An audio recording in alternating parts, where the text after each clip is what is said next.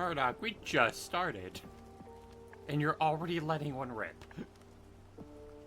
I expect that behavior from Ritsu. I don't expect it from you. Come on. You can't be doing this.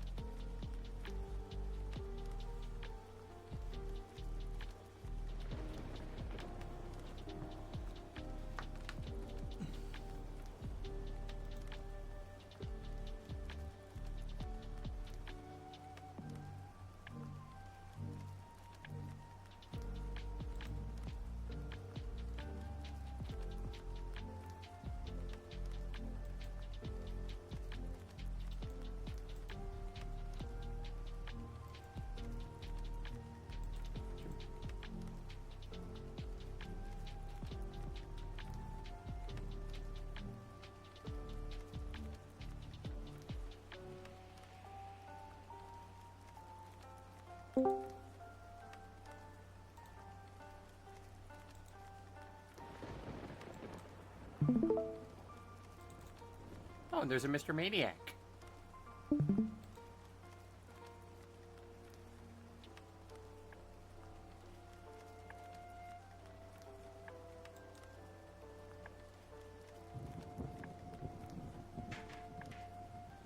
I saw the VC activate symbol, so I assumed that meant stream incoming. I mean, yeah.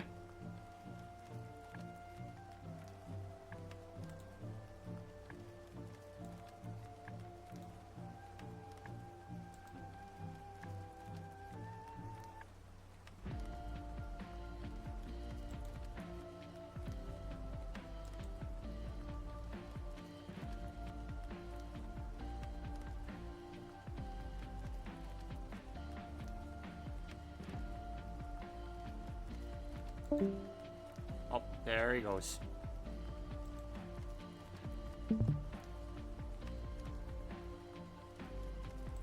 Guess we don't have a Mr. Maniac.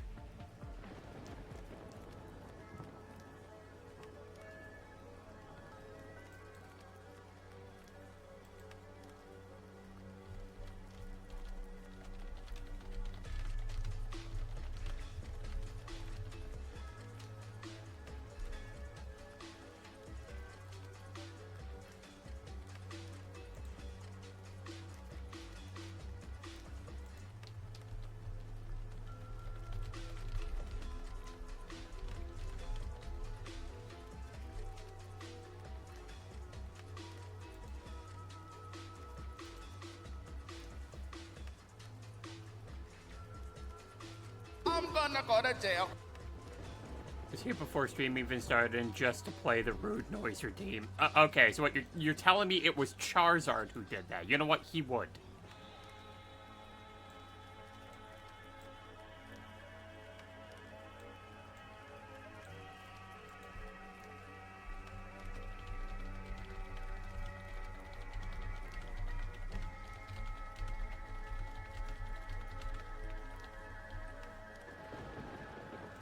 Absolute menace.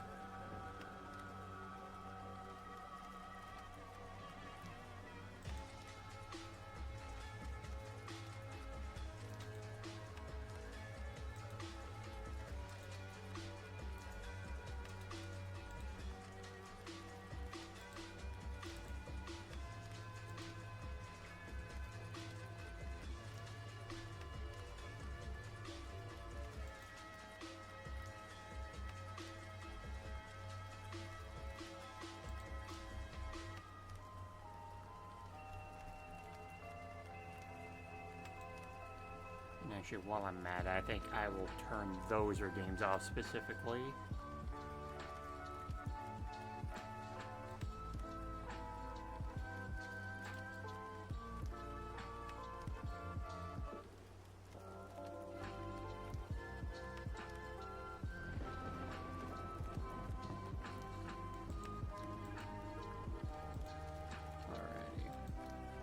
Okay, cool. So those have, in fact, been turned off temporarily.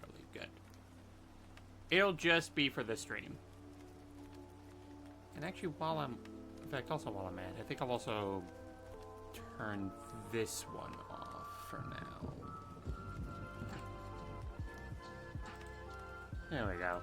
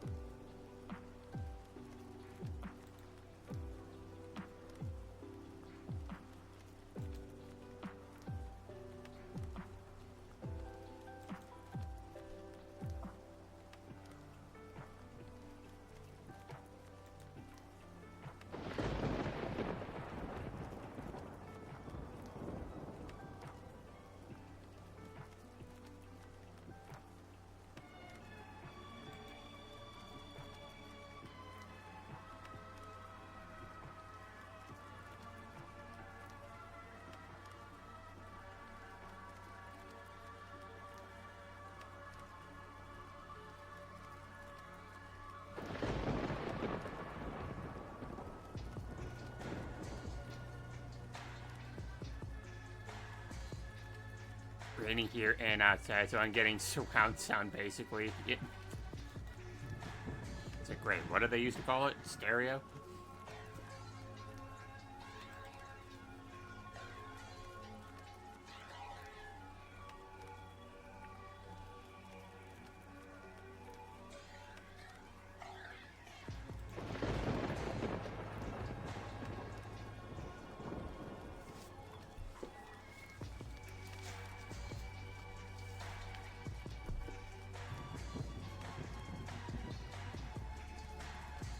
Oh yeah, get your doggos. Do get your puppers. They don't need to be soaking wet.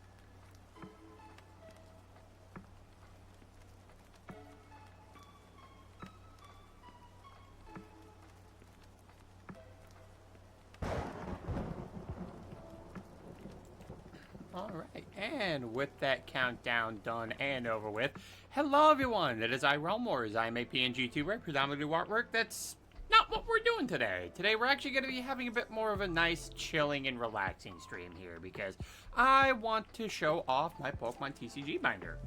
So, there are a few things that I did want to at least try to get done for this month, mainly because, for those of you who don't know, July is in fact the month of my birthday. Specifically, it is July 30th. And during this month, I usually like to try to do something special for it. And this is one of the things that I like doing, because for those of you who, of course, know, Pokemon has invaded my life in many, many different ways. And the trading card game is probably one of those things that did kind of get me back into the whole thing. And I have definitely collected a lot of cards over the years. In fact, I have a very specific binder for some of my more rare stuff that I have pulled over the years or have, like, obtained throughout my time. All good, she's good. That's good. You got your doggos out of that rain. Thank goodness. And I've actually done things like this back when I was streaming on YouTube, where I actually did take a bit of time to, like, sit down, show off a bit of the binder, but, I have a better camera this time for that, and I'd like to be able to show this in much better quality compared to just my really bad webcam.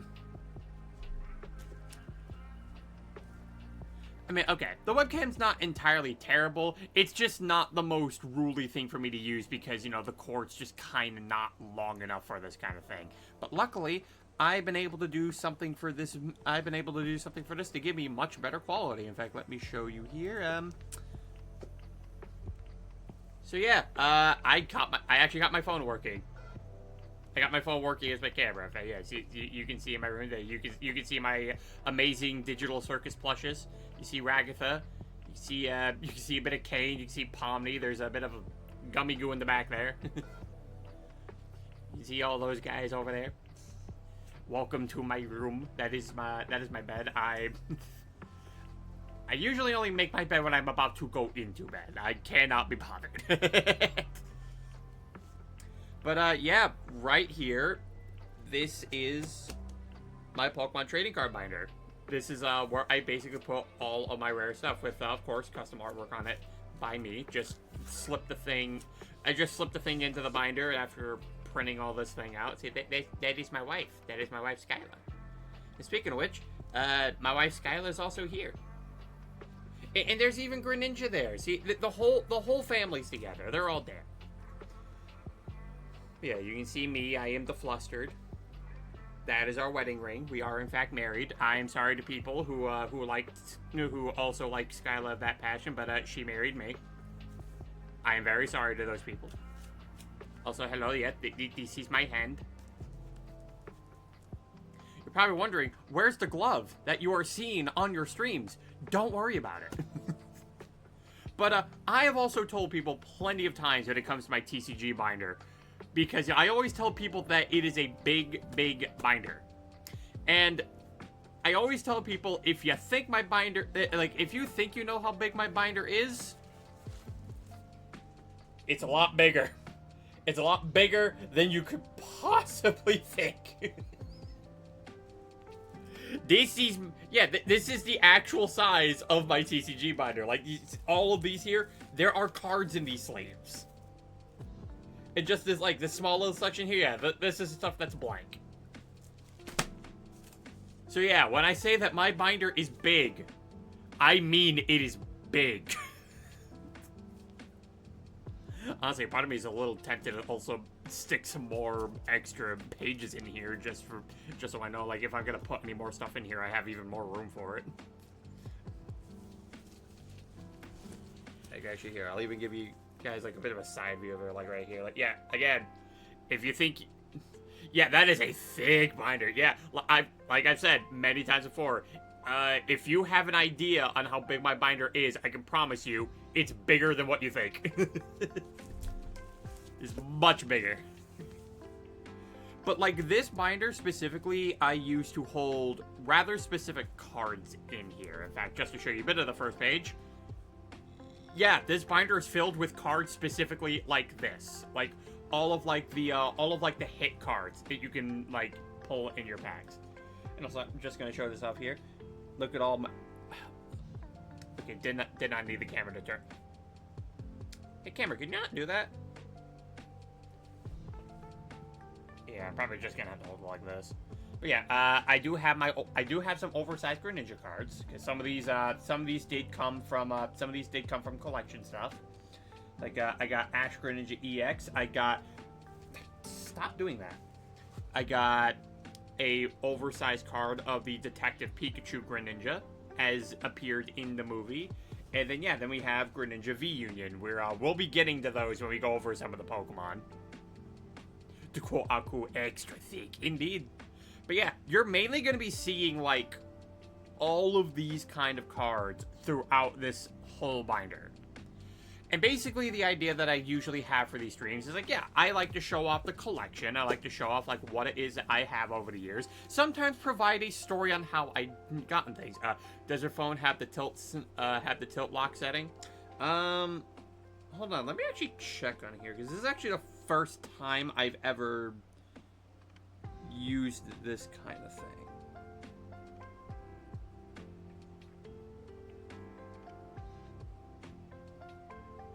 Yeah, because I had to do a specific thing in order to, like, capture the footage on here. And I don't think it lets me adjust that.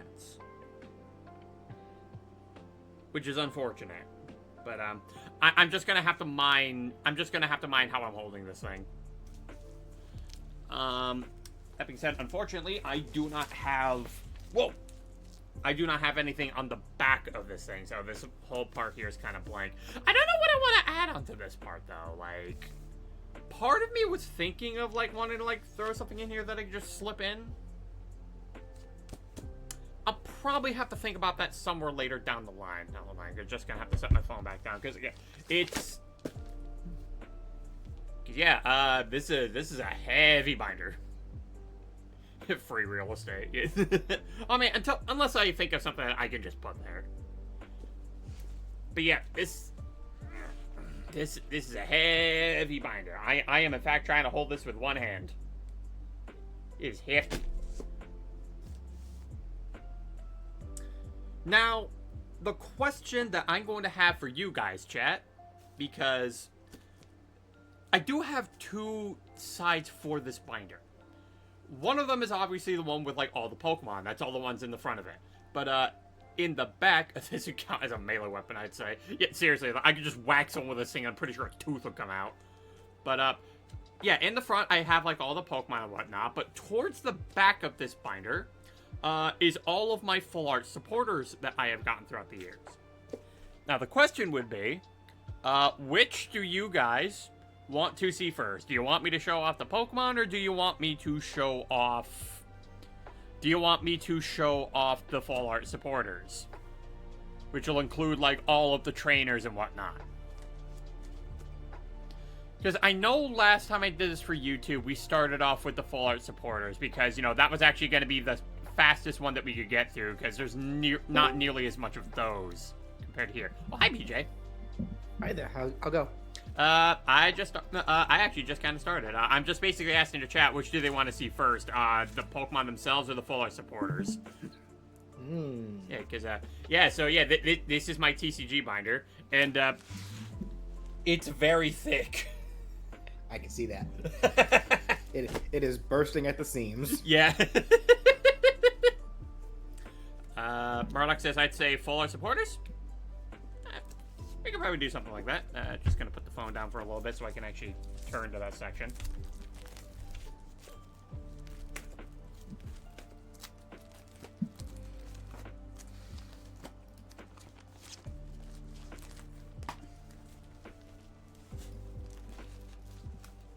Alright, let's get to it. Alright. Okay, and alright, so we have now gotten to this. Yeah, these are some of the full art supporters that I have gotten, like, throughout my time of collecting the card game. Lots of women. Yeah, well, we'll get to some of the guys though. We'll get to some of them. But I will say. Yes, Volkner, my favorite woman. Listen, he's a beautiful man. Yes. Hey, look, he is a woman for you, right? Yes, the most attractive woman. Yeah, absolutely. I think the funniest part is that this art of Volo is the one that came out first. And we didn't get this one till later, so it's like, hey, so good job spoiling your video game. Yeah. So, it do be like that sometimes. It do be like that. Now, compared to the Pokemon that I have organized, I actually have them organized through National Dex order, which is a very fun when I get a new Venusaur card. But as for the full art supporters, I actually have them all in alphabetical order. So, also very fun when I get a character whose name starts with A. Well, Yep. Can't wait for when Legends ZA comes out. Yeah. I mean, we actually are getting teases of cards coming out for that set, where like, because they're bringing back Mega Evolutions into the trading card game. Yeah. Yeah. And of course, Mega Gardevoir EX is going to be broken. Of course she is. Yeah. It's like, hey, how do you See, like... see, you have more patience than I do. I wouldn't be able to just keep having to reorganize them all by alphabetically. I would just do it by gen. Well, you see, the other thing about that is, when it comes to this binder, I sometimes procrastinate. Well, So, my patience isn't entirely there at times, but eventually I just get to a point where it's like, you know what, I got the time to do it, let's just do this. But, yeah, so we'll start getting into it. Like, so for, yeah, we of course got ourselves our Zinnias. I do not have every full art Zinnia, though. Like, I think the only one I don't have is the Rainbow Rare Zinnia's Resolve. I think that's the only one that I don't have. I don't think it's that pricey, though, because I don't think any of the Zinnia cards went for that much. And I think it's mainly because really? I don't think it's because they really... For one thing, I don't think it's because they saw that much play. And on top of that, I feel like... I want to say out of, like, most of, like, say... some of the female Pokemon trainers, I don't think Zinnia gets talked about that much to really warrant people to be like, oh, I want to go after these cards that much. Like, you'll know some of the ones that end up being a bit pricier down the line. It's like, you know what, that kind of tracks. Cynthia. Yeah, Cynthia's one. We'll be getting to her, but yeah. So Lily's gonna be another one, and I hate how much Lily cards go for. Like, you people are freaks. To be fair, she's a great character. She is a great character, but one of the cards I have down the line has a really cursed story behind it. What? We'll get to it. Okay. Yeah, but yeah, we got some other ones here. Here's your PTSD. Is that Winona without wearing her helmet? Yeah. Girl, put that back on. No, the helmet here does nothing for you, girl. Put that back on. Say no. Put it back. Put it back. Put it back. Put it. It's like when they like remove like the sharp bits off of Dialga. Put it back. Yeah, put it back. Yeah. I will say though, this was a card that kind of went off by storm, mainly because this is an original that they made. Because sometimes the trading card game will make like some of their own original characters for the card game. Yeah. And aside from the fact that yeah, of course she do look fine, but also she made Fire Decks broken. What's it do? Let me see. Attach up to 2 fire energy cards from your hand to one of your Pokemon. If you do, draw 3 cards. Yeah, so Charizard Reshiram Tag Team really liked this thing. I'm sure. Yeah, it's what shot it to be a meta deck, because it was pretty boxy. Japan exclusively have a male version of this card. We never got the dude. It's very a shame. Man. Yep. Man. Also, yeah, again, if you didn't play Legends EA, good job. You got spoiled first. No, it's just an alternate costume. It's just an alternate costume. Yeah, it's the first thing you see him do. Trust me. Yeah, we also got Volkner. We got the Ultra Recon Squad. You know, I'm gonna be real. I keep forgetting those guys even exist. Yeah, they didn't really play much of a part in Ultra Sun, Ultra Moon anyway. So much so, I was like, hey, did you know that there were version exclusives? You know what's that? I'm still debating on whenever I get around to streaming Sun Moon, which version am I gonna play? Yeah. It's like, all right, it's like, which one do I want to do? Do I want it to where the game starts at night and it goes to day, or from day to night? No. I mean, between Sun Moon and Ultra Sun, Ultraman. Ah, okay, fair enough. Because it's like, Because I actually prefer Sun Moon's story, but Ultra Sun, Ultra Moon obviously has like more content. Yeah, it does. I'm kind of the same way. Like Sun and Moon, like Base Sun and Moon, I think was great. Ultra Sun and Moon, I think they really botched like the story arc with Lily, Gladion, and Lusamine. Yeah, they really did. Yeah. You got some TV reporters and some Tulip with a Dendra cameo. Girlfriends. We got teammates. We got some of the grunts here.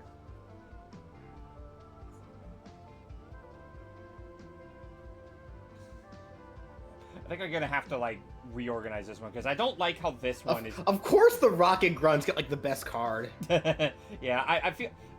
I kind of want to reorganize this a little bit because I don't like how this one is in between like all like the grunt cards. Because again, I put it in alphabetical order and it's like, yeah. My OCD does not approve. Hey, here's a handsome man. They get center stage. Yeah. That is a very handsome girl boss. Indeed. And he has resolve. He has some resolve on him. He absolutely does. Oh hey, here's a handsome man. Oh, go cards. Yeah, they made go karts for like all of the team leaders. All right, cool. Yeah, Rainbow Sonia. Yep, Gay, got a Rainbow Gay Sonia. Yep, you have to see it. Yep, indeed. And then of course, we have the wife herself. Yep. Suppose you don't have a whole binder dedicated just to her. Unfortunately, there's not that many full art Skylas. I think these are the only 3 that were ever printed. Yeah, so give it time. Give it time, honestly. Give it time. Yeah, give them time. I will say that. Mine now. Oh, Maniac, thank you for the 100 bits. The wife wall. I will say I did get the Japanese version of this card because apparently there was rumor going around that we weren't actually going to be getting this one over here in America, and I'm like, no, it's wrong. I need this. Am I crazy? Does the English version does her skin tone look darker in the English version? I think that might just be the lighting. Yeah, because my camera's over it, so there's a bit of a shadow on that card. So, yeah, no. Interesting. That's just a shadow from my camera. But Oh yeah. Okay, I guess so. Yeah. Yeah, but yeah, because there was rumor going around that apparently we weren't going to be getting this in English, but eventually we did, and then I just doubled down on it. But I got Skyla, yes please. Yeah, I got. Yeah, why not? Yeah, I got the Japanese version first, and then eventually got the English one. That being said, right. There is something really funny about how I ended up getting this one. So, for one thing, I ended up getting this one before it ended up skyrocketing to being over $100. So it was a lot cheaper around the time when I was actually getting this, and the money actually was right for it. And so I ended up ordering it, and then once it ended up coming to the mail, they sent me this one, the one I already had. Which, fun fact, this was the first full art support card I've ever pulled. Sorry, Brian, give me 1 second. Alrighty. Sounds good. It fell out of the sky one day into your hands, preordained. Yeah, you know what? True. It's like, it knew. It's like, wait, more Skylet? Yes, please. Listen, it'd be... Listen, chat. Spam call. Okay, yeah, chat, listen. I'm telling you, it would just be really funny if I had, like, the Japanese version of all these cards in here, too. So, yeah, just put them all in here. Okay, so yeah, so they sent you the wrong card, but you were, what, you said what, yeah, like, they were eventually able to correct it, though? Yeah, so yeah, they sent me this. I told them that it was the wrong one that they sent. And not only did they give me a refund, so that I could just spend it on anything else. That's actually how I ended up getting the Tate and Liza from the refund I did by sending the one they gave me back. They eventually mailed this one to me for free. Okay. Yeah. There you go. Yeah, so it's like, dang, Ultra Win. I guess you have a new mission then, huh? Unfortunately, a lot of the Japanese full arts are, like, ridiculously expensive. Like, I want to say, like... I think like some of the Japanese version of these cards go for like 200, 300. Like, stop pricing cardboard so expensive. Hate all of you. Actually, that does remind me. I have a funny story where I almost got my copy of Mario Kart World for free. Nice. Almost. So on the night when it came out, I paid partial cash for my Switch 2 in Mario Kart World as well as Rune Factory. I gave the cashier $450 in cash and then paid the rest in card. I noticed though the next day she wrote down $550 in cash. So I ended up calling her up just to confirm it, and then I went in, and then I went in and gave the extra $100. So if I didn't notice that, I would have gotten it for free without realizing it. Dang, that's crazy. But I did end up kind of just fixing the issue. Yeah. Also, yeah, who remembers this guy, right? Siege Bowl, do you remember this dude? You were from Gen 6, I believe. Yes. Speaking of Gen 6, here's some Shauna. Oh, I just remembered actually. Assuming ZA is in the future, we're going to be seeing older versions of these characters, right? Probably. Probably. Yep. Oh, here's a handsome one. Hey. Saguaro. I love Saguaro. He's great. Yeah, I do too. I unfortunately do not have a secret illustration rare, which is adorable. It's basically him just cooking in the kitchen with his Jigglypuff. I would have loved to have that. Sabrina. Yep, Sabrina. The second most Rule 34 character from Kanto. Yeah, and also your PTSD if you play Pokemon TCG Pocket. Yeah. Here's a war criminal. Yes. I love that Rose. Roseanne's backup. Who was Roseanne? I don't know. I don't recall. Like, again, it's one of those instances where I think the trading card game just kind of makes an original character up to just be like, oh yeah, they kind of work for one of the professors. Yeah. Yep. Oh, you know what I'm surprised they haven't done yet? Yeah. Made full art cards of some of the costumes from EX Masters. They actually did do some things in regards to Pokemon Masters. Like, and we're gonna be seeing it more in like we cover some of the Pokemon, but there are some cards where some of the Pokemon are accompanied by their trainers. But like in the costumes exclusive to Masters. Well, okay, well not those, but I would have liked to see those. That would have been cool. Speaking of Masters, here's one that rose in popularity when that game came out. Yep. Hi, Everyone Rosa. loves Rosa. Yeah. Mr. Maniac said nearly accidental stealing. and then, yep, I got both Rikas. Mm-hmm. Who, honestly, I'm surprised she's not going for more. Surprised there aren't more cards. Now, I think there's a exclusive full art that is only in Korea. And unfortunately, I'm not able to get my hands on that one. Oh, here's a girl boss. Yes, the best girl boss. Yeah. And here he is. I still love his confidence. In the anime, he just casually saves Sonya, and then is like, I'd ask you on a date, but I'm kind of busy right now. Yeah. And here he is signing a kid's Pokeball. Yeah. And now we're going to be getting into some of the professors. Like, here's a dead guy. Yep, that is a dead guy. Yep, that is a dead guy. Here's a dead woman. Mm-hmm. Yeah, here's some more Pokemon Go stuff. Professor Willow. And here's There's an attractive professor.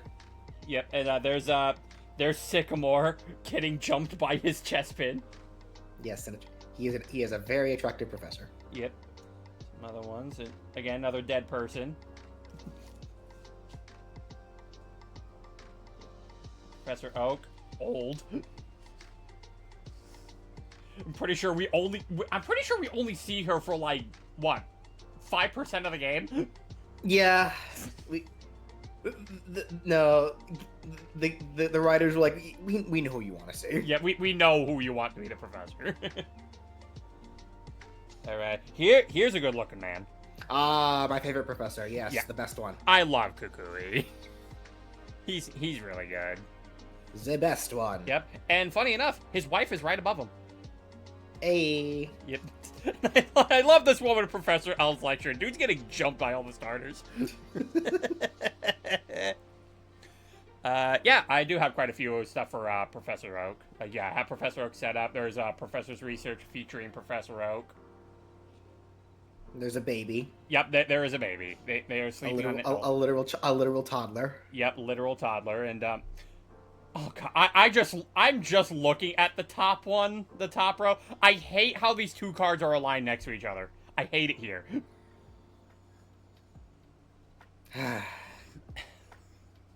That guy is not supposed to be is not supposed to be within 500 feet of any school. You know what? Here, I'm taking him out. He's not in the binder anymore. Good. You can sit there and think about what you did. Get him away from the child. Yeah, get him away. Just put him back in face down.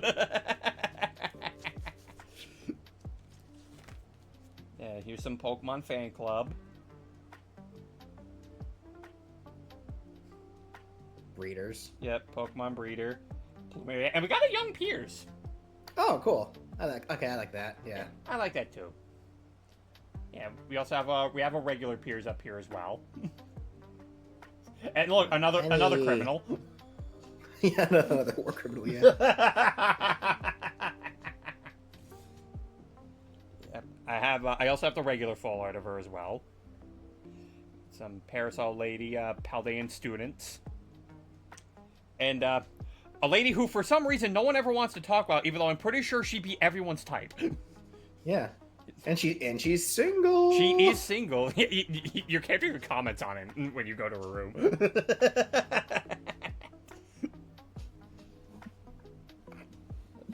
Rihanna. This guy who wants to fist bump you, but not his son. Just a normal dude. Just a normal dude. He's just a guy. Yeah.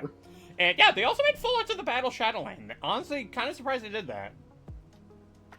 I see them around here and there. Yeah, like, honestly, not the most memorable, but it's also because, I know, like, there's people who, like, don't remember the Shadowlane nearly as well as, say, Battle Frontier. Yeah. Yep. Here we go. We got some Nessa. Okay, more women. Yep, and also, best rival, I will fight you on this. Nimona is very good. Yeah, I absolutely do. Nimona is probably my favorite rival. Here's Nanu, and then, of course, everyone's husband, N.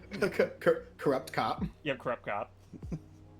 Actually, I don't know how I like Nanu looking at N like this. Real favors, huh? Yeah. It's like, it's like, oh, you're a private investigator? Yes. Some maniac in the chat, Woman Goku. Yes, I have full arts of Woman Goku. We have Mustard in his youth. Oh wow. Yeah. Okay, those cards go hard. They do go hard. I love how dynamic some of these look. Yeah. Another one in the Battle Shadowlane. Ritu, I can't believe you play such a rude noise. Like, listen, I know people don't think that highly of the Battle Shadowlane, but you can hold it in. All right. Here's the original. Yep, Misty. And also, I really need to, like, focus on Mullane here, because, like, am I crazy or is there just something up with that hand of his? He's supposed to be a very awkward person. Yeah, but it's also it looks like he was in the middle of tinkering with something, and then like you caught him in the middle of it, so he quickly pulled away. Yeah, but it's also just like I just feel like the hand is just drawn so weird. Yeah. At the very least, like some text is covering it, so it's not. But then again, I think the art in general looks kind of odd. It even like his face. Yeah. Like, I think that's just a result of the art itself. Yeah, it's not one of my favorite art styles on some of the full art supporters. Like, it's one of those where it's like every time I look back on it, I'm like, something about this just looks weird.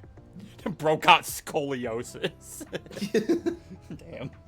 Scoliosis in every bone. Yep, pretty much. Miriam. Yep. Managed to get both of these. Luckily, this one ended up going down a bit of price, so I was able to get this one at a much cheaper. Got Mina, and also a mother. MILF. Yeah. I love this one especially. Like, look at all the detail on that. I want to see more art of the rest of her kids. She's supposed to have more than just Gordy. Yeah, I do too.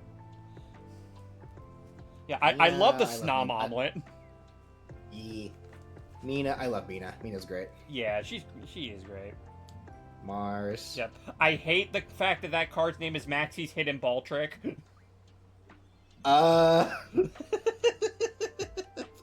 And oh god, I hate the way he's looking at Mars. Like, stop it. What secret are you showing her? Like, your ancestor is hotter. Yeah, yeah, is that Tan Missy? Yeah, no, it's the shadow that's coming from my phone. Yeah, we also got Marnie. We got Mallow, and Mallow with her BFF. Yeah. Yeah, I think there's a rainbow variant of this card that I don't have. So yeah, you know that they're gay confirmed. And yep, there's a Lysander and some Lucamines. Possessed Lucamine too. I have pulled this card God knows how many times when Ultra Prism came out. It's like, it was a side chat. This one was watching me. It's like, listen, my husband's gone. I need a new one. Get over here. Yeah, I freaking love the Possessed Lucamine. I do too. This artwork is great. And I do have a regular one of her as well. This I got Lucian. And also, look, it's Looker. Look. Yeah, look. We got ourselves Lima. Up, here come all the Lily cards. Yep, here come. Yep, the Lily ones. The ones where it's like, why are these so expensive? You people are freaks. See, look, even Lance is upset by this. Yeah. Why is this little blonde girl more popular than me? I'm the original. Yeah. So yeah, this one I think is currently the priciest full art Lily card right now. Okay. Yeah. And that is unfortunately the one that comes with a really cursed story behind it. Now, Okay, I will say this. I actually pulled this from a pack, so I did not pay full price on this thing. And you know what? Thank God I didn't, because, yeah, that card got stupid expensive over the years. But, there was a guy that I knew down at the card shop that I used to go to, and he was obsessed with wanting to get this card from me. But the thing is, I usually have a thing with me where if I only have one of that card, I don't trade it. Yeah. Yeah, so if I have a duplicate, then I'm willing to trade it. But unfortunately, that was my only one, so I wasn't willing to go off and trade it. But this guy just did not want to take the hint. He kept begging me over and over and over again to get this card in their collection. I'm just like, no, I've told you this like so many times. I'm not trading it. Then eventually came a time where he ended up not showing up to the card shop anymore. And like some people were asking me like, hey, yeah, the guy's kind of around you a lot, so why aren't they do you know where they went to? I'm like, I don't keep those kind of tabs on the guy. It was only until one person who knew a bit more what was going on with him not showing up to the card shop ended up kind of telling us, and apparently the guy had possessed CP. So dude was in jail. And when I heard that, I'm just like, wait, that's the guy who kept asking me for that Lily card, right? And like, yeah, I'm like, oh Lord, no, I hate it here. You saved Lily's life. I did, in fact, save Lily's life. That being said, though, this Lily, and on top of this one as well, I am convinced that these Lilies are actually the reason that the supporters ended up having to get nerfed in the card game. What do they do? Draw cards until you have 6 in your hand. If it's your first turn, draw cards until you have 8 cards in your hand. Huh. Yeah, so, Pot of Greed could never. Yeah. Never. So, the rule that they ended up adding a bit later on is that if you chose to took the first turn in the game, not only could you not declare an attack on your first turn, you couldn't play a supporter on your first turn.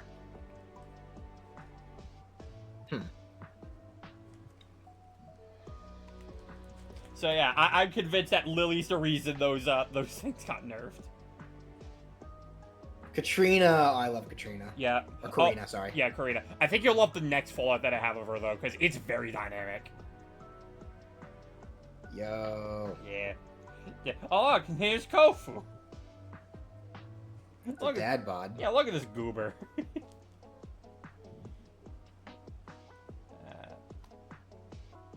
Oh, look, it's a cheater. Kiawe! Yeah, Kiawe. And look, it's a cheater. Yeah, the cheater. Katie. The anime has made me love Katie so much more, actually. Yeah, she's adorable. She was kind of just whatever. She was kind of just whatever in the game, obviously. The anime is doing so good with her, though. She's great. Yeah, she's adorable. I do like Katie. She's a mom. Yeah.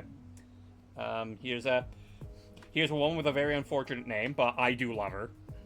Well, Yeah, she does have other full art supporters, and I do have a friend of mine that's kind of hunting them down for me because I would love to have them put in here. We also have Kabu. okay, but is there a card of young Kabu? Unfortunately, no. Aw.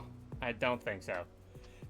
And also, one of the most hilarious cards to play at competitions, but your friends will hate you if you run it. Judge. Judge? Judge. Hell? So, so Judge is a type of card. Also, me and my friends make jokes about this all the time. This dude almost looks like Ida Tenya from My Hero Academia. Yeah, sort of. Yeah, but basically, when you play Judge, what it does is that each player has to shuffle their hand into their deck and then draw 4 cards. So, I was playing against a friend. I was playing against a friend of mine who was testing out their. They were testing out their Magnezone Duskmane deck, and they were able to get their Magnemites on the field. They got a rare candy ready for to get a Magnezone out. And if the Magnezone ended up coming out, it had an ability that let them just attach as much steel energy as they wanted, as long as it was just in their hand. And they ended up using Magnemite to get 3 steel energy for their turn, so they were all set up to get that combo going on the very next turn. And I'm just like, okay, if I let him pull that, if I let him do that, then he's gonna steamroll all over me and get that thing set up. And then yeah. it wasn't necessarily Judge, but it was a card that had a similar effect to Judge. It was Marshadow. So once I had some of the stuff I needed set up, I had at least 1 extra spot on my bench available for me to put something down. And I looked at him and I say, so that rare candy Magnezone and 3 steel energy in your hand, you like that, right? Yeah, I play Marshadow. Shuffle it back in your deck. Dude was so mad at me. He's like, who taught you to play like that? You did. And then the worst part is that play messed him up so much because for the rest of the game he kept bricking.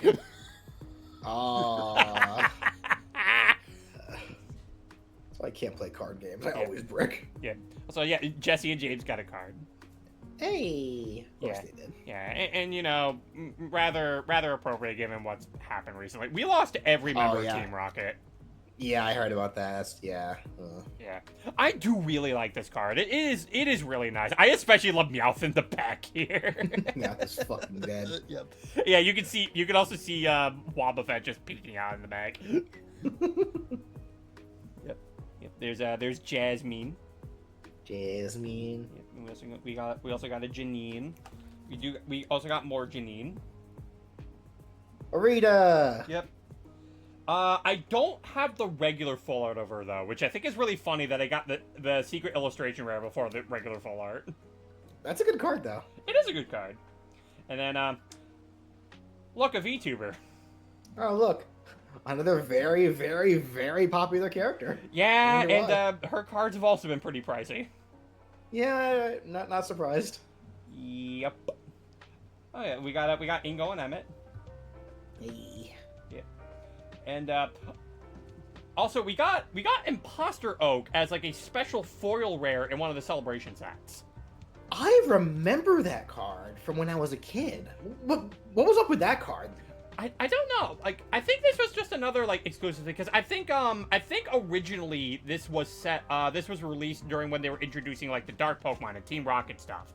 And I think just for fun they're like, hey, what if there's an imposter Professor Oak but they work for Team Rocket? The Oak is sus. We also got Hop and hello Hex Maniac. Oh god. A lot of art of you. Yeah, oh god, when Legend ZA comes out, we get a full art of that Hex Maniac. Help. Yep. Oh, look, there's Hal and his old man. It's a dad. Yep. Trainers. And yeah, here's another cool tag team that they did as well. They put Guzma with Hala. Hey, it's your boy. It is, in fact, your boy. This guy was also very meta when he came out. So basically, when you played him, you switched one of your opponent's bench Pokemon with their active, but you also had to do the same thing with yours. Oh. Yep. But that being said, I do have a very funny play that I did with Guzma, and it does involve that one guy who really wanted my Full Art Lily. Oh no. So this was during the time where I ran Cynthia Garchomp as my deck, and he was running basically a Dark Box with Zoroark GX at the time. And the funny thing is, all of my cards were all the ones I was using for this deck, including the Garchomp. They were all considered the fighting type, and his deck was weak to that. And so basically, the strategy that this guy often used with his deck is that he had a Hoopa that he would like put on the active in order to like make it so that his because it had an ability that made it so it prevented all damage from Pokemon EX. The problem is my deck ran no EX Pokemon, so this Hoopa was just literally nothing to me. Oh no. Yeah, so he would try to use that for stalling out, but it didn't matter with me, just because, again, I didn't run any EX, and secondly, everything in my deck hit him for twice as much damage. So, the Garchomp that I used had an attack that does 100 damage plus 100 more if I played Cynthia from my hand. Maniac Thief for the 15 bits. Guzma moveset, but he's being carried by Glycopod, even throwing some hands himself. Yeah. But yeah, so, like, I could do 200 damage if I played Cynthia on my turn before attacking with Garchomp. But because he was weak to me, I could just deal 200 damage in general. And if I played Cynthia, that's 400 damage. No! That's outrageous! Are you kidding? Leave it to Cynthia. Yep.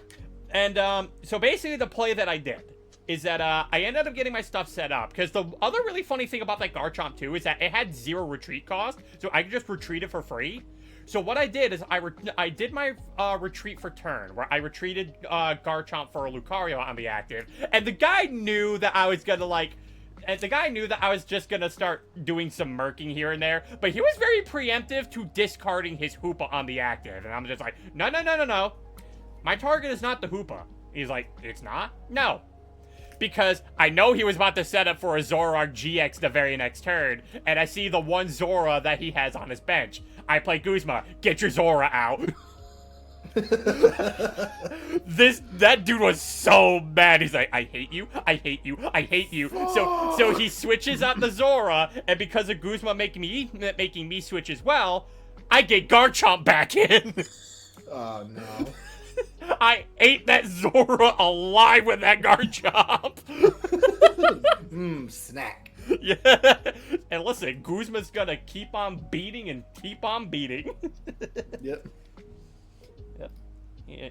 Meanwhile, here's some grants. And Gladion with the worst case of arthritis. Fucking edgy ass motherfucker. Fucking edgelord ass. And hey, there's some Giovanni. Giovanni, hell yeah. Gita, whatever. Anyway, Giovanni. He's a secret illustration of Gita. I got this one. I pulled this twice, but not the regular full art. You know what's sad about Gita? Yeah. I was hoping that the anime would like make her more interesting. It still hasn't. Yeah, unfortunately. She's still kind of just as bland in the anime as she is in the game. That's unfortunate. We also have some Gardenia. And we have some friends in Cinema. Look, there's Cynthia. Hey, is the girly. Yeah. I think I pulled this one twice. And we got some friends in Hisui.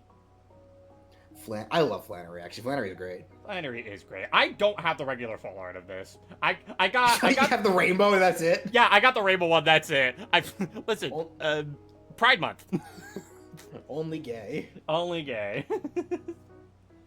And why does that fisherman card go so hard? I don't know, but also, I want to punch this man in the face. You know what? Get him out of the binder. You know what? He also should not be within 500 feet of any school. Yeah, absolutely. In fact, hey, you know what? Hey, Kane, think fast.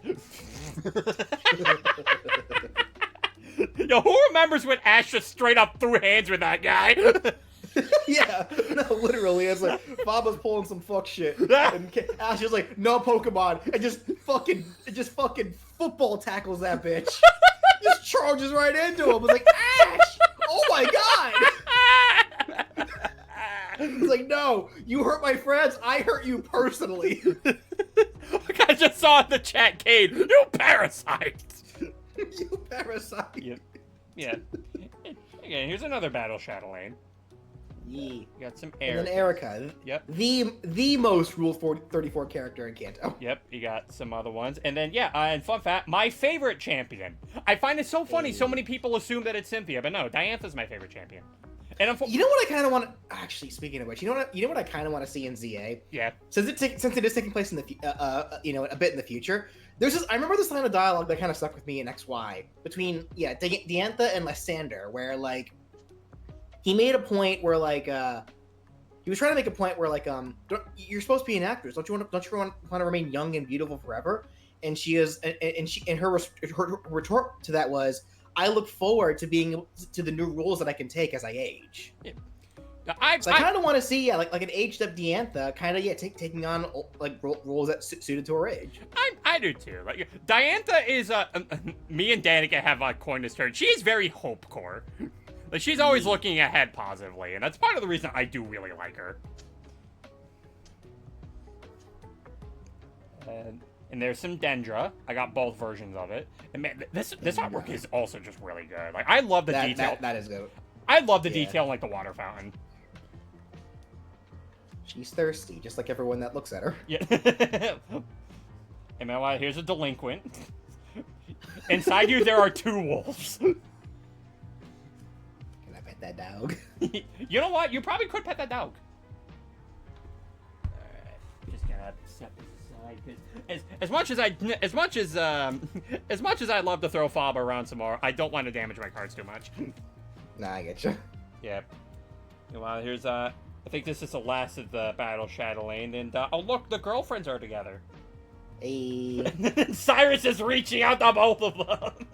The lesbians, let me at them. They're lesbians? Good for them. Good for them. Here's some more full art Cynthias. I've not been able to... Oh, look at all the Cynthia cards. Yeah, I've not pulled the English version of this, but I did see the Japanese one being sold at a card shop near me, and it was going for relatively cheap, so I'm like, you know what, I might as well get this at the very least to say I have the full art of it. I'm just gonna wait on, like, hopefully one day getting the English version of it. Does she have a shiny Lucario back there? Yeah, and the Garchomp is also supposed to be shiny, but good luck telling that. Good luck being able to tell. Yeah, look, this one specifically came from the set where they were basically doing like a bunch of like I think it was Hidden Fates, where the gimmick of it was that you could pull shiny Pokemon from it. So of course all the full art trainers for that they had shiny Pokemon with them.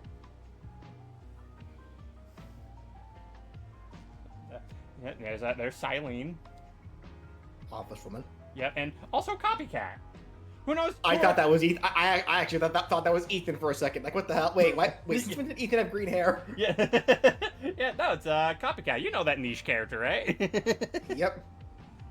And she also has another full art as well. Also, there's Crash Awaken. Hello, Colress.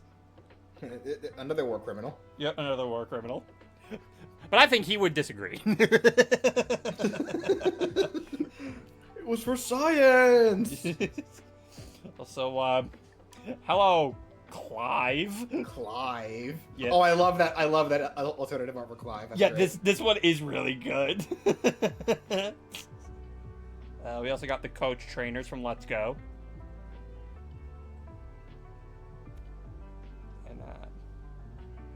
We got some of this. We got Careless. Careless got a card? Yeah. The hell? Yeah. Search your deck for up to two rare fossil cards and put them onto your bench. Then shuffle your deck. Girl, go take a bath. You smelly weirdo. Yeah, she's got mud all over herself. Yeah, you know what? Get Sharon's care. He'll wash you up. Oh, Copycat from the anime. Copycat was also in the games. Was Copycat in the end? Well, then again, I don't really remember much of anything from like the old show. Yeah, but I do know that she's in the games. Like, she is an NPC that you run into that like she does like turn into you. Yeah, like she was in both Gen 1 and Gen 2. Yeah. Yeah, here's another ghost team leader.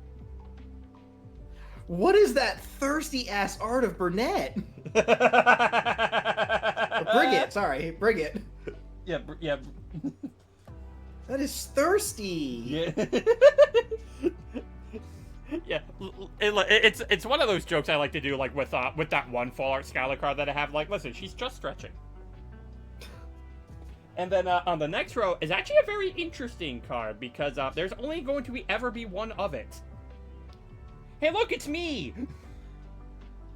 Interesting. Yeah. So credit to that one goes to my friend Yuki Goomba, who made a custom Full Art support card of me for Christmas. Oh. Yeah, that's cool. Yeah, it was very sweet of her. Like I was just like, nah, I'm keeping this in my binder. This one's special. You got my shiny Greninja in the back. Bonnie, another toddler. Yep. Though she may not be one for much longer. We could see her at least as like a teenager, or potentially like maybe like a 10-year-old in ZA, depending on how much time passed. Yeah, and you know it's funny because this one is specifically a reference to the anime because her effect only is tailored to Zygarde GX. Okay. Yeah, basically it just if you play Bonnie and you have a Zygarde GX on the field and you already use like say your Z move, you can use your Z move again with Zygarde. To be fair, most people probably know her from the anime because she was in the game, but very, very small like appearance. Yeah. Also, there's a Rainbow Giovanni. A Blastozoa. What is wrong with your hand there, bro? Hold on, Giovanni. What's wrong with your hand? Yeah. that one looks a little weird. Just me. It does look a little weird. Maybe it's just the colors. Like maybe it would look better like in the normal colors. Yeah, I never got the regular full art. Funny enough, though, the regular full art I think actually went for more than the rainbow. Yeah, good. I know like some of the rainbow holographics, some people just weren't the biggest fan of. I think it's mainly just had to do with, like, I guess some of the coloration that came with them, but also some of them came with like really glaring like glitter effects on them. Yeah. Yeah, so some of them didn't exactly jive well with some people. Here's a boss's order, but with Cyrus. And a guy who will smell you later. Yep. Another smelly weirdo. Yep. Meanwhile, there's another Pokemon Go leader. Launch. Yep, and also this blacksmith, who I think is also just an original to the card game. That does go kind of hard, though. It does. We got bird keepers, bills, and also a Bianca. Bianca. I think one of her like regular full arts from like a previous set is also going for stupid expensive. Makes sense. Yeah. People do like Bianca. Yeah, and I think specifically it's the design of her from Black 2 and White 2. Oh wait, no, that card isn't the one you're talking about, though. No, not this one. This is her from just regular Black and White. Yeah, that was not Black 2 and White 2. Yeah. Also, oh look, a bitch. Salty asshole. Listen, they had it coming. And look at that, there's one in Rainbow. I think Opal approved of that one.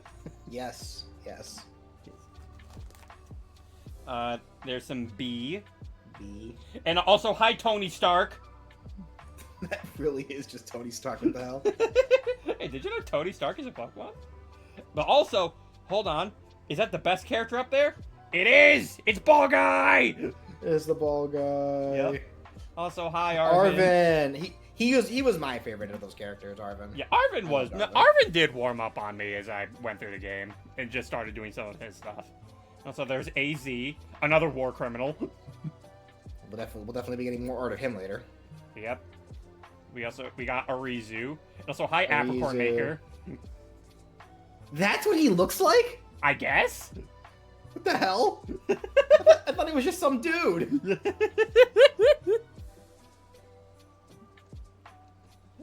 Then we have Ace Rolla. Acerola. Yep. She also used to go for a lot, but then kind of just started going down in price. Yeah. Definitely seeing a lot less of her nowadays. Yep. Now, time for some stadiums. Sorry, Acerola. You were introduced in the same generation as Lily. You stood no chance. Yeah, very unfortunate. Yeah, we got ourselves some stadiums going on here. Some of these got some of their own special variants of them.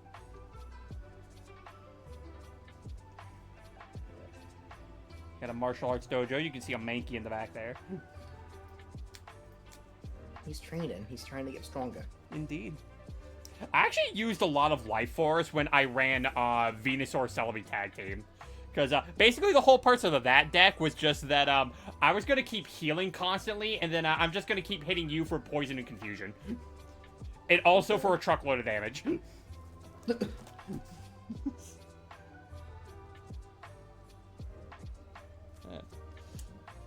Wonder what bro's cooking. And we're going to the black market. Okay. It's a black market? Oh, I guess so. Yep. And, we got some A-Spec cards. These were things that were brought back into the card game, but under a different name. Basically, just really powerful item cards that you can only run one in your deck. Yeah. And I mean only like not just one of this kind of the kind of card, but also just one A-Spec like in general. You cannot run more than one A-Spec card in your deck. Yep. And, Versus Seeker. I actually have a really funny instance on how I got this card, actually. Because, so my buddy who ended up, like, really getting me back into the card game, his name is Alex. Like, he's a great dude. He's actually the guy who's been kind of, like, looking out to see, like, what kind of cards I need for my binder and then just tracking them down for me. And, so we ended up playing a game, and I actually managed to beat him for the first time. And he said, he's like, he was commending me on, like, getting, like, better and better at the card game, like, just figuring out, like, the basics on how to actually play the game. And, he basically said, like, you know what, I think just, like, as a treat, I'm gonna buy you a pack. And he got me a pack of Roaring Skies. I open the pack, and I pull this, and he's like, are you fucking kidding me? It's like, that could have been mine! No takesies, backsies! And the worst part is, it's not the only time I would end up doing something like that to him. Oh no. Yeah, he's just be like, I swear, I can't keep buying you packs. You keep getting all the good shit from me. I think this happened to me once, where remember a long time ago back. I think I was in middle school or high school. You remember Keith, right? Yes. Yeah, Keith. So Keith and I had another friend.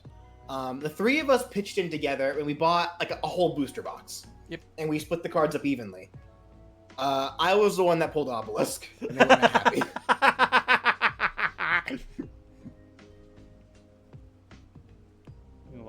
Hello, suspicious food tin. If it's so suspicious, why do you still have it? Throw it away. It heals my psychic. It heals some of my psychic types. Psychic types are into some weird shit. Yep. Also, Reset Stamp is a very trolly card. What's it do? Your opponent shuffles their hand into their deck and draws a card for each of their remaining prize cards. Huh. So, if your opponent has only one prize card left and you play that, you only have a hand of one card. Rude. We got some rare candy. This card's also very meta, just because it's like, oh, you play this, and your basic Pokemon can go immediately into Stage 2. That was recently added to TCG Pocket as well. Yep. Some Pokegear and a peeking red card. An ordinary rod. Yep. Is that better or worse than the old one? Don't know. I think we only ever got, like, something for, I don't think we only got Ordinary Rod. Well, okay, no. Technically not true. We did get Lana's Rod as a card. I don't know. I don't think I have that one. Lana's Rod, the one that caught Kyogre. Yep. Got some balls and Mysterious Treasure.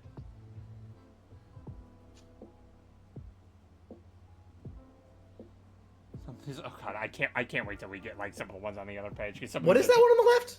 Oh, Metal Goggles. Oh, those are goggles. I was like, what am I looking at? Yeah. Okay, now I see it. I was like, the hell? But anywho, so we got a Metal Core Barrier Max Potion, or how about a Lost Vacuum? Who lost their vacuum? It's not that the vacuum is lost. It's just that yeah, it's basically a vacuum for putting things in the lost zone, aka the banish pile. Well.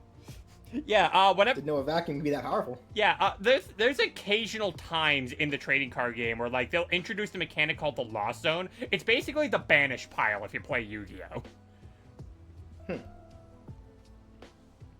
And we got The Poke Doll. Yep. Oh, it's Lily's Poke Doll specifically. Yep, now. Lily's Poke Doll, and also a lost blender. Who's losing all their appliances? Keep track of your shit, people. Oh, but I think the next one's gonna be really hilarious, just because this is a tool card that you can just attach your Pokemon. Would you like a giant bomb? No, thank you. Just imagine you're just that Pokemon trainer who just sends your Pokemon into battle. You give them a giant bomb. Okay, run towards them. But father. No. This is our key to victory. We got escape rope and a skateboard. Wait, I want a skateboard. That sounds rad. Yeah. Wait a minute. Fuck the rope. Yeah.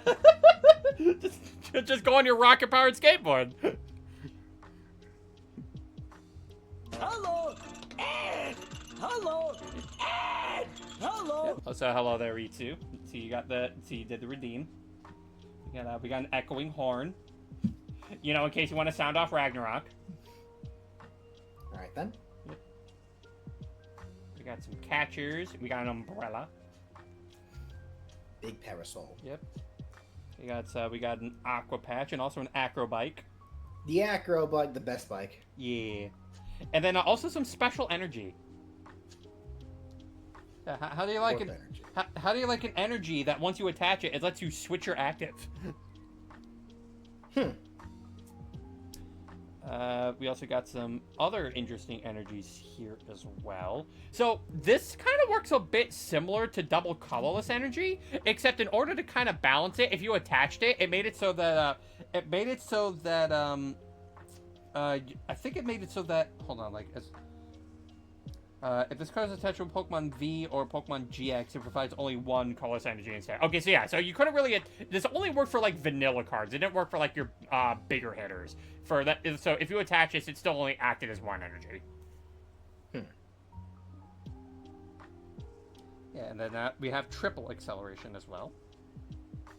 Gotta go fast. Yeah, gotta go fast.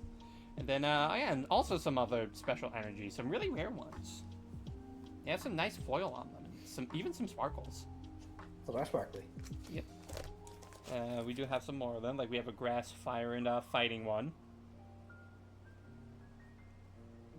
And some of these, and I also have some cards where I ended up getting some of these from some competitions. So like, so yeah, you can see like some of them are stamped from like from not only like basically some of them getting the League Challenge stamp, but also just some of the placement stamps on them. Like I got 3 second places and a 4th place one. Hey, Sorolla, you're making the children cry. Yeah, a skateboard. Those things exist in Pokemon. If so, why couldn't I use those? Would have made a cave journey a lot easier and cooler. Yeah, what? God, Game Freak, where's the Pokemon game where instead of a bike, we ride a skateboard with rocket engines on it? Nope. Only bikes, then roller skates. And then just Pokemon. Yeah, and then just Pokemon. Pokemon significantly more boring than a skateboard. That's crazy. Where's our skateboard Pokemon? Alright, so, now that I've gone over the full art supporters, it's now time to go over to the Pokemon themselves. Yeah, we got Venusaurs. Yeah, Lots of them. Yeah, we do have quite a bit of Venusaurs. And also, one of these Venusaurs has an attack that me and Jordan have constantly made memes on just because of one of the names of the attack. So, what do you think of Force Dump?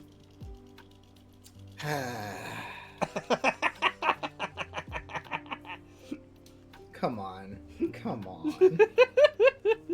Translators, come on. Yep. And here's some more Venus.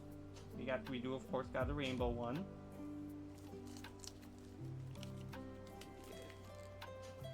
Yeah, and then I don't know what went on with that last section. We just kind of jumped straight to Blastoise.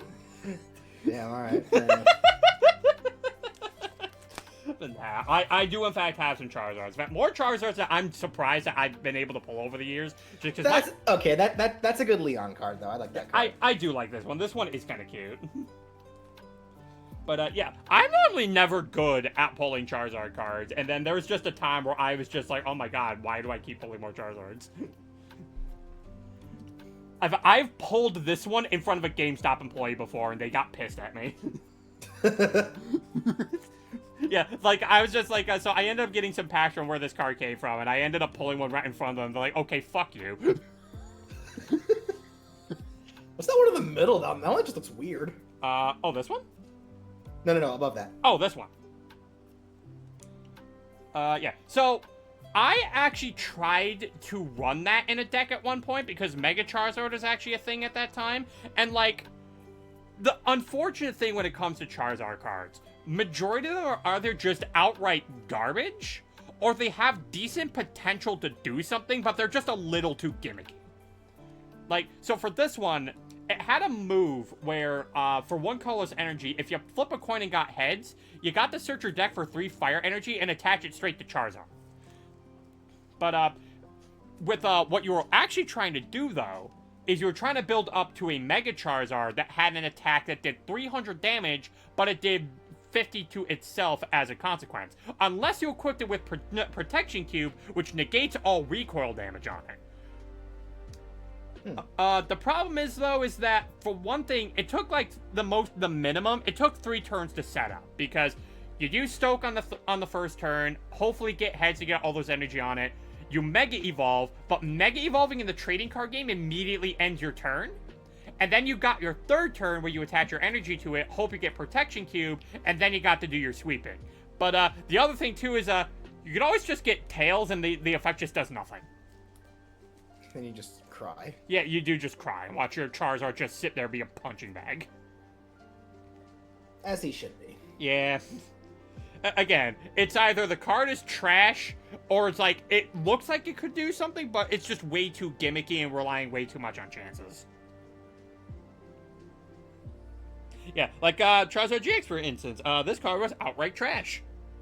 It's like, hey, how would you like to build up to a stage 2, have to attach up to 5 energy, just to discard 3 of those fire energy that you need? And keep in mind, this is before Welder even came out. So there was no fire support. That being said, I do have access to these 2, which are some of the priciest things in the entire Sun and Moon era. And honestly, both of these really have funny stories on how I ended up pulling them. So, for instance, the shiny Charizard from Hidden Fates. So, the one Fire-type GX that I kept pulling from that was Shiny Ho-Oh. Like, that was the one that I was just getting so much to the point that as soon as I saw a fire symbol, I just grew numb to it. I'm like, okay, here comes the Ho-Oh. But one time when I ended up getting one of the Hidden Fates packs, and I started opening that, I saw the fire symbol, I'm like, alright, here comes another Ho-Oh. No, it was Charizard. The most expensive card from that set. You know what? We can find Charizard for having trashy cards. And then the Rainbow Charizard is also really funny, because, so I got this one from, I believe it was like a Galarian set that had like a bunch of different, cards from like different sets to them. And I believe it did come with like, say, I think it came with a keychain of all the Galarian starters on it.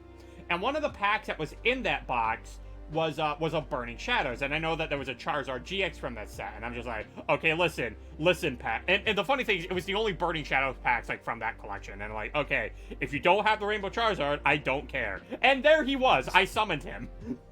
Well, speak it into existence. Yep, that I did. Also, how do you like a movie Charizard? A Detective Pikachu Charizard? Yeah.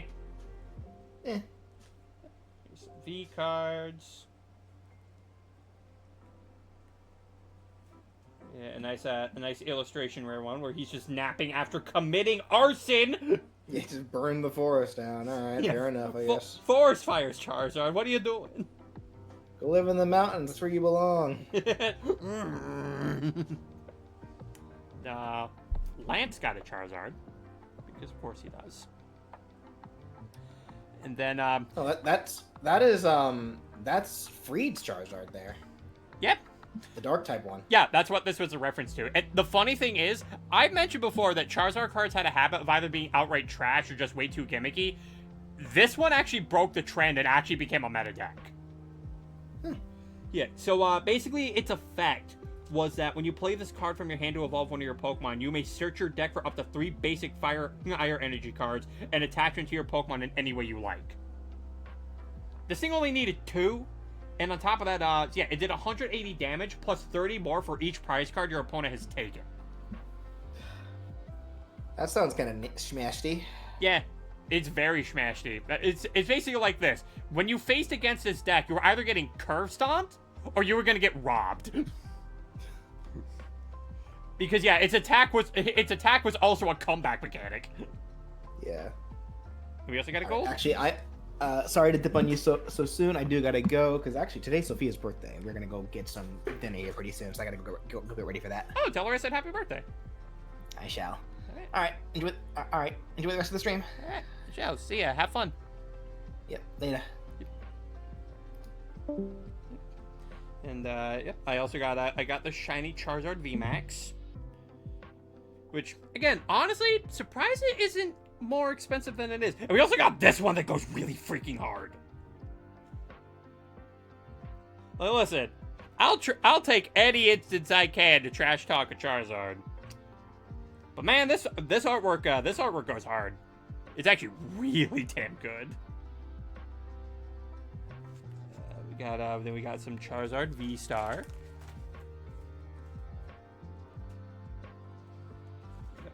We getting some more here. Then here he is fighting against Mewtwo. Funny enough, there is a Mewtwo V-Star where the perspective is reversed, where instead we get like a view from Mewtwo fighting Charizard rather than Charizard fighting Mewtwo. Like, it's literally the exact same scene, but from a different perspective. There's Charizard and Braixen. Because, of course, he would double dip.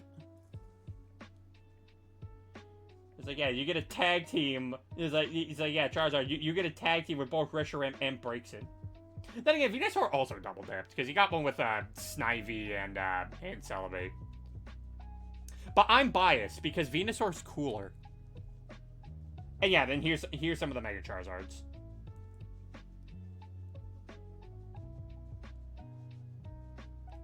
Yeah, this was the Mega Charizard I was talking about that I tried making a deck around, where it's like, yeah, you could do like 300 damage, but you do 50 to yourself as a consequence, unless you have Protection Cube put on it.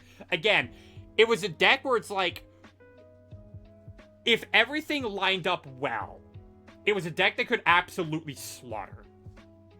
But unfortunately, you were just relying way too much on chance for it to happen. I forgot just how dazzling these cards are truly can get. Oh yeah, when it comes to like the art style, when it comes to like the presentation, Pokemon just do such an amazing job at it. Anyway, so here's the Squirtle section in Blastoise, and here's a reprint of a base set Blastoise, which was the bane of people's existence when the card game first came out, because Blastoise was absolutely broken. It's like, yes, I'd love to be able to just attach as many energy as I want per turn.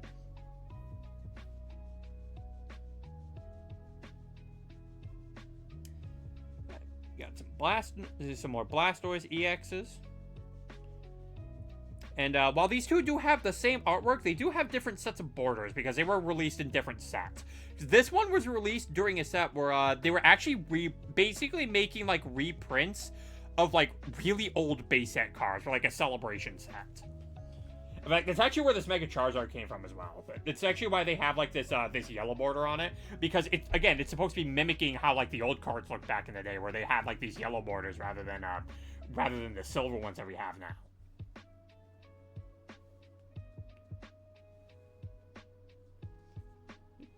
It's got the Blastoise GX. Blastoise V, and also another Blastoise EX. Blastoise also got a tag team with, oh my god, it's TC Nick 3!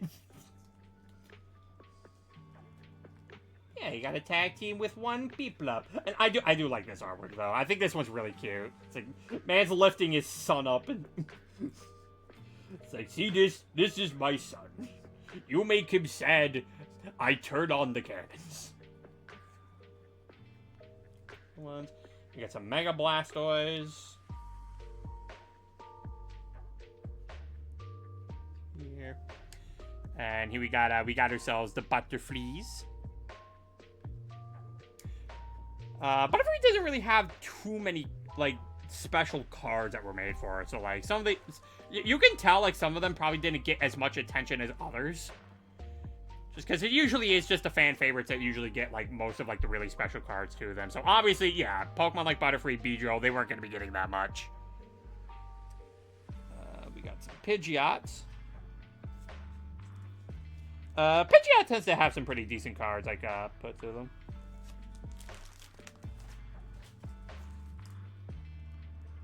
Some more Pidgeot. Yeah, we also got a shiny Pidgeot there. You'll be seeing quite a few, like, other more shiny variants when we start going, like, further into the binder. Because, yeah, the card game really started embracing, putting more shinies in the game. I do like how some of the Mega Pidgeots are. I also really like, too, for, like, the Mega Evolutions, they have, like, the name of their attack in, like, Japanese kanji. Which is funny because the Japanese version of the cards actually have it reversed, where instead of the text being in Japanese, the text is in English. So you actually get the English name in, so this text here, this is actually in English in the Japanese version, but for the English cards, they make it in Japanese. I just find that really cool. It's either the fan favorites or the mascots occasionally. Yeah, pretty much. There's some Raticates. And an Arbok. And you know what? Speaking of mascots, there he is. There's the Bopachu. And yeah, they did make a full art version of, like, I think one of the first Pikachu cards ever printed. Like, this Pikachu card, you've seen that artwork so many times, and they're just like, you know what? This is iconic. Let's turn this into a full art. And honestly, I think it translated super well. Like, I think they did a really good translation of just turning this into a full art. Like, it's so good.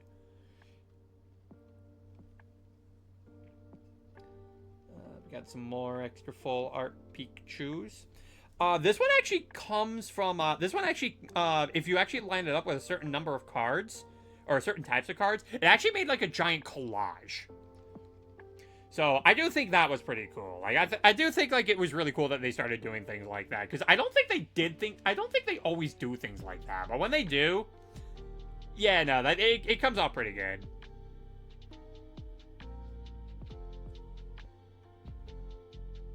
We got some more Pikachus. And yep, there's a Boopachu EX. Because, of course, Boopachu had to get one. I love this one. I love this one. The Pikachu's so goddamn menacing. Yo, that Pikachu straight up wants to throw hands. When the squad rolls up. Pikachu GX, Pikachu V. I do like how soft this one does kind of look, though. Like, I do think the art style makes this look, like, really soft, even though this Pikachu's actually about to just straight up electrocute you.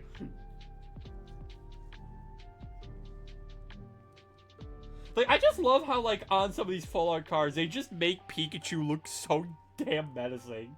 Like, compared to, like, some of the regular art cards where it's just like, yeah, Pikachu's just vibing, Pikachu's just having a good time. Nah, on these cards specifically, nah, they locked in.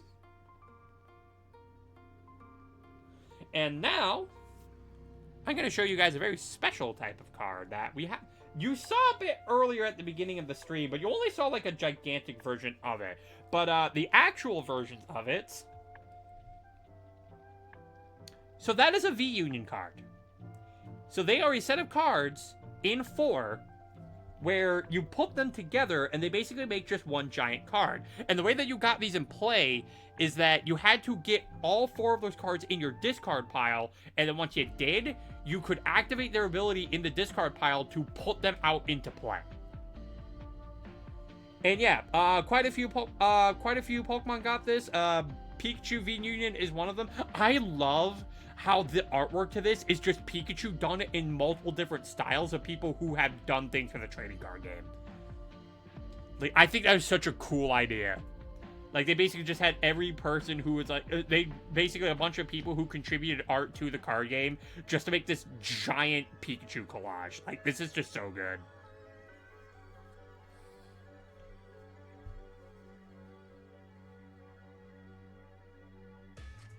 Yeah, we got ourselves a flying Pikachu and a surfing Pikachu. Pikachu EX. And then we got big chunky Pikachu. It's really funny when I can look at this card and be like, hey, did you know that this one won a Worlds competition? Because it did. So, the reason why this ended up winning is because, this was actually during an era where Palkia, Origin Form Palkia was like the meta deck going around at the time. Because it was just a deck that absolutely steamrolled people, just because it was so easy to rack up energy onto your guys in order to deal, like, increased extra damage.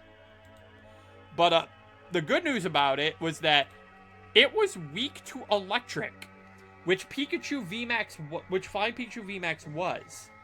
So, this thing basically did 320 damage for super effective damage onto Origin Form Palkia, and it basically one-shot it every single time, along with coming with the effect of where during your opponent's next turn, prevent all damage done to this Pokemon from attacks from your basic Pokemon. And most Palkia Origin Form decks only ran basic Pokemon. So this basically shut down one of the top meta decks in the game. And that's how it won Worlds. Not Surfing Pikachu, though. Surfing Pikachu didn't get to do that. Anyway, we got more Chonkachus. Yeah, there's Red with his giant Chonkachu. This one does go pretty hard. And then, of course, Pikachu got their own tag team with Zekrom of all Pokemon. I love when the tag teams first came out, too, because, like, the way they ended up advertising these things is that, yeah, you just see Pikachu just stroll in with Zekrom, and then you just see Eevee just come up, and their partner's just Snorlax. It's like, huh, I think one of these guys got gypped. Yeah, we got ourselves a nice gold Pikachu and Zekrom. And then, yeah, now we got ourselves some Raichus. Because, of course, we got some Raichus. Some more of them. And then Raichu got a tag team with itself. It's a Alolan form. With some very adorable secret illustration rare art. Just hug that tail. And then we got a rainbow one. Look at that. They're gay. Good for them. And then, yeah, we got Alolan Sandslash. You know, the coolest Sandslash. Some Nidoking, some Clefable. Yeah, that's a shiny Alolan Vulpix. Because, yeah, they made two different types of, shiny variants for cards. They made some for some of the vanilla ones, and then there were, like, some of the full art shinies that they made for EXs. If I could have one Pokemon as a pet, Raichu is a high contender. Yeah, just watch out for the voltage. More Alolan Vulpix and Vulpix VMAX.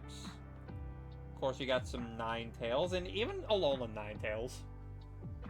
And a shiny one. I used to have a rainbow variation of this card. But I ended up trading it in order to get a later card down to this binder. And it's part of the reason why I have as my big catalyst of, so I only trade a card if I have a spare of it. Because I ended up So one of the other cards I ended up trading was a Rainbow Gardevoir. I ended up getting the Rainbow Gardevoir back eventually. I never recovered the Rainbow Alolan Ninetales, unfortunately. But that's fine, because I got one of a different version. So, I at least still got this. But, the rainbow of this one, nah, I never recovered that. And now for some regular Ninetales. We got Ninetales V, Ninetales EX. We got Piggly Wiggly. Or, you know, if you're a watcher of the Ravnica campaigns, hey, look, it's Tuffy. You got some Gloom. Some Gloom, including a shiny Gloom. And even a shiny Vileplume.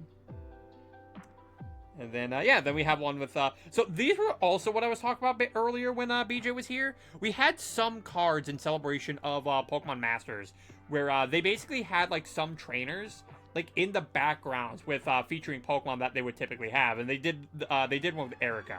And, oh my god, this art of Vileplume and Erica is so cute.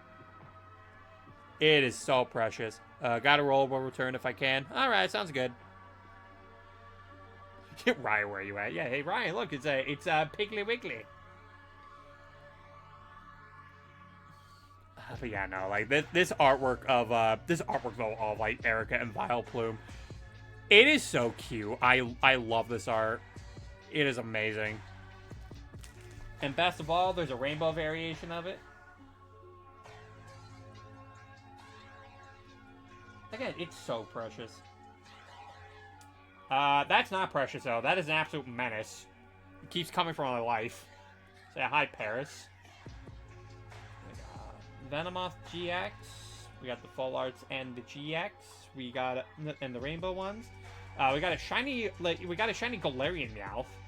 Because they made a shiny of that. We got Meowth V and Meowth V Max. He grow long.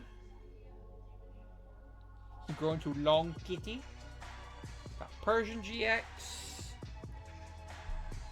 Fallout and Rainbow. We got some Alolan Persians. Got all these. Ooh, its ability Smug Face. I don't know if I'd necessarily call that face smug, though. Yeah. And here's Golduck, who's actually gold. He's finally on brand, guys. Got some Arcanine. We got some Hisuian Arcanine, along with a Hisuian trainer. And then Hisuian Arcanine V. I also got Alolan Meowth and a Team Rocket Meowth. Nice.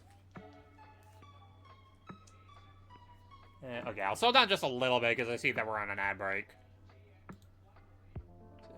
Yeah, I don't want to end up going off too far.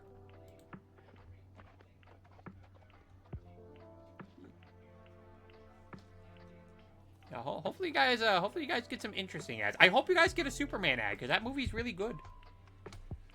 If you haven't seen Superman's, you should see it. He's good. It's a very good movie.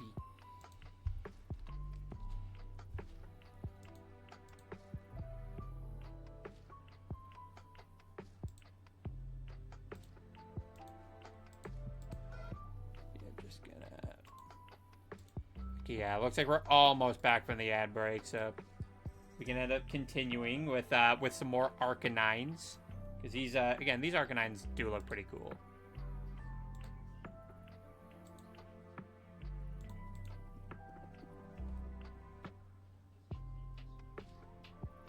And welcome back, guys. So yeah, we got some Arcanines here, some more full art Hisuian ones. We have an Arcanine EX. And yeah, then we got some Alakazams here, which are also pretty cool. I love the artwork on this one. This one is also pretty great. Yeah, you can see you can see Umbreon and Lugia in the back of this Alakazam. Alakazam V, some Alakazam EXs. A Mega Alakazam, and also probably one of my favorite full arts for Mega Evolutions. Look at that full art. That full art is just so good. This full art is just absolutely fantastic. Look at all the spoons. And now I got Machamp. We got the good Punchy Boy, including his rainbow variant. And then we have Golem, who doesn't really have any interesting. I want to say not really interesting cards, but more so just they were just never really good. But I do love this tag team though. This tag team of Slowpoke and Psyduck. This one is just really funny. Yeah, and then there's this one. It's like, hey buddy, did you know that's how I evolve? Let's see how you turn into. Why aren't you turning into anything? That always happens to me. Yeah, and then we got a rainbow one. Don't ask what Psyduck is doing to Slowpoke. I may not want to answer that. But here is some Slowbro. Some Slowbro EX. Have a Galarian Slowbro and a Mega Slowbro being eaten alive by the shelter that was evolved from him. Help. Yeah, then here's Lieutenant Surge cleaning off his Magnemite. You know, again, it's very cute. Just another instance of, you know, just seeing trainers just, you know, taking care of their Pokemon. It's just, you love to see it. You love to see it. Some shiny Magnemite and Magneton. Got some Dodrio. We also got we got Alolan Muck, and also Muck having his own tag team. Ritu, how did you time that to when we went right to Muck? How do you keep doing it? That was the perfectly timed rude noise. Like, we get right to Muck, and you just play that sound just immediately. Like, what is your secret? How do you keep doing it? But yeah, Muck also got a tag team with itself.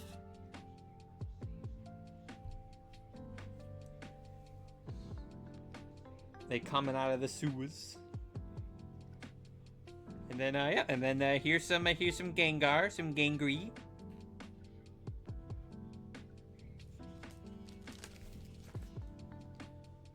Gengar EX. Gengar ended up getting a tag team with Mimikyu. The only one that I don't have of this is the Rainbow variant, but I do have every other Gengar Mimikyu tag team, including this one. These guys are scheming. They're about to ruin someone's day. The one singular Onyx. We apologize, Onyx. The card game does not love you. We got Hisuian Voltorb. We got some shiny Voltorb and shiny Electrode. Got an Electrode GX. With an ability where if you make it blow up, you could use it as an energy card. So, yeah, its effect is really bad, because requiring you to knock out a GX Pokemon of yours made it so your opponent took 2 prize cards. So, making your opponent get closer to winning just to basically attach an energy to one of your Pokemon, not worth it. That was not worth the trade. We do have Hisuian Voltorb, though. Next, we got Alolan Executor. Look at that long neck. Then there's one where his tail's just right in front of the view. It's like, hey. We got Forts. We got some Marowak. An Alolan Marowak. See, this one's pretty cool. I like that one. Here is Roxy with Coughing. And I love the art style to this one, too. I love how punk rock it looks. And, you know, it's very fitting considering Roxy is a punk rocker. Shiny Galarian Weezing. We got some Kangaskhan. Some GX. There's a shiny Staryu. Starmie Breaks. Some other Starmies in here. Shiny Galarian Mr. Mime. We ended up getting this. And then some more Mr. Mimes. We got another regular one. We got another regular ones with The funny thing is, I don't think there was ever a regular full art printed of this. I think they only made like a regular one and then a rainbow one. Cause I've tried looking for like a regular full art of this card, but like no, there never just was one. It was just a regular one then the rainbow, and that one just kind of threw me off because like, wait a minute, why isn't there a regular full art? There's only a rainbow? That's interesting. Yeah, honestly, I feel like this could have made for like a really funny meme deck. Because basically these two are different in their abilities in the case where they both make it so that your opponent couldn't deal damage to you. But the difference between them is that they could only deal damage to you depending on how much they were doing to you. So if you had damage that was dealing to you in like say even numbers, you could prevent that. But this one allows you to prevent it with odds. So I imagine, like, the idea you could do for a meme deck is that, depending on what your opponent had out on the active, you just force a Mr. Mime onto there, so your opponent just can't do damage to you. But I also just think it's really funny, too, just because it's like, you know, the damage on this only goes up to 260. And now this one only goes up to 250. So, theoretically, because it only stops there, if you deal 280 damage, now that counts. That counts as damage. It takes that. Like, listen, it's not listed on the card. Therefore, I bypass that rule. And the funny thing is, you actually could make decks that could deal, like, that much damage. Like, I know, when I ran Rayquaza Vikavolt, you could easily deal that much damage. Like, you just be like, wait a minute, you're dealing 300 damage to me, but my ability is matching evens. Nah, it only stops at 260, so you take this damage. Card rolls are stupid. Scyther, we have a Jinx. Get some Pincers. We got a Bull. We got some Tauros. Oh god, another tag team that I love. Magikarp and Wailord tag team. I love this one. It's like, who could make for a better pair than giant whale and tiny fish?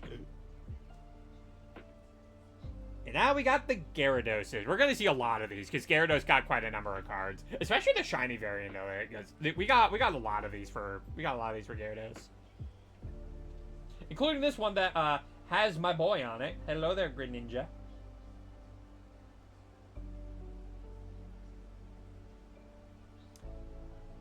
Some more Gyarados.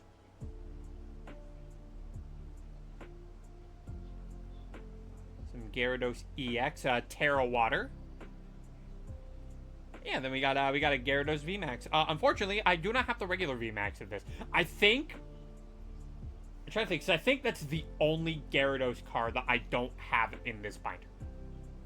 I think it's the only one that I don't have, and it's the regular VMAX. Actually, no. Just in general, I don't have Gyarados Vs. I've never pulled a Gyarados V. I've only pulled the Rainbow VMAX. But we do have some Mega Gyarados though, and of course they're shiny. There's Lapras, or as I've heard their name pronounced one time, Lapras. We got plenty of Lapras here as well. Like we have a regular GX, Full Art Rainbow, Lapras V. Got the shiny of that one, Lapras VMAX, and also got a shiny of that one. And also, you know, there might be something wrong with my card here because I see a bunch of Numel. But why does it say Ditto? And why does one of them have such a funny face? It's like, hold on, I thought we were still in Gen 1.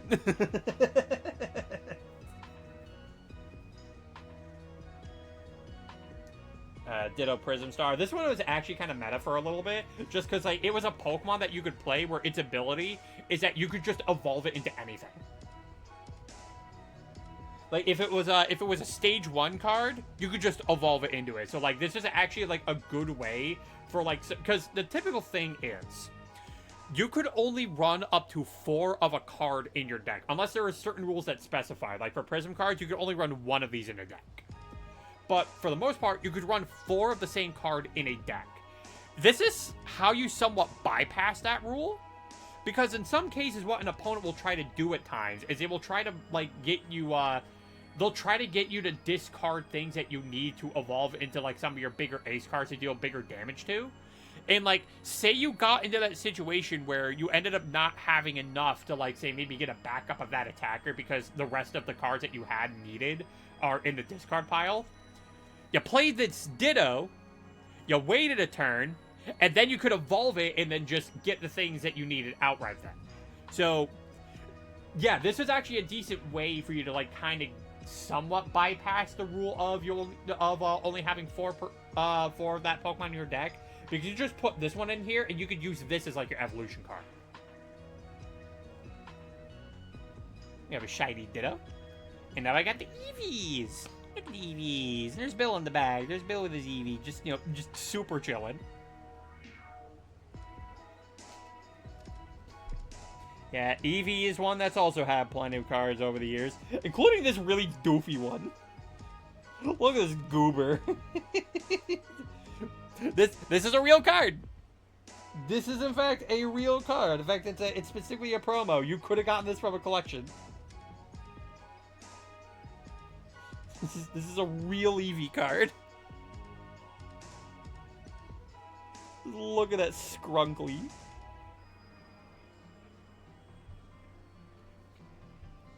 Here's some more Eevee. And there's Eevee VMAX. So big and fluffy.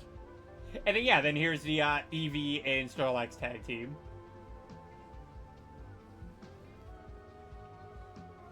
Also, one more, the secret illustration where it's kind of doofy. Look at this. Look at these goobers. And then we get to some of the evolutions. So here's Vaporeon. Behave yourself, chat. I see what you're typing. Stop it. It is a perfectly normal fish. Leave them alone. Don't make me have to do the talk. So yeah, we got some more Vaporeon here going on.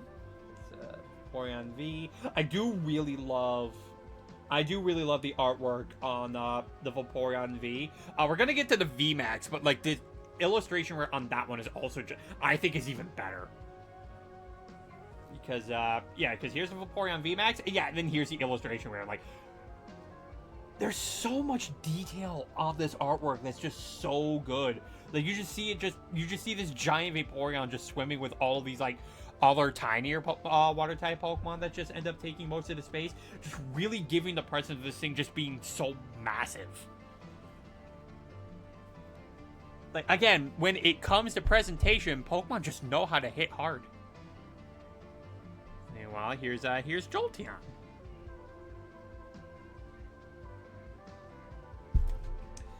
I unfortunately have not really pulled too many Jolteons over the years because, like, yeah, I don't have any Jolteon Vs. I don't have any Jolteon VMAXs. I wasn't able to get my hands on those, unfortunately.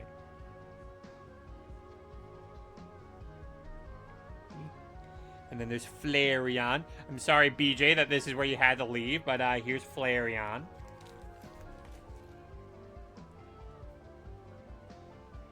I do like this one though. I do like the artwork on this. Just the three Eevee, the three Kanto like evolutions just together. It's cute. Flareon GX, Flareon V. Again, I do not have any of the VMAX. Vaporeon, I think, is like the only like Kanto evolution where I have the VMAX for. Stars, Aerodactyl. We have a fossil burb. One that almost killed Ash. Until Charmeleon evolved into Charizard and said, "No, bitch, that's my job. You can't kill him." Got some Aerodactyl V-Stars, a Mega Aerodactyl. I think there's a full art of this, but I was never able to get it.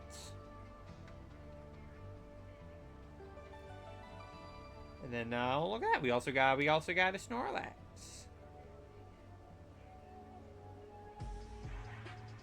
We got a Biggin Boys, and look at that. His eyes are open.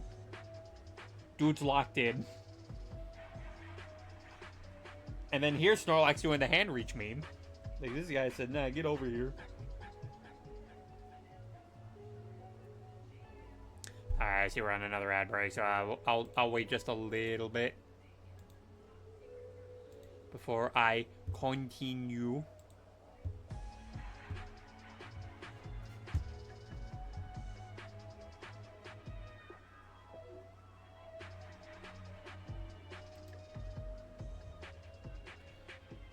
And then the tiny fish turns into a big dragon. It's true. Well, actually, no. They don't turn into a big dragon. They're water flying type. Tactically not a dragon. Well, Alolan Executor? Nah, that's a dragon. Applin? That's a dragon. Listen, Pokemon is a very funny franchise.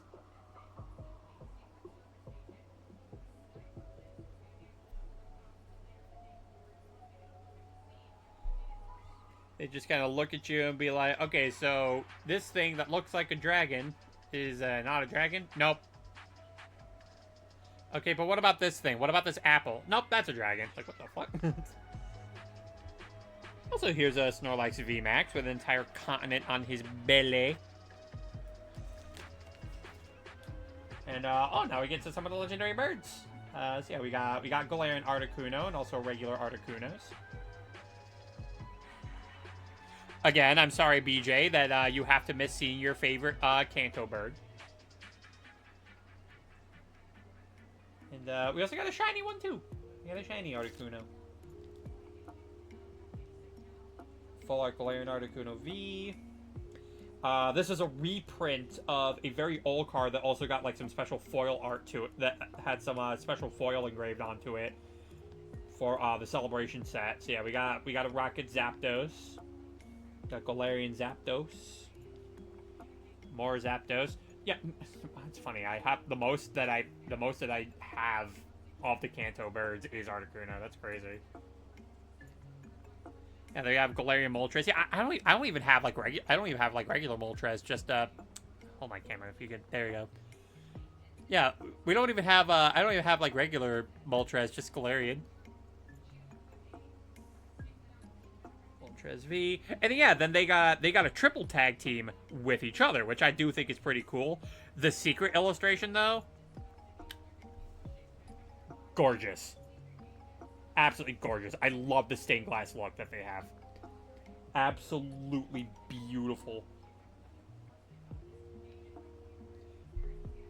Like, dear Lord, they cooked hard. They cooked hard with this art specifically. And the best part is you could get that as a promo. You didn't even have to worry about trying to pull that from packs. Like, I think you just had to get the ETB from the set that it came from, and you just pulled that. Look at that. We got a Dragonite. Get yourself a motherfucking Dragonite. Yeah, we got plenty of I got like plenty of Dragonites over the years. This artwork is especially cute. Look at him; he's just having a great time. Now the question is, because for those of you who know where that where the Dragonite ad came from, it said supposedly you get your dick sucked for every Dragonite you have. So let's see. There's 1. There's 2, 3, 4, 5, 6, 7, 8, 9, 10, 11, 12. Damn, I'm gonna be busy. That's more than Lance. Good. You see that Dragonite going out there with the punchies? Yeah, that's what they're gonna do. That's what they're gonna do to Lance. They're gonna punch him. But now we go on to probably one of the funnier parts of this binder. So, hello there, Armored Mewtwo. Armored Mewtwo is looking pretty cool. Oh, look. More Mewtwo's. Yeah, we got some more cool-looking full art Mewtwo's. We got these guys going here. We got the Mewtwo's. All right. You were waiting for it? You want more Mewtwo's?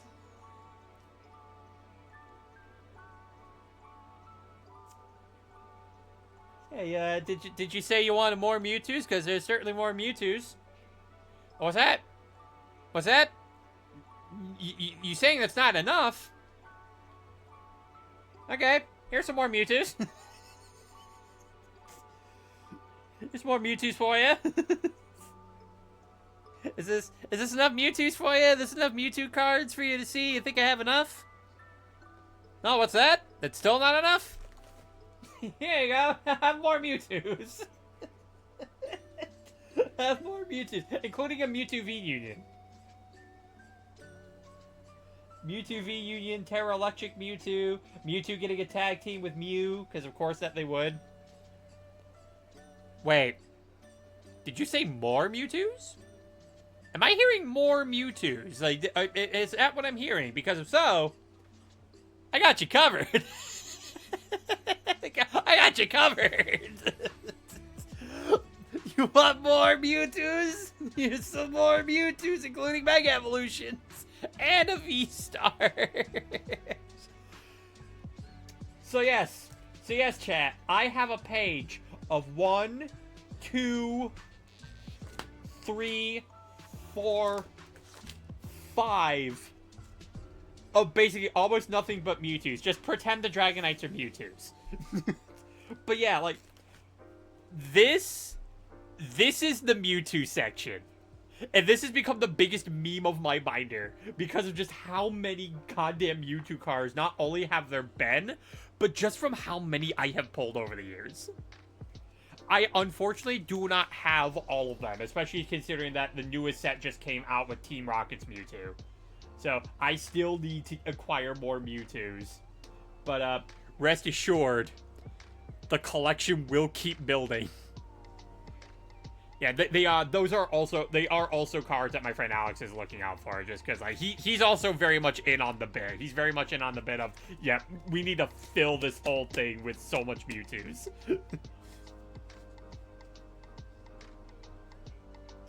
yeah, I think the ones that I am missing, the ones that I know that I'm missing for the Mewtwo section is that, so I'm missing the rainbow variation of this. I still need that. I need the illustration rare from Crown Zenith. Where, again, it's the same scene of Charizard fighting Mewtwo from his V-Star, but the perspective is swapped. And then, I need, okay, so this is the promo Team Rocket's Mewtwo. I need the regular one, the full art, the secret illustration rare, and the gold version. There's also going to be another promo of this coming out sometime later, so like, I'm going to be keeping an eye out on that. Because, you know, we got to have more Mewtwo's. And in case you're wondering how many Mewtwo's are in this binder, 43. I have in fact counted. There are 43 Mewtwo cards in this binder. But here's Mew. You got the Mew. Unfortunately, just one Mew. It's not Mewtwo. It's just the Mew.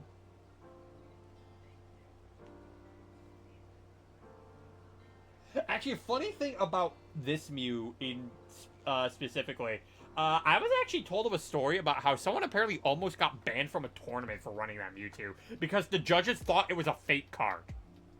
No, this is a 100% a real card. This is legitimate artwork for a real Mew card. But like, yeah, a judge thought that it was a fake one, so they were about to disqualify a kid until one of the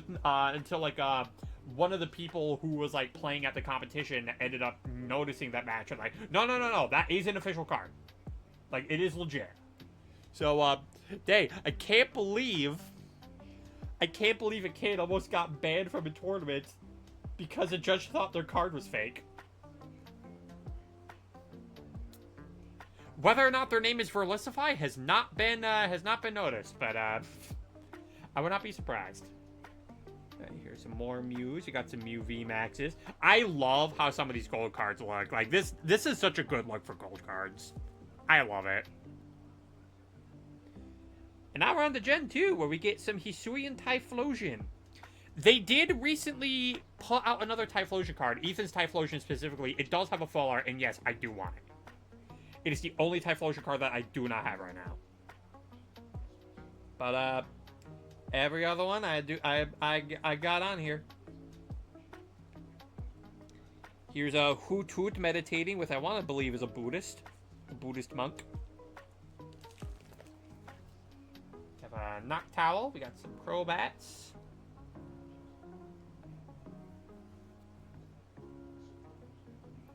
More Crobats, and there's a Crobat painted with Pepto-Bismol. Got a giant Crobat, including its own shiny variants. Shiny Cleffa. No, not a shiny Cleffa, just a full art Cleffa. But and we do have a tag team with all the babies together. Which again is really funny because the advertisement for this set that came out. So there were two tag teams that they were mostly promoting in the set. The tag teams being of a three-way tag team of Arceus, Palkia, and Dialga. And then the other tag team were these three. Like, these 3 gods of Sinnoh were just standing on business, looking down, and they're like, are those fucking babies? Why are they babies?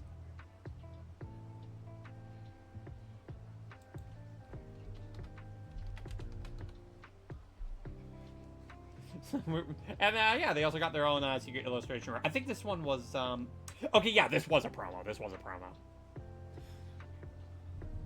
Because, yeah, I think this only had, like, this one as a regular one. Which is really weird, considering this was one of the tag teams they were advertising in the set, but it only came with a regular one. No respect for the babies. So we have Flaffy, and there's Elisa catering to their Flaffy. Very adorable, very wholesome. Got some Ampharos. Got some more Ampharos. I actually did used to run this as a deck. It was kind of fun. It was a fun deck to run. Like, it was a deck that was very cheap in its energy cost, and just basically allowed me to, like, deal, like, a lot of damage for very little.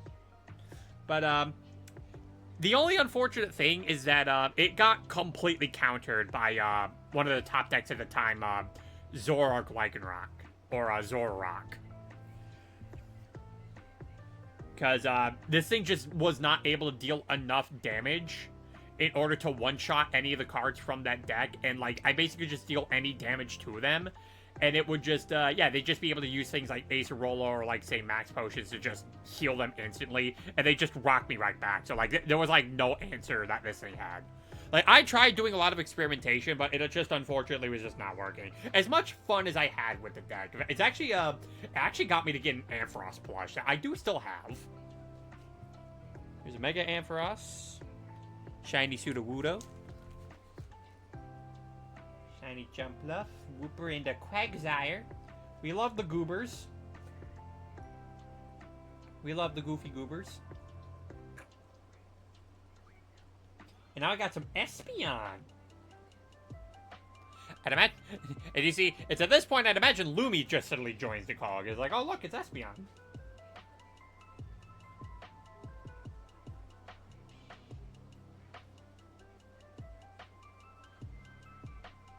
GX's got a full art Espeon V. I do like this art though. This one looks really good. I like how that Espeon looks. That's a nice secret illustration rare. Espeon got a tag team with Deoxys. I'm gonna go into a little bit on why I felt this was a missed opportunity. You'll see why. You'll see why I think it's you'll see why I felt like this was probably not the most appropriate partner to give for. Like, I get that they want to, like, partner Pokemon up based on the same typing, and this would fall under that. It would fall under, like, them both being psychic. But you'll understand what I mean in a bit. But it did get a secret illustration here. This Deoxys rising from the crater. 1,000 years I lay dormant. Who dare challenges and awaken? Oh, hey, Espeon. And then we got Umbreon. Full arts of that. Get some more Umbreons, some Umbreon GXs. Got a shiny one of those.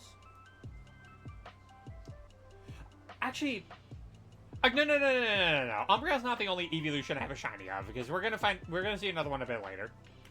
There's some Umbreon Vs. Oh, I do have an Umbreon VMAX. I do have an Umbreon VMAX. Yeah, look, Karen is there. I like her. She's cool. But then Umbreon got a tag team with Darkrai.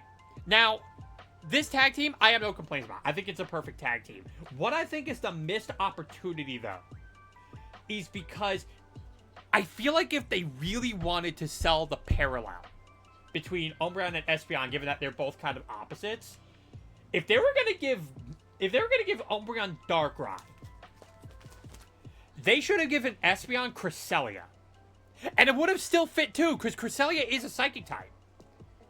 Because, like, if Umbreon and Espeon are, like, opposites of each other, Cresselia and Darkrai are also opposites of one another. So I feel like if they were to go with that tag team instead, it would have made that parallel just so much cooler. Like, it would have hit so much harder, but like, no, they instead went with Deoxys. I'm like, no, you should have went with Cresselia. Like, if you're gonna go all in on these parallels, you'll go all in on it. We have the secret illustration rare, which is pretty good. And, oh, look at that, Slowking EX. With Wise Headbutt. I hear a certain person groaning in the distance, but it's okay. We no longer regard their opinions on anything because they're a freak. We got some unknown. Wobbuffet saying draw me like one of your French girls. Or callous girls in this case. Fortress. Dunsparce. Look at all the Dunsparce. Look at them, they're everywhere. He's so cute. Actually, I think there's like, yeah, there's 4 of them there. There's 4 of them there. Yes, yeah, there's one here. One there. You can see the Murkrow there. Dunsparce here. And then there's one just hiding in that closet there. Okay, I thought they would put one like hiding under the desk, but nah, they didn't. We got some Steelix. There's one with Jasmine. Shiny Steelix. They occasionally sometimes call shiny Pokemon Radiants in the card game. But nah, let's be real here. Shiny rolls off the tongue better.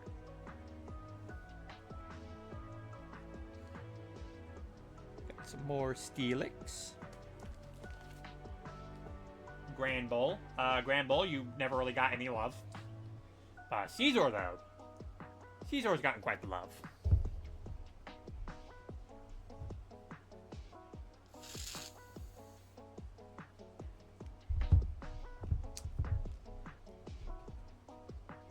Some more Caesar.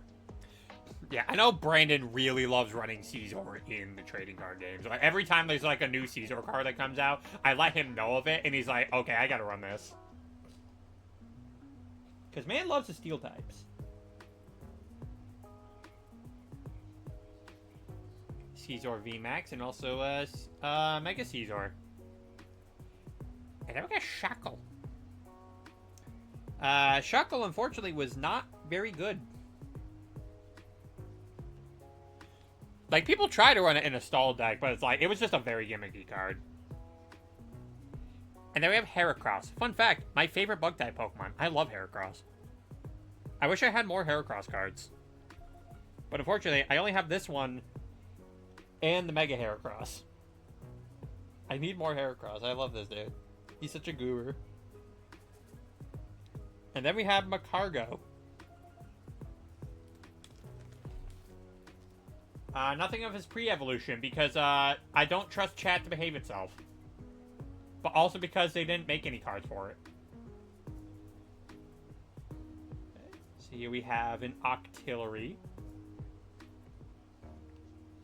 And like, what's crazy is that there is also a card that so sometimes something that they'll do in the card game is that they'll have like some artworks where like some of them do connect to one another, and they'll like tell a story or something.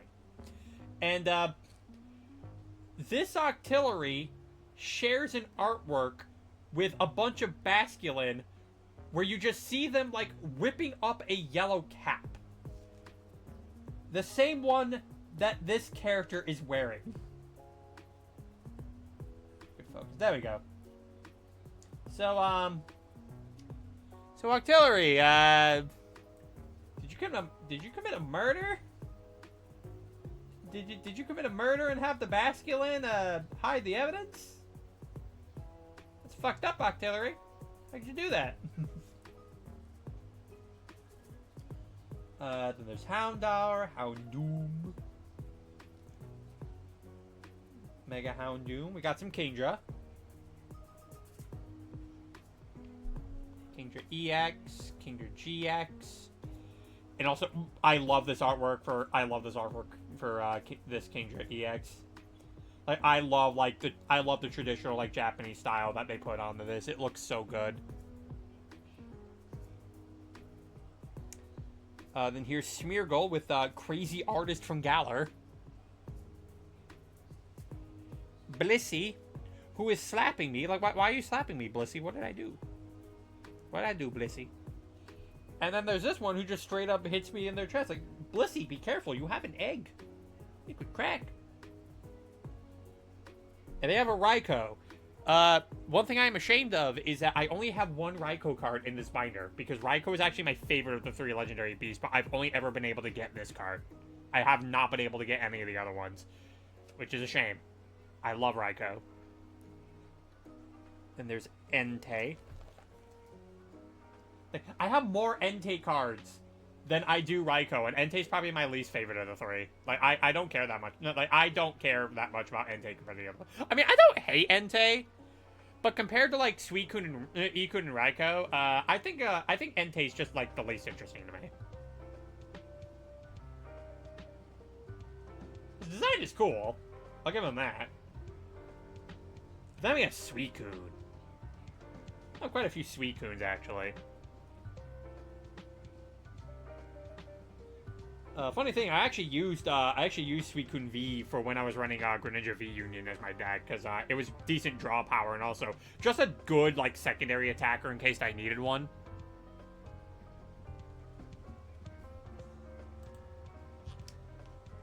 Suicune EX, and then my 4th favorite Pokemon of all time, Tyranitar. So yeah, I've collected quite a number of Tyranitar cards over the time.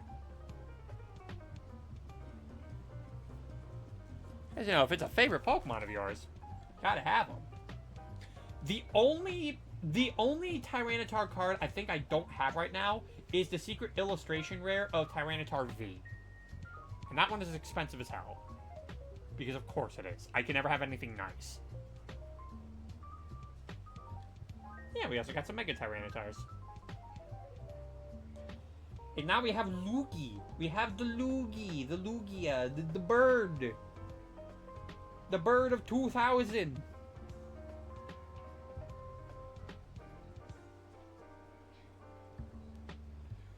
Lugia was actually commonly a card where, like, it would see a lot of play every now and then. Like, it was one of those things where it's like, yeah, it was one of those things that got a lot of play just because, like, Lugia was just a consistently good card. Especially Lugia V and V-Star. Like, that was actually a top deck at the time. So much so that they actually ended up selling that as, like, its own exclusive deck that you just straight up buy and then play. Unfortunately, it was also one of those things where it's, like, marked on the cards is that, you know, you couldn't take the card to tournaments. But, like, it was, like, one of those, just, like, those practice decks that you could just use and run and be like, okay, so how exactly does this deck run? But also, yo, take a look at this Lugia V. Like, this one right here is just really, really cool. This was actually the big chase card from Silver Tempest. Now I was so happy to have actually pulled this one because it does look really good. I actually ran back into the GameStop I got the pack from just to show them of like, oh, hey, look at this one I pulled. And the GameStop employee is just like, I fucking hate you. Why do you keep doing this? And one Pokemon created only for the anime told Game Freak liked it to become available in game. Yeah, I think Ho-Oh was also the same way too. In fact, speaking of Ho-Oh, here's some Ho-Ohs. Yeah. Shiny Pokemon treatment in the card game is really weird because they were either just they were just straight up considered either just shiny, or they would be either considered radiant or called shining. So the shiny Pokemon have many different names in the trading card game. And here's some more Ho-Oh.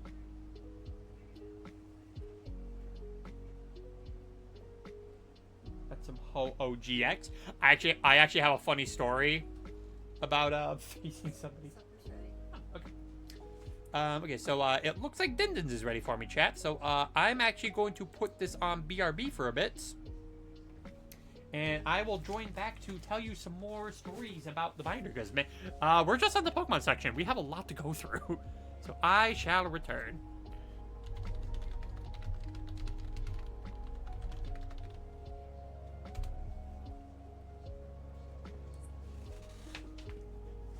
Do enjoy the lo-fi music, though, because I'm going to keep that playing for you all.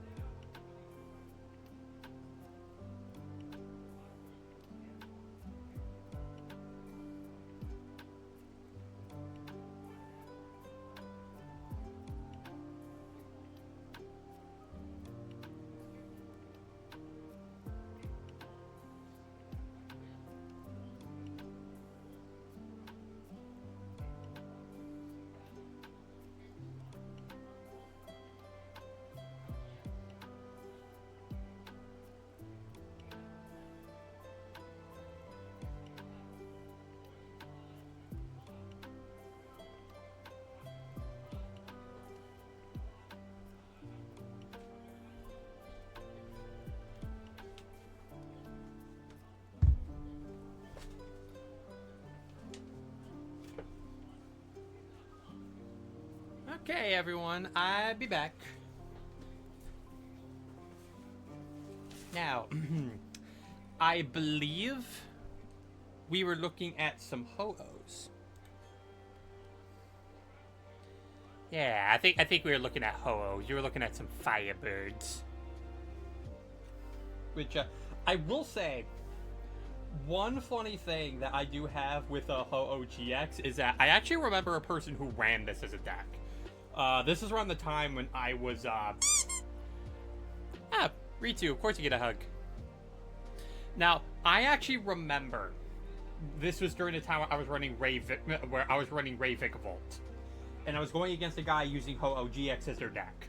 And they put bodybuilding dumbbells on this thing. Now, under normal circumstances, what bodybuilding dumbbells does is that I want to say it gives a Pokemon an extra 50 hit points if you attach it to them. But they had to be a stage 1 Pokemon. It only worked on Pokemon that were stage 1. Note that it says basic. So they attached the bodybuilding dumbbells onto Ho-Oh GX. And then, and yeah, since Ho-Oh GX doesn't really have that much HP compared to other GXs, and I basically had enough energy like attached to all my Pokemon on the board to be like, all right, so I'm going to attack to knock out Ho-Oh, and they're like, no, it's not knocked out. Yes, it is. I dealt 200. It's like I dealt 210 damage to you. That thing's going down. Like, no, it still has like it got an extra 50 hit points. I'm like, from what?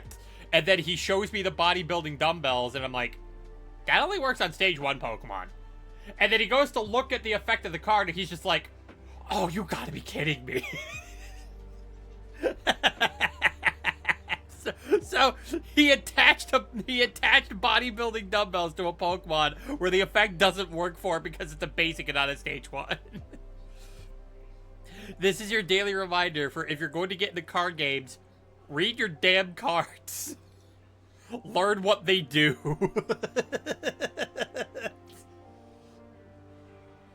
Yep, there's the shiny Ho I was talking about when I came to the thing about shiny Charizard back, like way in the back of there, where like that was the one shiny fire type that I just kept pulling from that set just over and over again. We got a Ho-Oh GX, we have a full art Ethan's Ho-Oh EX. And also, I love how they handled like the trainer full arts for like this recent set, where like it's not just a full art of the Pokemon itself, but you also do see a bit of the trainer in the back. Like that's just such a cool touch. And we have some Celebi. Got some cool looking Celebis. I do like how this one looks. Yeah, this SIR Celebi V. This one's pretty cool. Got a Celebi VMAX, all rainbowy and glittery. And then yeah, this was another deck that I used to run back then. Celebi Venusaur Tag Team. So yeah, basically for Pollen Hazard, it dealt like 50 damage.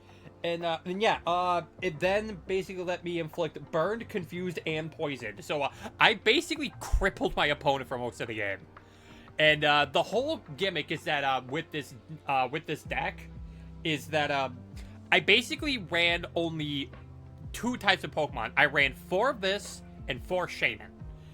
And the 4 Shaman, when I ever had them in play, they let me heal 20 damage from all of my Pokemon in play. That also included this guy. So because I would have 4 out on my bench, that meant every turn I could heal for 80 damage. On top of that, I also had other means of just being able to, like, I could play potions, which allowed me to heal for damage. I had a Stadium Life Force, which also let me recover health. So basically, it was just, I was constantly healing, and my opponent was constantly dying. It was a really annoying stall deck. And I almost beat a Reshiram Charizard deck with it once. That's how good it was. Like, even at type disadvantages, this deck was still, like, really annoying to deal with. Yeah, I almost pulled the comeback on it, but then unfortunately, Reshizard did some stupid shit. Because Reshizard is such a dumb deck. And now we move over to Hoenn. We have the Sceptile. Hoenn honestly is a region where I have a hard time wondering what my favorite starter is. Because I love all three of them just equally. Like, I like Sceptile, I like Blaziken, I like Swampert. They're all just great Pokemon. Speaking of Blaziken. And it's actually really funny, too, because, like, you know, I say that I liked all three of the Hoenn starters, like, equally.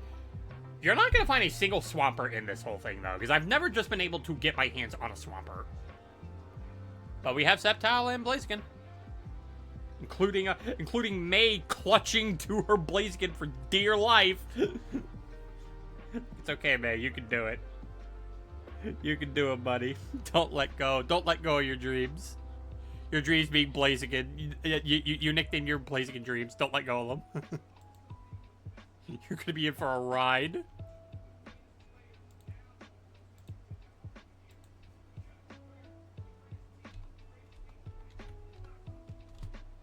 And also, I poked a TP. See if that does anything.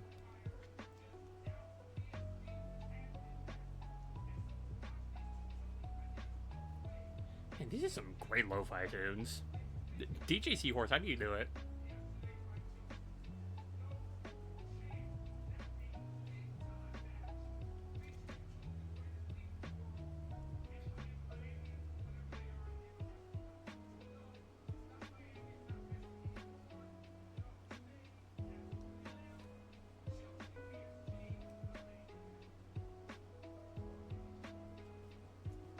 Looks like we are back.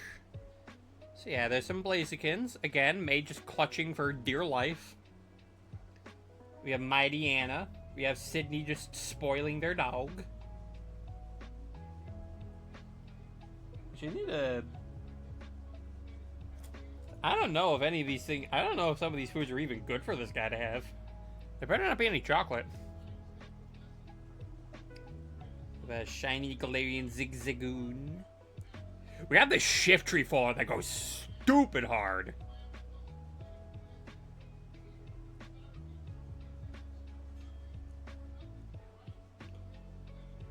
Shift Tree. We got a shiny Ralts, and I think you guys know what to expect from it at this point. Got some Curlia, a shiny Curlia, and we have the Gardevoir section. Because Gardevoir is my third favorite Pokemon of all time. I like a Gardevoir.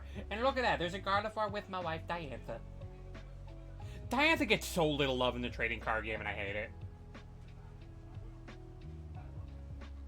We got a Radiant Gardevoir, Gardevoir EX. Gardevoir was also just a card in the card game that also just consistently kept getting, like, really good cards. Like, so much that Gardevoir would just constantly keep being a meta deck every time they put out a new one.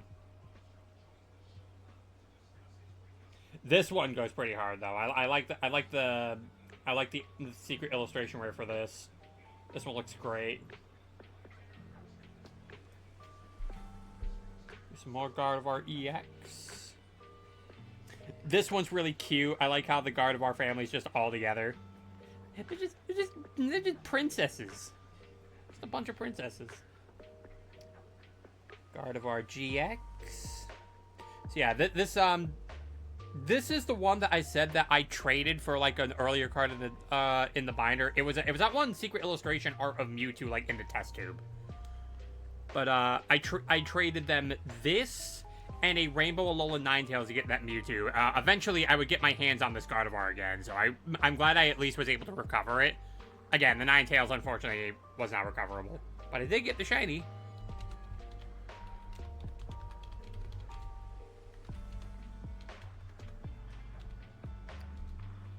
Some Gardevoir Vs.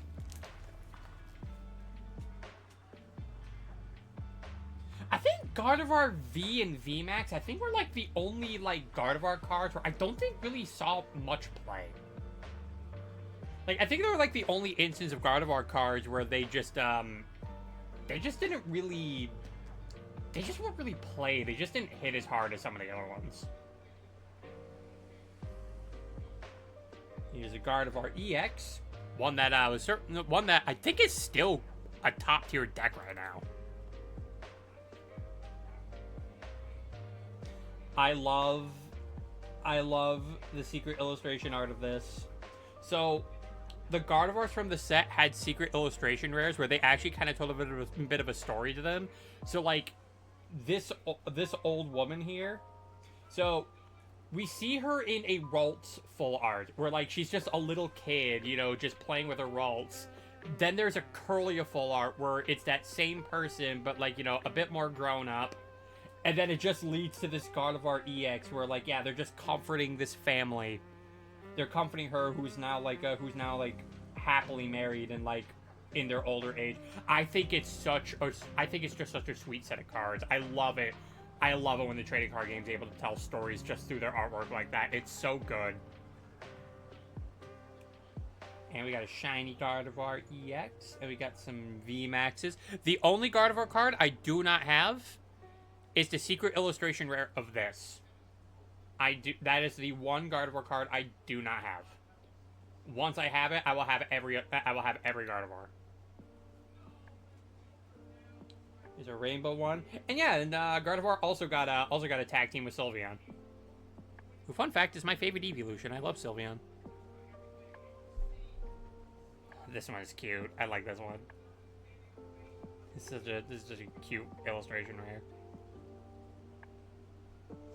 And now I get the Mega Gardevoirs.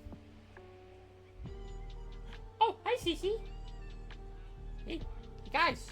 Who's that Pokemon? Hey, Cece. We got some more Mega Gardevoirs here. Hey, Cece. Yeah, we got some more Mega Gardevoirs here. I love these two together. I love the regular and shiny one that are together on here for the Mega. This one's some great artwork. Here's a shiny Gardevoir, which actually had an ability where it acted as both a Psychic and Fairy type. Because there are some times where they do this. They'll make like some Pokemon like multi-type. It's not often that they'll do it, but when they do it, it is pretty cool. And this full art actually is nutty. I love this. I love this full art.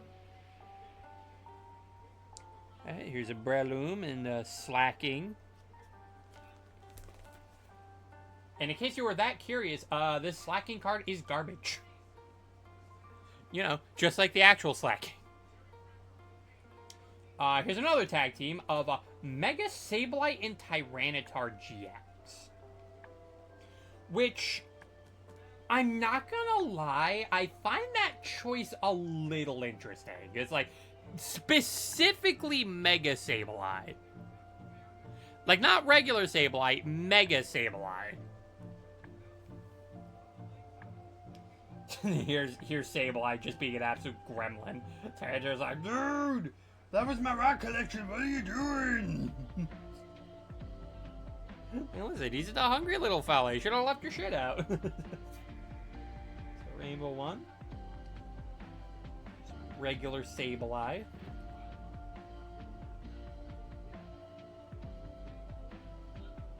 Got some Mawile. One and a Rainbow one. And I got the Rainbow V-Star before I got the regular one. It's gonna be an interesting little pattern you're probably gonna be seeing throughout this binder. And I have a secret illustration Metacham V. This one's pretty cool. I like the artwork on this. We have a Manectric, a Mega one. Mega Manectric's pretty cool. I do like its design. Honestly, I think Mega Manectric's like hella underrated. Plusle. Did you know Plusle kills people? There's Sharpedo. And Mega Sharpedo. Don't have too many Sharpedos, but I do have a Wailord. We have Camerupt. Yeah, we're going to kind of be breezing through quite a few of these just because there's really not too much to really talk about some of these guys. There's Flannery with Torkoal. Like, some of these are just kind of here because, you know, I did just kind of pull it from packs. It's like, you know what, just put them in the binder.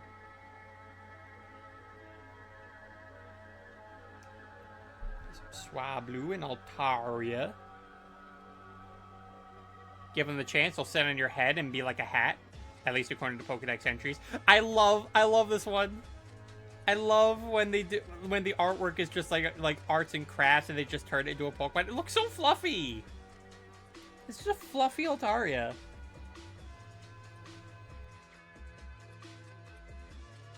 Just such good shit. There's shiny Altaria, some Altaria EX, GX.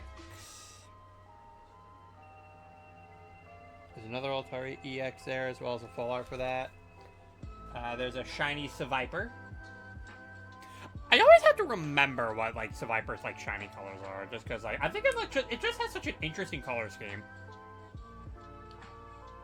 Lunatone and Milotic. It's a nice full art there.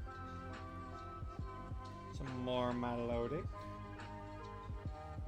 We have a cast form. Okay, me so floofy.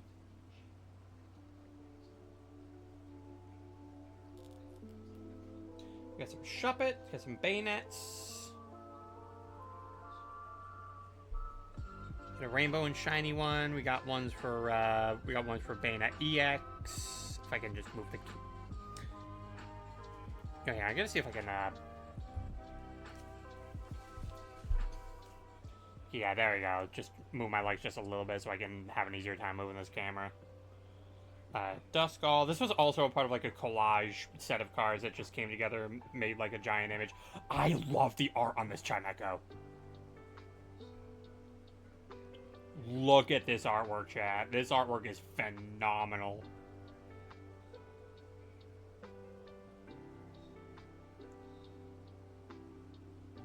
Let's see. If you could focus. Come on, camera. You can do it. You can focus. You can focus on it.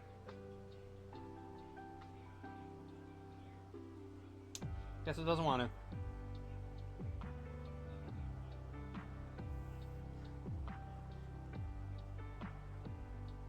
Yeah, it just says illustration rend. Because yeah, like all the cards do have like the people who illustrated the artwork on them. Like yeah, some of these are just fantastic. There's some Absol and the Mega Absol. Yeah, look at the snow run. Look at the snow run just playing the snow. He's so adorable. Glalie. Oh, that one's just kind of mad at you. Like, what did you do, chat? What did you do to make Glalie so angry at you? Oh, Omega evolved. Chat, whatever you did, you might want to apologize. I think this Glalie is about to crash out. Some Salamence.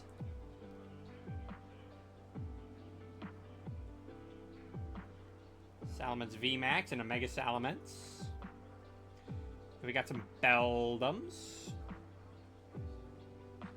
And some Metagross. This was also a deck that was ran in the Duskmane deck along with like Magazone, just because like it was yeah, it was one of those things where it's like you could attach multiple energy like per turn.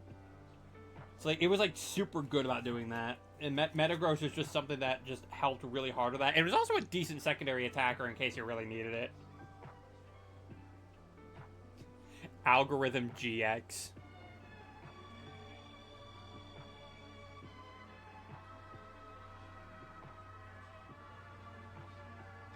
And then we got some Reggies. We got a Regirock.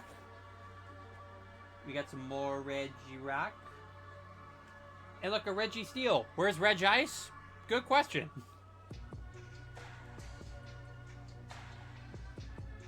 Here's some Latias.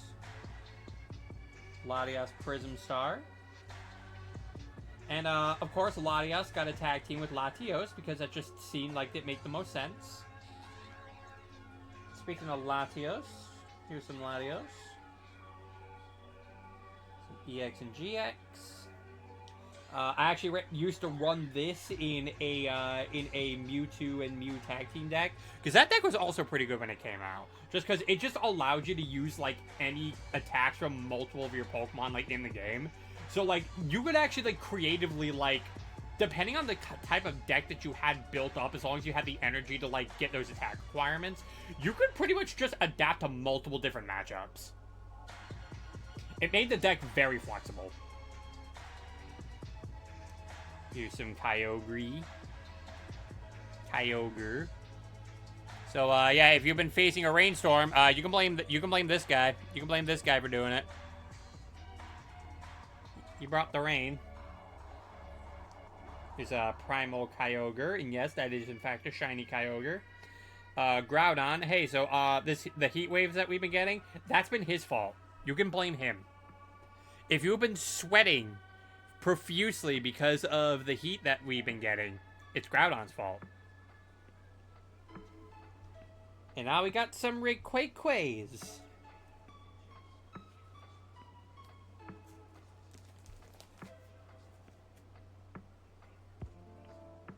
Some more Rayquazas. Got some shiny ones. And then, yeah, this was a deck that I used to run.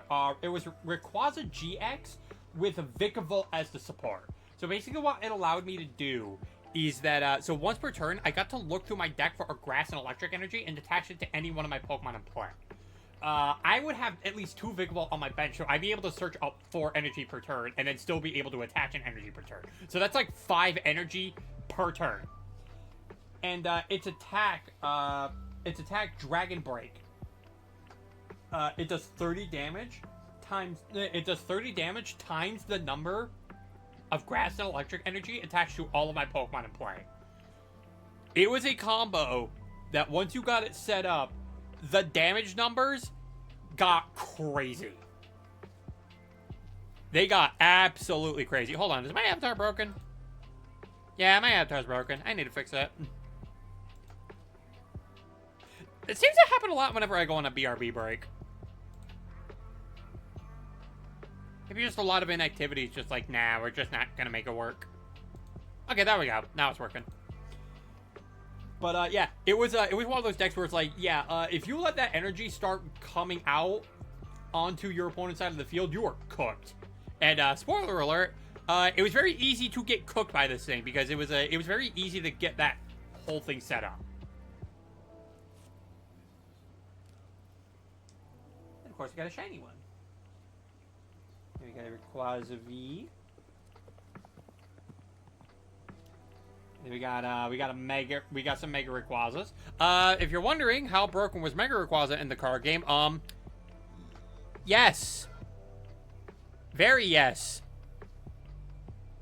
So, fun fact about this Mega Rayquaza, this was released around the time when we had a stadium called Skyfield, which allowed you to have up to 8 bench Pokemon rather than just the standard 5. So, 8 times 30 is going to be a lot of fuck you damage. Because, see, it's actually really funny. Because of all the types in the trading card games, Dragon actually oftentimes got the most shafted. Because their whole gimmick was that, so we never had any energy specifically for dragons. Now, later down the line, we did eventually get something called Dragon Boosted Energy, where it basically was an energy card that you could attach to your dragons, which applied 2 energy of any type that you wanted. So that was some really good support that some dragons really needed, but like it also still wasn't enough to really push them outwards, because the biggest thing about dragon types in this game is that they were Pokemon that required multiple different energies in order to do attacks. In fact, I've actually, yeah, I can actually use Rayquaza right here. So you'll see here for one of its attacks, it requires 2 fire, 1 electric, and 1 colorless, which, you know, colorless just means it can be anything. Like, that's your wild card. But you need at least 2 different energy types just to do that one attack.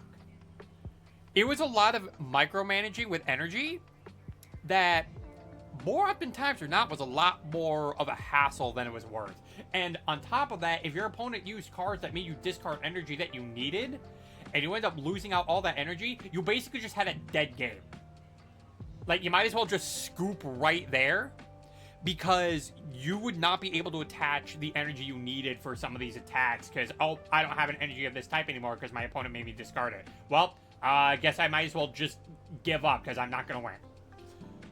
Rayquaza was one of the few exceptions to this, though, because it was one of those cards where, for one thing, at least with Rayquaza GX, making you discard energy wasn't that big of a problem because you could always just get it back. Like, you get it back, like, super easily. And then with Mega Rayquaza, for one thing, 3 colorless. That meant you could just run 3 of any energy that you wanted and just be like, boom. And on top of that, this is just a thing that you could also just set up in, like, 2 turns. You could set this up easily in 2 turns, get Skyfield up, get your stuff in the, get your Rayquaza out in the field, fill up your bench with whatever it is that you need, Mega Evolve, wait a turn, get the energy that you need on the thing attached, and then just start wrecking house for like, let's see, 8 times 30, that would be...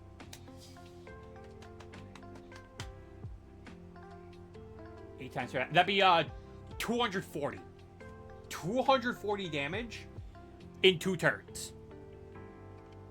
Rayquaza decks were often joked about being called the Yu-Gi-Oh decks because you could just basically do anything that you wanted because Rayquaza was just that bonkers cracked. Here's a Rayquaza VMAX. Some more Rayquaza VMAX, and here's one where he's with Zinnia. Which is a really funny pairing when you consider the Pokemon manga. Because, man, Rayquaza did not like Zinnia. It's amazing how she survived the impalements. And here's Jirachi, Radiant Jirachi, my favorite mythical. I love Jirachi. They are the cutest. They are the cutest mythical. I love this guy. There's Shining Jirachi, Jirachi Prism, Jirachi EX. No! That's outrageous! Are you kidding? For stealing all of Brian's binder full of Pokemon cards. Oh, that piece of shit. Fuck you, Jet Emperor. You owe me money. Honestly, I wouldn't be surprised if this binder, like, just from the cards alone, is, like, worth over thousands. But, jokes on scalpers. I actually like collecting Pokemon cards.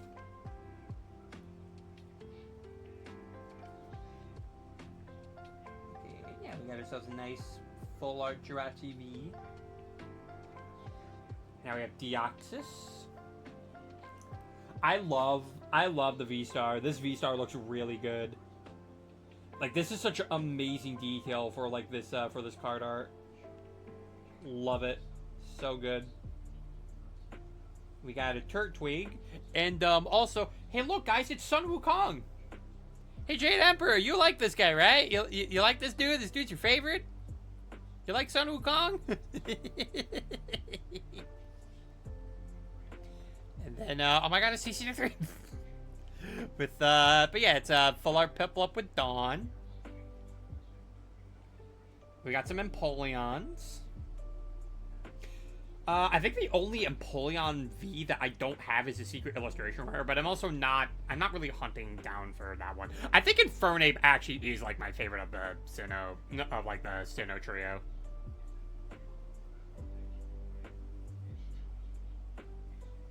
Listen, you just have a cool fighting type fire monkey, and he's just gonna be super cool. Even it's funny because like this was even before like I knew that it was based on Sun Wukong, but I'm not gonna lie, if I was as crazy into Journey to the West as I am now, and I knew that about Infernape, I probably would have like immediately liked him like so much more. And meanwhile, here's God. Hello, Bidoof. With Barrel. And oh my god, it's Ceradust! Ceradust got a full art! I love it! It's so funny! It's Mr. Whoop! And I love how for his abilities, just a whole fucking paragraph. It's like, yo, Ceradust, why you have such a long paragraph for an ability? Do you need it? You know what? Him having a paragraph long ability, I'd say that's online for Ceradust just having millions of tabs open on his PC. So you know what? This tracks. Listen, we're just staying true to the lore here.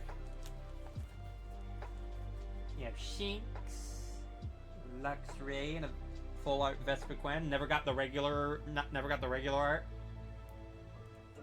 There's a world's champion. We have Pachirisu. Yeah, then we have another tag team. We're thinking, again, it's Mega Lopunny and Jigglypuff. It's like, it's funny, Mega Lopunny specifically.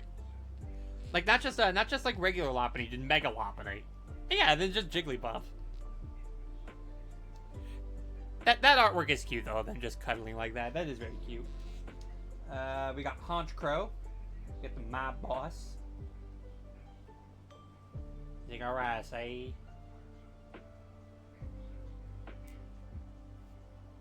Honchkrow V.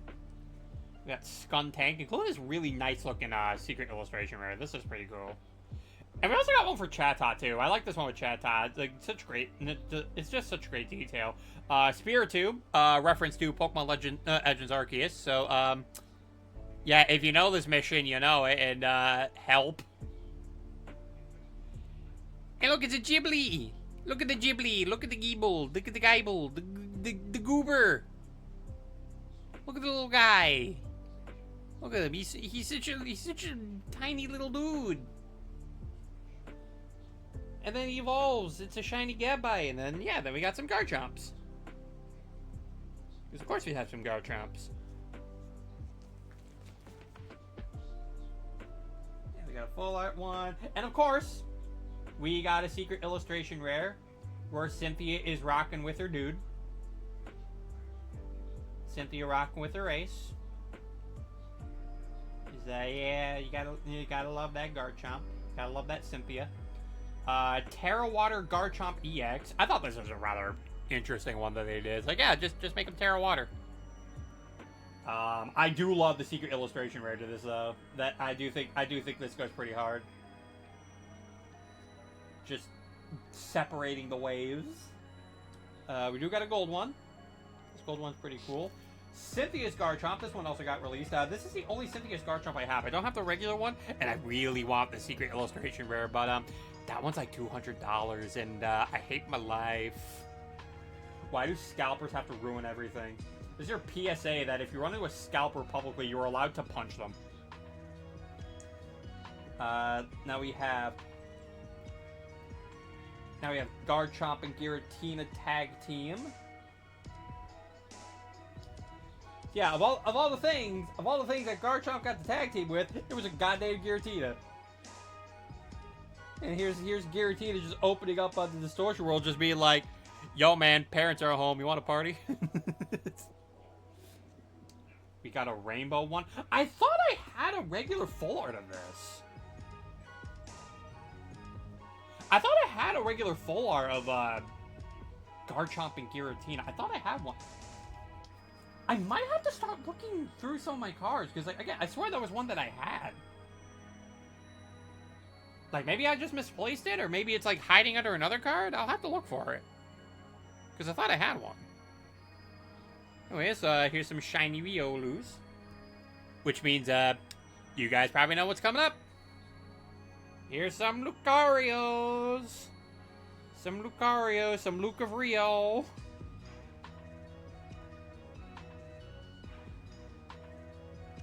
Fighting Dog.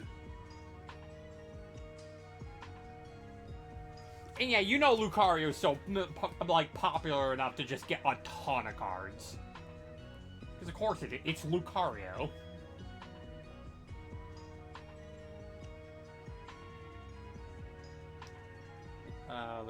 Some Lucario EX, Lucario V-Star. This V-Star looks pretty cool. Like, they went pretty hard, but they went pretty hard with that glare. Like, that Lucario wants you dead. And then, yeah, then Lucario got a tag team with Melmetal.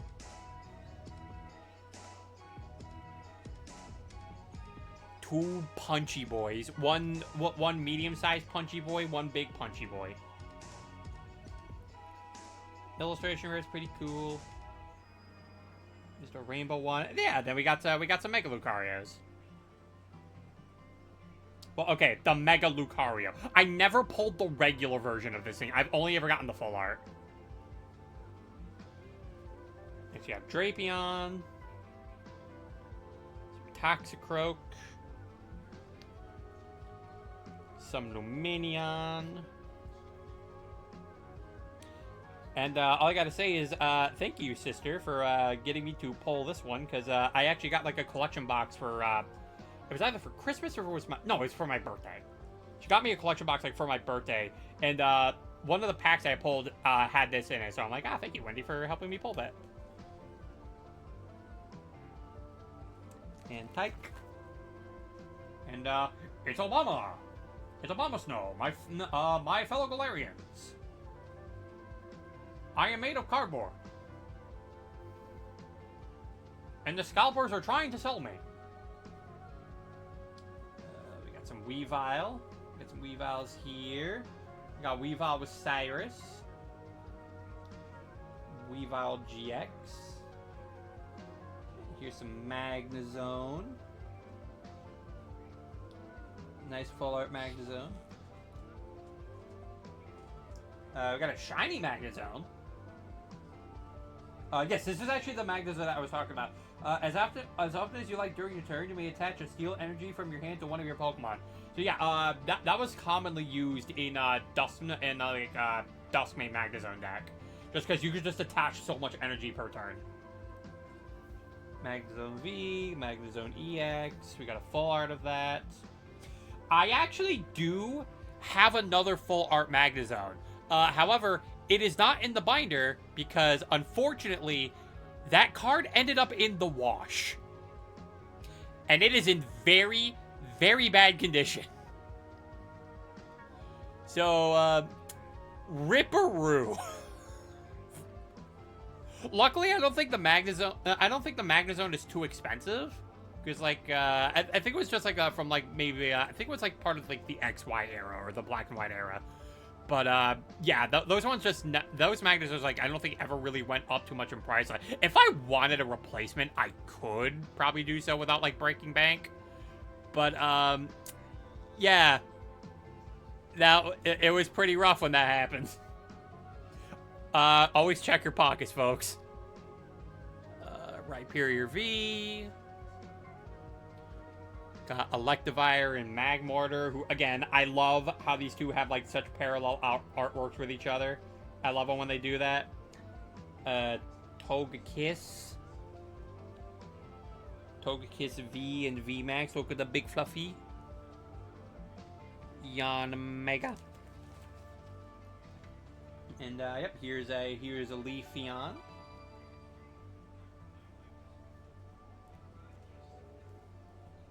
More Leafeon, and yeah, there's the other shiny evolution I have, Leafeon GX. I'm pretty sure I have one in Glaceon too. Well, we'll be seeing that in a bit, because after Leafeon, yeah, there's Leafeon VMAX, Leafeon V-Star. Right here's Glaceon, who I like Glaceon design-wise. It's just a shame that in general, Glaceon's just not that great of a Pokemon. Like, its stats are a letdown, and also the fact that Ice-type just sucks. In fact, actually, let me, I need to see, because I need to recall if, I need to recall what Glaceon's stats are. Okay, yeah, Smogon, let me get to, okay, yeah, 65. 65 speed for an ice type. I just don't get why Game Freak try to make these slow, bulky ice types when, as a defensive type, ice is literally the worst in the game. Like, offensively, ice is great. Like, ice is, like, very good offensively. Defensively, though, it's fucking trash. Like, it is weak to fire, it is weak to ice, it is weak to steel, fighting. I'm trying to think of some other ones, because I know there's more to it. Yeah, there's fire, steel, fighting.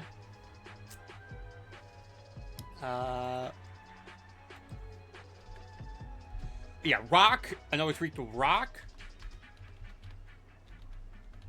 Let me see if I can think of some,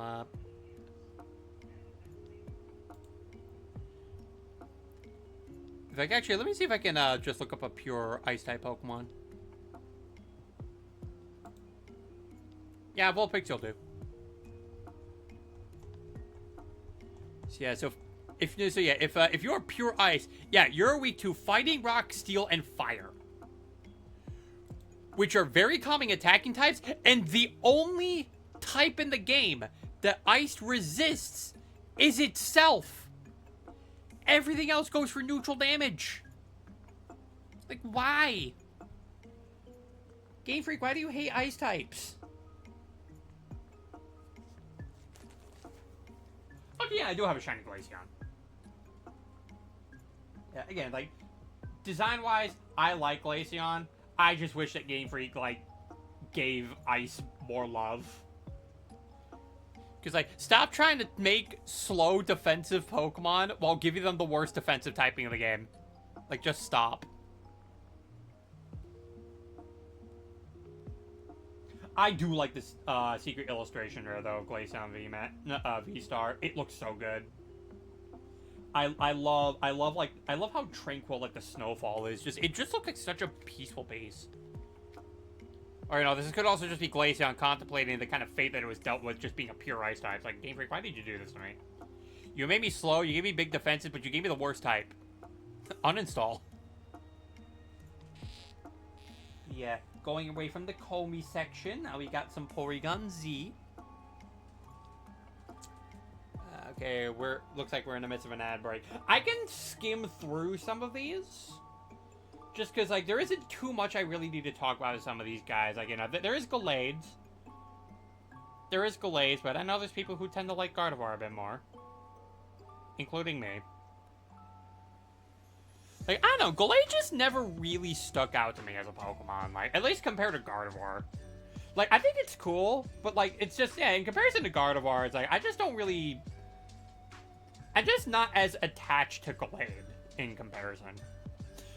I mean, if anything, I feel like Gallade also just kind of ruins a bit of Pokemon a little bit. And it's mainly just because it's like, Gallade has gaslit so many people into thinking that Gardevoirs could never be male. They 100% can. There are male Gardevoirs. It's just that Gallade is a male-exclusive evolution. But, like, I swear, it's because of that, like, so many Pokemon fans have just been gaslit into thinking that, like, Gardevoirs are just exclusively female. When it's like, no. Which, you know, that's not Gallade's fault. I'm not going to blame any of that on Gallade. It's just, the Pokemon fandom is just stupid. That has been a known fact. Frostas, aka Cassie's favorite Pokemon. There's Rotom V-Star. We got some Dialga. We got the Time Lord. We got the Time Durgan. We got some Dialga. Also, welcome back, guys. The only, if you were stuck in the ad break, the only thing that you really missed is basically just me talking about how, I feel Gallade has gaslit the Pokemon fandom into thinking that there's no such thing as male Gardevoirs, when yes, there is. It's just that Gallade is, like, the only, like, gender-exclusive evolution for the Worlds line. We do have some Dialga. We got some Origin Form Dialga. And also... oh, this artwork. Oh, this artwork is so good. So this is another collage set of cards where if you got 4 of the gold cards that these guys came from, they basically made, like, one entire mural. And it was with Dialga, Palkia, Arceus, and Giratina. The only one I do not have is Giratina, but I do have Palkia and I do have Arceus. In fact, speaking of Palkia, here's Palkia.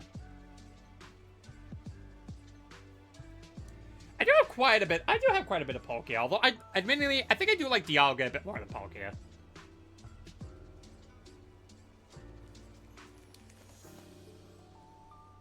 And yep, here's Origin Form Palkia. Like I mentioned before, this was a top deck at the time that lost its World Championship title to fucking Pikachu. Man is just at home screaming mascot privilege. Yeah, here's the other gold card for from the collage. Yeah, this is Origin Form Palkia V-Star. There's a Heatran. That one's shiny. Some more Heatran and a Heatran VMAX. The worst Reggie. Hello, Regigigas. They did you dirty. But we also have Regigigas V-Star. Yeah, here's Giratina. Prism Star, EX, Giratina V, Giratina V-Star, and a gold one. So yeah, I have the rainbow and gold ones of these, but not ones that match with the murals that is the Origin Form Palkia, Dialga, and Arceus one come from. Again, that's the only one that I don't have of that. There's a Full Art Cresselia and a Manaphy. The Manaphy is adorable. There's some more Manaphy. Another Full Art Manaphy. It's actually really good. Actually, a really good one too, because it's like, yeah, like any Pokemon that had water energy attached to it had like no retreat cost, so you didn't have to discard energy to retreat any of your guys.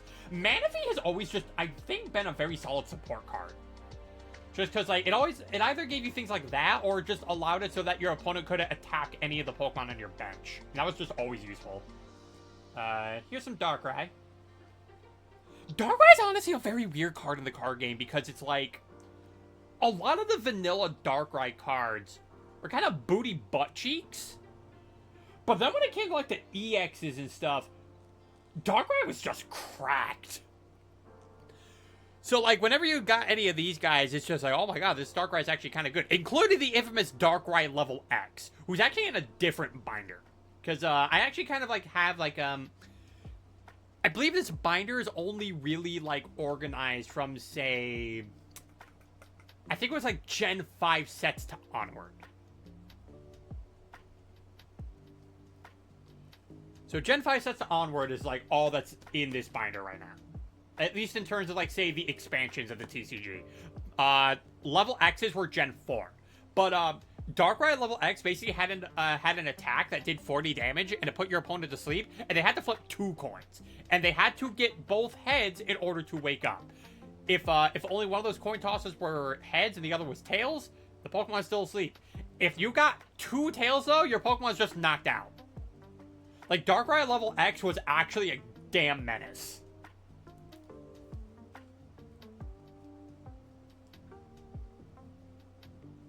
Some more Darkrai, including a shiny one. And I do love the illustration rare for the V-Star. That is a man that is ready to invade your nightmares. Like, that's your sleep paralysis demon. Here's some Shaman. Both in Sky forms and also regular form. Is an adorable little hedgehog.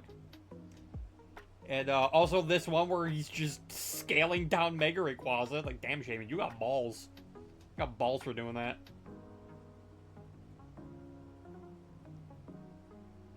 Shaman V-Star. And there you go. There's Arceus. There's the god. There's Rabbid Luigi. See how many of you get that one. See how many of you get that joke. V's, Arceus the V-Stars. You got a rainbow one. And then yeah, here's the gold version of from the collage set. Phenomenal. And then, yeah, then we have the tag team of Arceus, Dialga, and Palkia. And honestly, I feel like the super creative thing about this set is the fact that those are in fact the colors of Arceus holding the dragon plate. That is such a great touch. And also just a great way to keep the theming of how, like, yeah, all tag team Pokemon just share the same type. But since Arceus can technically be any type it wants, it just has to put on the dragon plate and be like, alright, I fit in.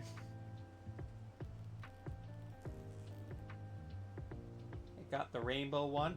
I do not have the regular full art or the secret illustration rare full art, but TP has that one. It is a really cool looking artwork. I do recommend you looking it up. And now we're entering Kalos with some Victini. I mentioned my friend Alex before, who got me back into the card game. This is actually his favorite Pokemon. He really loves Victini. Some more Victini, some more the baby. EX, got a VMAX, and here's Serperior. Fun fact, my 5th favorite Pokemon of all time. I love Serperior. I love the snake. Contrary Leaf Storm is a fucking drug. I do not have the secret illustration rare of Serperior V, which has him with Rosa. But luckily that one's also not too expensive, so I actually could get that like whenever I wanted to. Hisuian Samurai. If you're wondering where Embor is, I've never been able to pull an Embor. So this is also, unfortunately, another one of those instances where it's like, I unfortunately do not have a complete starter trio of that region. But, oh my god, this Hisuian Samurai V-Star is menacing. Like, that Snow is about to die. Snow, look behind you. He's right there. You need to run.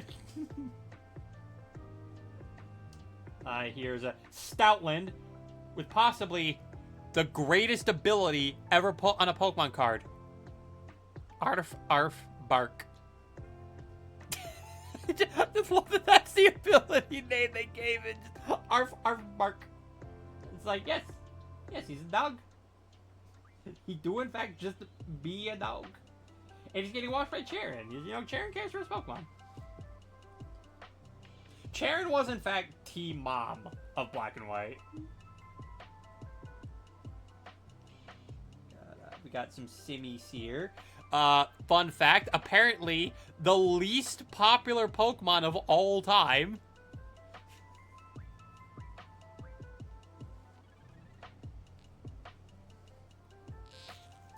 See, yeah, then we got this Goober. We got this Goober here. Like, I love this artwork for it. You know what? I disagree. I disagree with that list that put Simmies here on the very bottom of, like, the most popular Pokemon list, like him being dead last. Nah, this artwork should have pushed him up a couple of ranks. I think he should have done that. Like, come on, would you get this guy your votes? Like, would you want this guy to get pushed up on that list just looking at a face like that? If not, then you have no soul. Yeah, exactly. Those people are fart noises. I agree, Ritsu. Here's some Excadrill, a Mega Audino. We got some Conkeldurs. These came from the Go sets. Okay, yeah, they all did come from the Go set. I had to look at the emblem, because, like, yeah, like, some of the cards do have, like, emblems to represent what set that they go by, and, like, I had to take a look at that one, and okay, yeah, that does say Go. That does say Go on it. Seismitoad. This one actually came from a practice deck, which is why it actually does have a tiny little signature on it. It's also got like a different foil effect on it as well. But like, this is an example of like one of those cards that, yeah, you couldn't run this in tournaments just because it came from a specific type of deck that was meant for practice. Let's see, there's some Whimsicots. He's so fluffy. Fluffy. No, Fluff gets in the way. I love that that's an attack name. There are just some really funny attack names in the Pokemon trading card game. Full art Hisuian Lilligant. This one looks nice and pretty. And Galarian Darmanitan.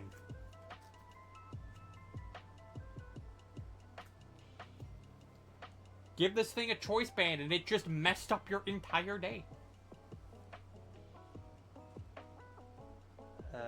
Darmanitan VMAX. There's a Crustle. There's quite a few Crustles in there. Sigilith. Cofagrigus. He's a funky guy. And also, apparently, you were forced to nickname this Pokemon if you ever wanted to trade it. Because, I'm not going to point it out, but its name has a slur in it. If you see it, do not repeat it. Just say that you have seen it and be like, you know what, understandable, have a nice day. But it's also like, listen, you guys named the Pokemon. That's not on me. There's some Garbodor VMAX. I find it so funny. I have VMAX as this guy, but not even like him as a like regular garbage dude.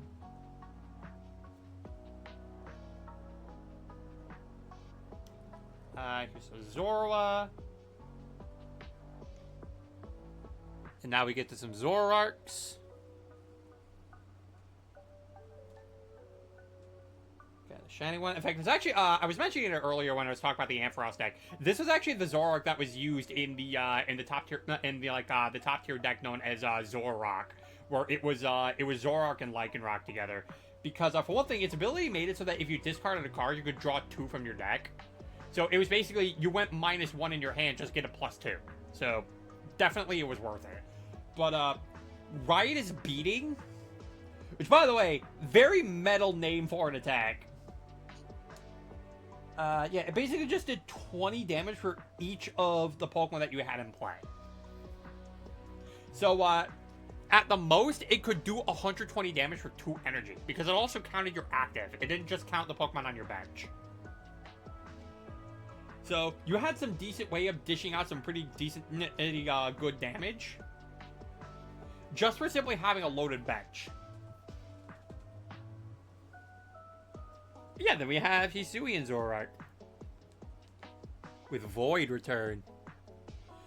Slur, I'm gonna pretend I didn't hear that and not say it. You know what? Good. Here's another Hisuian Zoroark. We got some Zoroark V-Star. And look at this artwork on this one. Like, man, I love Pokemon. I love Pokemon, guys. You see artwork like this, and it's like, man, I love this series. It's so good. They go so hard. We got some Minccino, a shiny Minccino.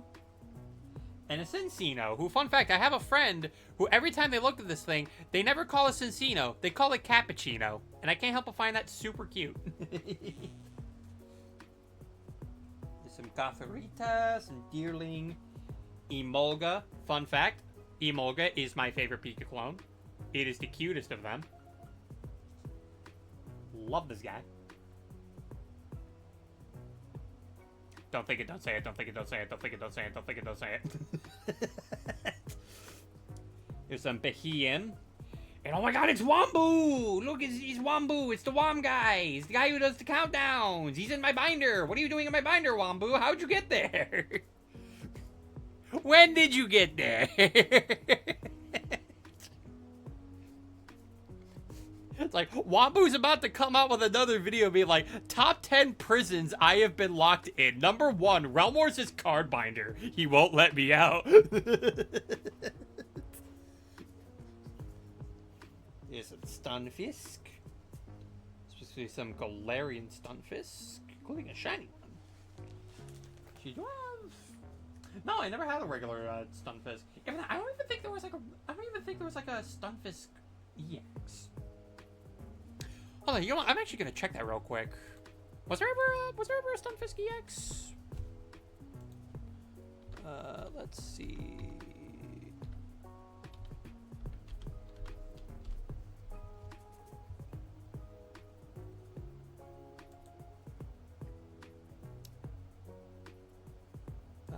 Let's see.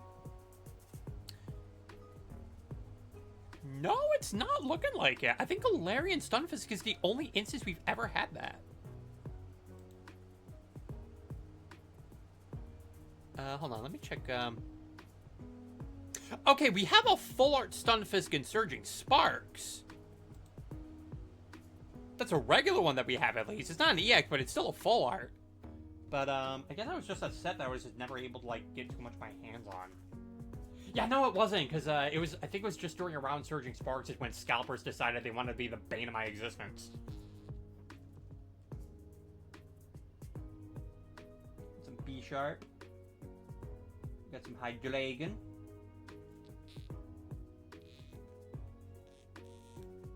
Got some Volcarona. We got some Moths. Oh, I forgot McDonald's sold Pokemon cards. Yeah, they did. They occasionally had those deals. Unfortunately, scalpers are also getting to those sets too. So, again, good luck getting your hands on some of those. Here's Cobalion. Virizion. If you're wondering if Terrakion is anywhere, no, they are not. Honestly, the Swords of Justice are also just a trio of Pokemon that I tend to find really forgettable. Like, they're not like the first set of trio Pokemon that I tend to think of. Like, of course, the Kanto birds are, like, iconic. The legendary beasts, you know, I love Raikou. Like, Raikou's always just... I feel like Raikou's just going to be my favorite. Because I absolutely love Raikou. You know, of course, the Regis are so iconic that they added more of them to it. The human emotions... The human emotions are also just really iconic in Sinnoh. Yeah, then we got to Unova, and then it's like, yeah, we got the Swords of Justice, and it's like, Yeah, no, they're kind of underwhelming. I mean, hell, if you want to see a Unova legendary trio that I think hit a lot harder, definitely the Genies. Like, even if design-wise they just really weren't the most interesting, they were definitely still, like, the most memorable. Don't worry, you can unclench your butt cheeks. There is no Landorus. Landorus is not here to give you PTSD. It'll... Well, then again, I think Thunderous would probably still give some people PTSD. I mean, Prankster is still one hell of a drug. Like, Prankster Thunderwave, it's like, oh no. It's like, why are you making me fight this? I find a Dwebble that I thought I lost. Neat. It's always great to be able to, like, find some lost cards here and there, just because, like, you thought you lost it, but then it's like, yeah, you find it again. But yeah, there may not be a Landorus in here, but yeah, I imagine some of you who still have PTSD over Prankster Thunderwave from Thunderous, I apologize. Here's some Reshiram, including an amazing rare Reshiram. I had this with a Kyogre not that long ago. I didn't bring too much attention to it, but like there was a set where they brought out something called Amazing Rare cards, and it basically just had like these really cool like little rainbowy effects on them as well. I don't really think they were very viable though, just because kind of like Dragon decks, they required multiple different energies for you to even use them. So it took a lot to even build up to them to begin with, and if you just ended up losing access to those energy, yeah, that was basically just a useless card in your deck. It just couldn't do anything.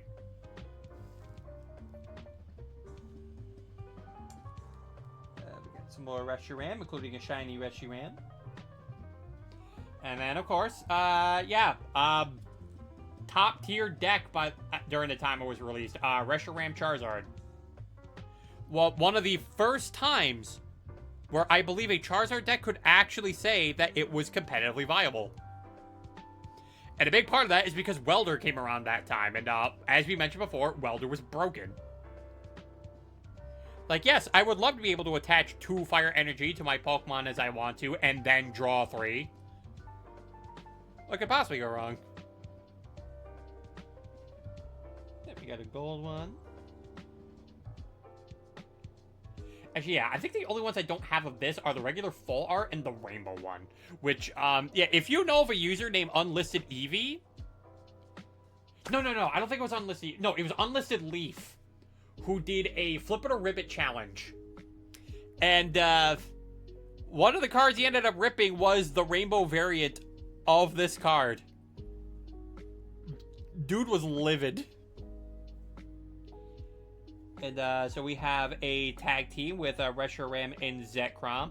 I guess Reshiram just saw Charizard double dipping and is like, you know what, fuck you, I want to double dip. And then Zekrom, I guess, just saw Zekrom and was like, hey, you tired of hanging with Pikachu? Come on. Speaking of Zekrom, yeah, we have some stuff with N teaming up with the guy. You can actually see N on these cards too. Like, you can see N there, you can see N in the front of this.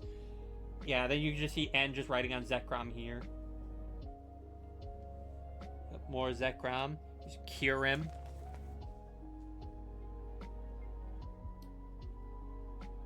Some more Kyurem. Kyurem VMAX. White Kyurem.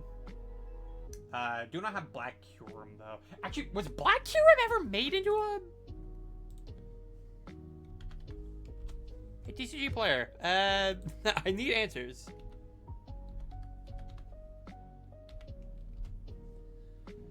Yeah, was there ever a Black Kyurem that was made into an EX? Okay, so yeah, so I do see regular Kyurem EX. I see regular Kyurem V. See those.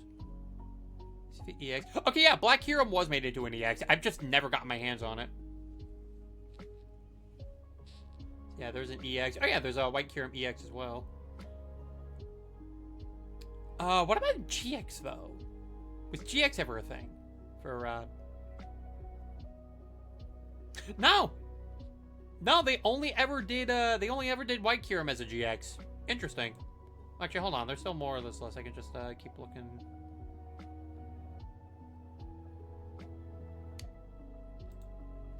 Yeah, no. Looks like they only did one for, Kyurem White. again, we have Black Kyurem EX, but not one for GX.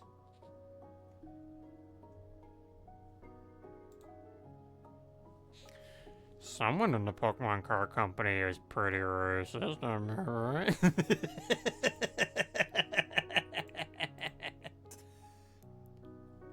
You live. Hello there, Murdoch. We're still going over the binder, but we are in Unova now. So we have Keldeo. Keldeo was also a high-tier deck at the time, too, thanks to Blastoise just being broken. Because, basically what it allowed you to do is that, so once during your turn, if this Pokemon is on your bench, you may switch this Pokemon to your active spot. So you basically just got a free switch that you could just do as an ability. And then, for Sacred Sword, it did 50 damage regularly, and then it did 20 more damage for each water energy attached to the Pokemon. So what you did is that you had a Blastoise card with the ability Deluge, which let you attach as much water energy as you wanted. You put all of your water energy onto a Keldeo, and then you just ripped for 1,000,000 damage. So yeah, Keldeo is just super easy to get out, and then just be like, alright, time to murder people.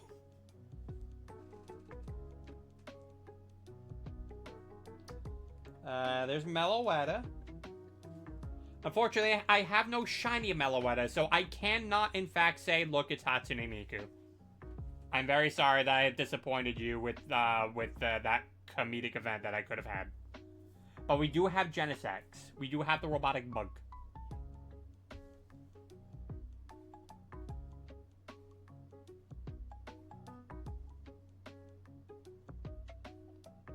For Genesect V. And now, we're going to the Kalos region.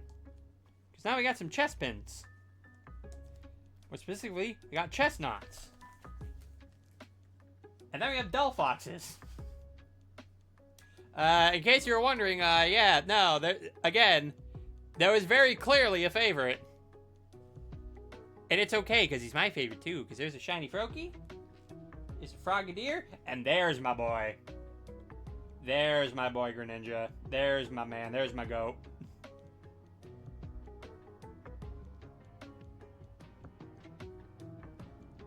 And yeah, this guy here, Greninja Break, this is the card that got me back into the card game.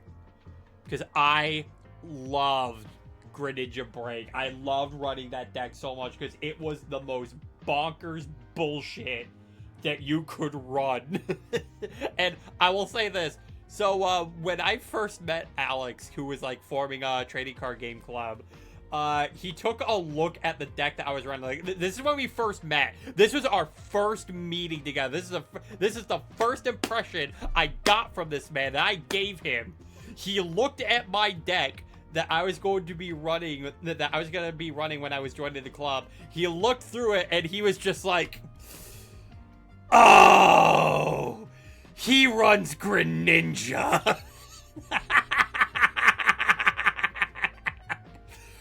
First impression he got of me was knowing I ran a Greninja deck and hating life. It's like, I can't get away from this deck.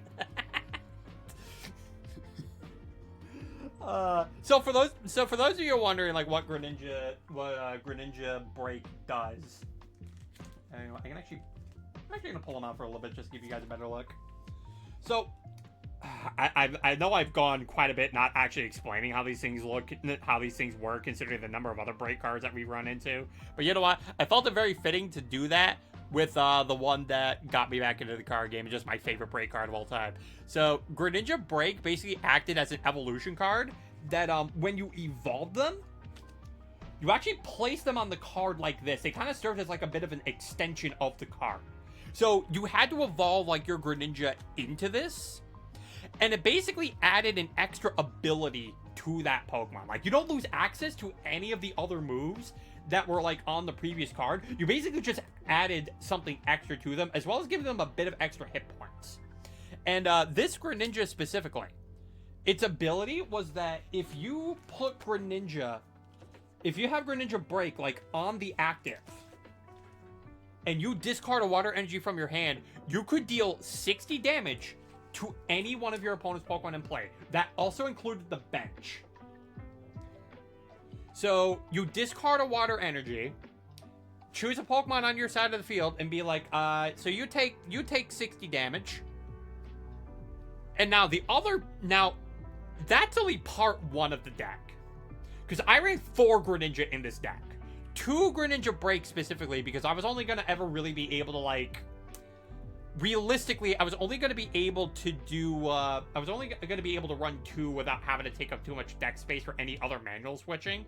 And that would have just kind of taken away, like, too much of what was actually needed in order to be effective with the deck. Because granted, I only needed 1 water energy to just attack. But I needed extra water energy to discard to deal extra damage. So, what I would do is I had 2 Greninja cards that had 0 retreat cost. So I could just retreat them whenever I wanted. So, I have a Greninja Break on active. I use their ability, Giant Water Shuriken. I do my retreat to get the other Greninja Break, use their ability to deal another 60 damage. I then had 2 other Greninja on my bench who had a similar ability, except they only dealt 30 damage instead of 60. But the cool part is, I could use their abilities while they were still on the bench. They did not have to be active. So, discarding 4 water energy, I am able to deal 180 damage per turn. And keep in mind, chat, I haven't even declared an attack yet. That's just all abilities. I am able to deal 180 damage to a single target before I even declare an attack. And the craziest part is, the Greninja that I have on active, all of its attacks only require 1 energy to use. One of them even being... one of them being Moonlight Slash, where I deal 60 damage... And if I take a water energy that's attached to it and put it back into my hand, it does an extra 20.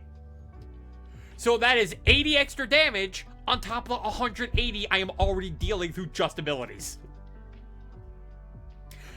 You can probably see why this deck was really fucking stupid and super me-coded.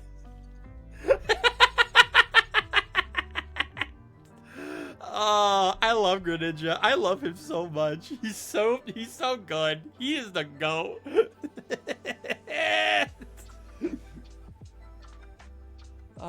It's just unfortunate. There has not been a single Greninja deck that has been able to replicate that kind of bullshit. Because I would have loved to have been able to run, like, because I've always tried to see, if there's a new Greninja card coming out, I always try to see if I can make some kind of deck around it. Because it's my favorite Pokemon of all time. Of course I gotta rep my GOAT. Of course I gotta rep my guy. And yeah, he also got a V-Union card too. I did try to run this as well. It's just, yeah, unfortunately, like, while some of them were fun to run, they were never Greninja Break levels of fun. Because that was just a deck where I could just put that out and be like, okay, yeah, no, I'm gonna ruin your fucking day. But Greninja V-Union was pretty fun. That was a pretty fun one that I could use. Just because it dealt some pretty decent damage all around. I like that it was immune to poison. I like that I was actually able to, once per turn, look at what cards my opponent had in their hand. So that was also pretty good. And also just had an attack where it's like, yeah, no, the guy just was not allowed to retreat. Again, it was a fun deck. It just, again, it just wasn't Greninja Break level of fun. So Greninja EX, I love the artwork on this Greninja EX. Again, just like the Kingdra, I love the Japanese art aesthetic on this thing. It is gorgeous. And then, the Heartbreak. So, here's the thing. It's not that this card is bad. It is actually really, really good. But if you have heard me talk about this multiple times, you know that there is a secret illustration rare of this that is forever eluding me. Because for one thing, you can't find Twilight Masquerade packs anywhere.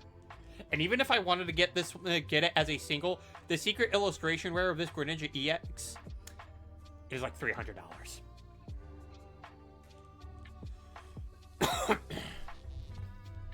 Hold on, I need a drink. My throat's getting scratchy.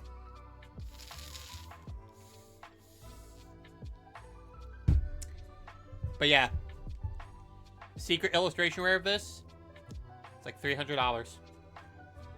And now you know why I think every scalper needs to be taken out of their home and beaten. Because they owe me that card. They 100% owe me that card. It is the only Greninja EX card. The only Greninja in the entire game I do not have.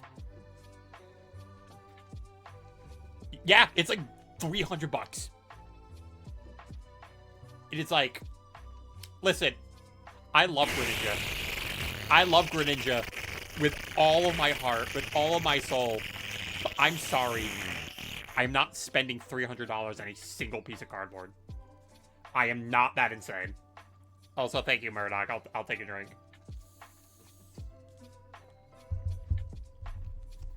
By the way, actually, with this camera, I can actually show to the water bottle that I've been drinking from. So yeah, I actually managed to get this thing. I actually managed to get this thing at like a local grocery store because they had this. I'm like, you know what? Nah. It's Sonic. It's my boy. I gotta have him. If I can, there we go. I just kind of need to rotate this with one hand. Yeah, pretty cool water bottle. But yeah. There is a reason I have the secret illustration rare of this on my throne. In case one of you thinks you're crazy enough, just straight up buy it for me. Because it's probably the only way it's going to happen. But also be warned, at the same time, if that does happen, I'm going to scream at you. Because you're throwing $300 away for fucking cardboard. I will be thankful, but I will also be screaming at you. Yeah, and then there's Greninja and Zoroark tag team. I used to run this in a Dark Box deck, and it was actually really good. It was such a really good deck to run.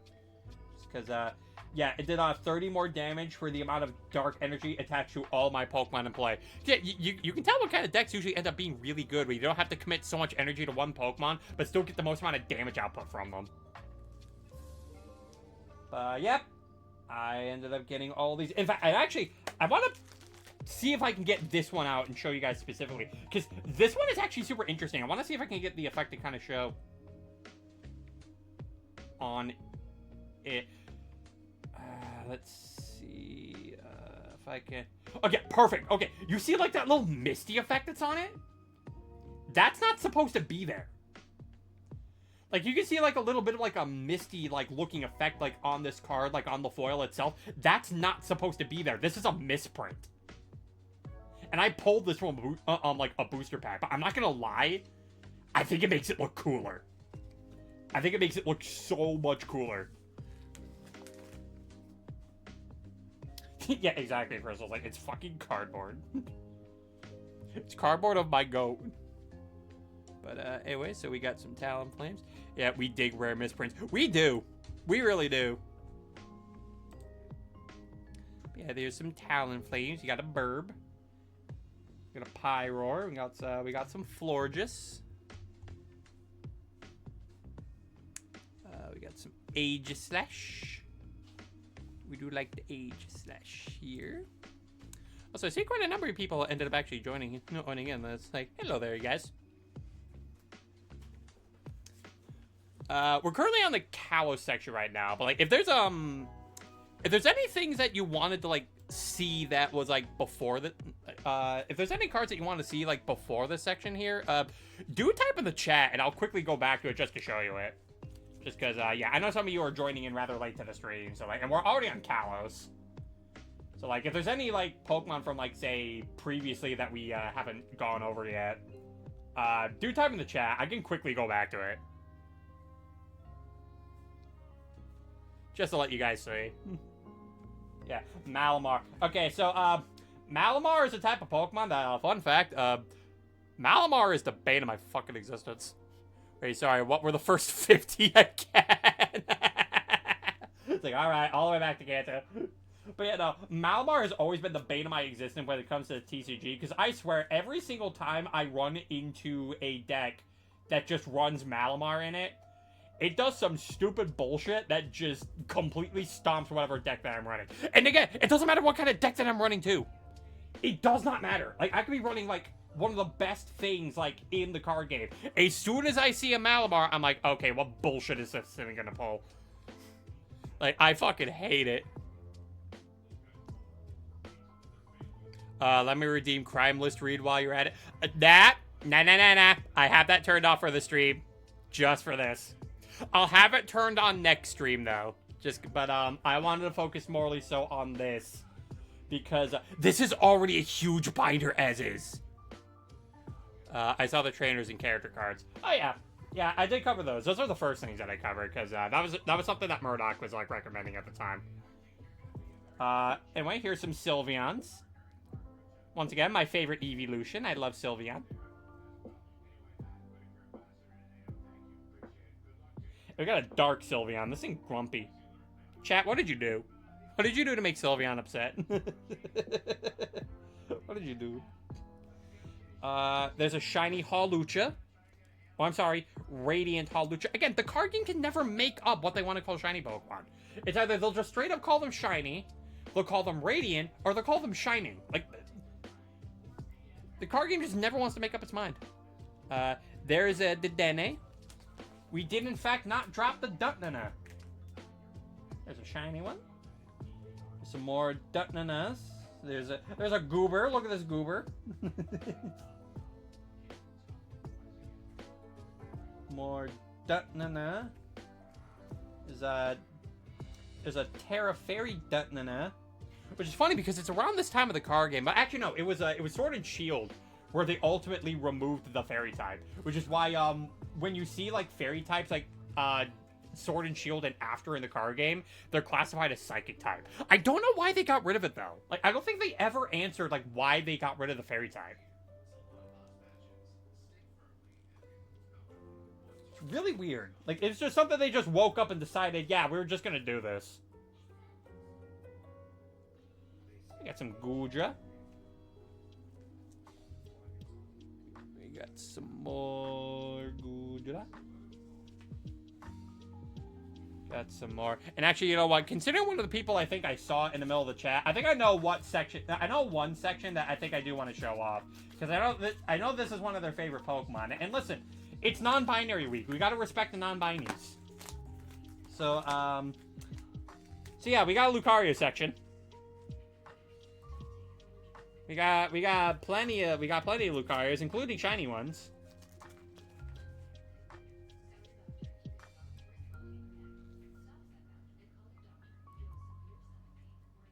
Look at this guy. He's off on a mission. He's off on a mission to ruin your day. Especially this one. This one doesn't want you to leave alive. This one's like, yeah, nah, you're gonna die today. And he's tag team with Metal.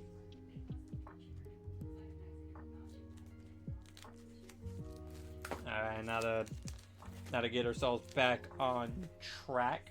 Yeah, we got ourselves a Gudra, we got a Tree, we got Trevenant. Trevenant got a tag team with Duxnoir, and honestly, I think this is a tag team that goes kind of hard. We got Noibats. We got some Noivern. This guy's pretty cool. Got some shiny ones.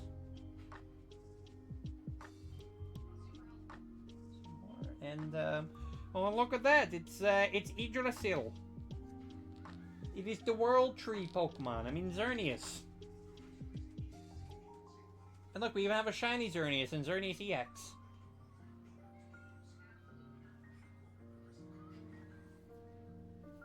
Anyone who's done the Uber tiers of Pokemon and have seen this thing, I'm sorry if this is triggering any PTSD.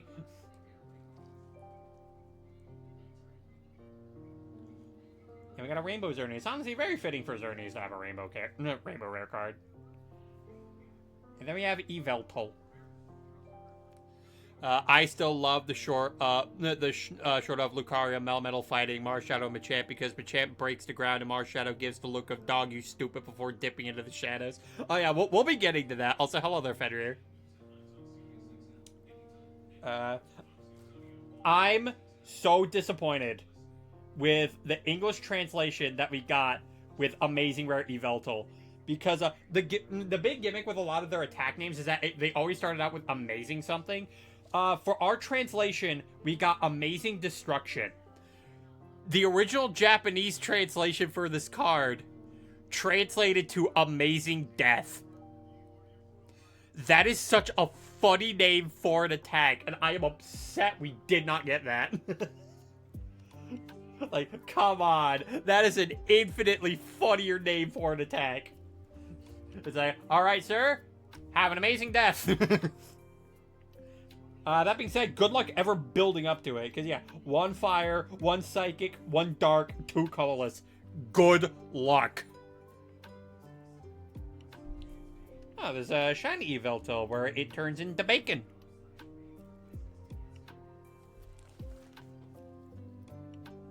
I do love this art for Yveltal EX where it's just put together with Xerneas. This is so good. Like, I love the coloration, the composition, I love all of it. Some more Yveltal. Again, I have the rainbow, but not the full art. And now here's some Zygarde. Hello, Zygarde. We have a shiny one here. 50% form.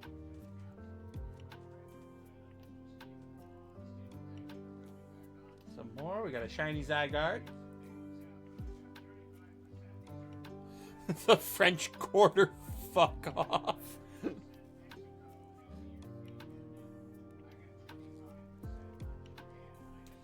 And here's some Diancie. Here's a Diancie. Look at that. There's a rock princess. There it is. And guys, if you've seen the S&G playthrough, if you've seen the S&G D&D campaigns, you know this one. Say it with me. Fucking Hoopa. Yup. We got some Hoopas. We got some Hoopas indeed. We got a small Hoopa, but we also got a big Hoopa.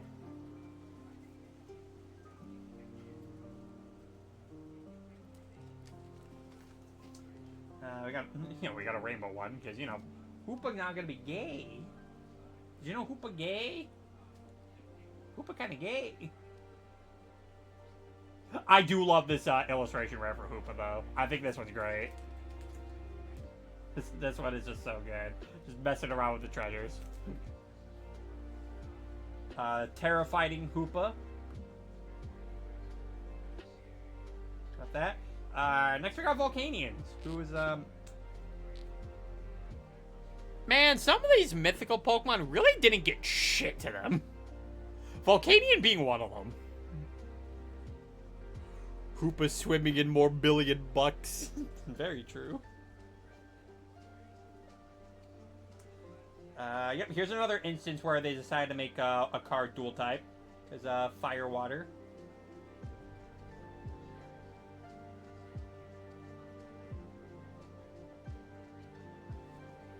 And now we're gonna move over to the Alola region. So say hello to the beach ball. Hello there, Rowlet. We got some shiny Rowlet. And also Rowlet got a tag team too with Alolan Exeggutor. Don't know what the correlation is. Maybe one of the Exeggutors confused one of the orbs on its head with one of its own. It's like, nah, that's actually a Rowlet. You don't actually have an extra head. That's just a Rowlet. Indeed, it's the baby. And there you have Dartrix. We have a shiny Dartrix. Another shiny one there. And then we got Decidueye. A starter that Game Freak has done dirty more than I think any other starter. It's like, why is Decidueye so slow? Why is it so damn slow? I don't understand. Why did you do that? And even worse case is with Hisuian Decidueye, where they made it even slower. Why would you do that? Why would you do Decidueye so dirty? And if there are any wolf clicks in the audience, look away. Hello, Incineroar. Don't worry, Wolfglick isn't around. He's not going to judge you. If we're talking screwed over, that'd probably be Primarina or Meganium. No, Primarina is actually really good, though. Like, specifically in singles, Primarina is actually really destructive. And I think even currently, Primarina is an OU tier. So no, Primarina has actually been doing really great as of lately. And at the very least with Meganium, there's still the chance we're getting that Mega Evolution with Z8 coming out. Decidueye, though, unfortunately, it's like, yeah, not only does the thing have, like, paper for defense. Competitive-wise, yes. Community-wise, on the other hand, you know what? That's also true. But it's like, yeah, but, like, Decidueye has, like, paperweight defenses, is slow, and then for the Hisuian variant, not only do they give it a worse defensive typing, but they make it even slower. Like, what are you doing?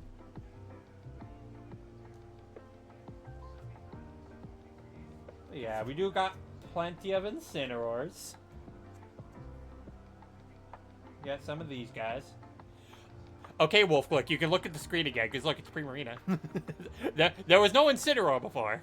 it was all an illusion.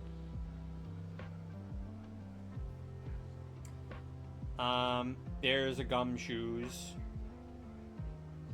And look, he's gay.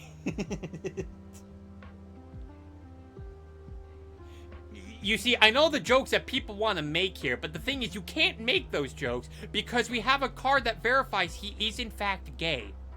Therefore, they are not the same. Radiant Charge-a-Bug. And then, okay.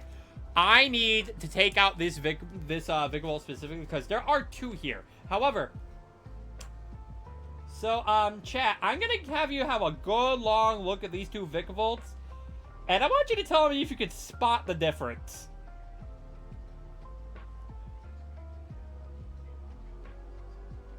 Okay, there we go. That's a better look at it. Okay, so yeah.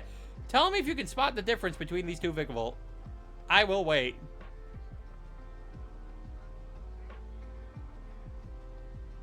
One more shiny than the other? Nope. They are both equally shiny.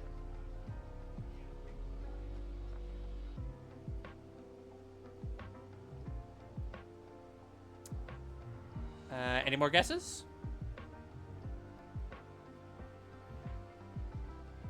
You know, I'll wait. I'll let you guys go off making your guesses. Is the text different? Nope, text the same on both of them. One looks a bit more dried out in its coloring. No, the coloration is that's just a shadow from my phone.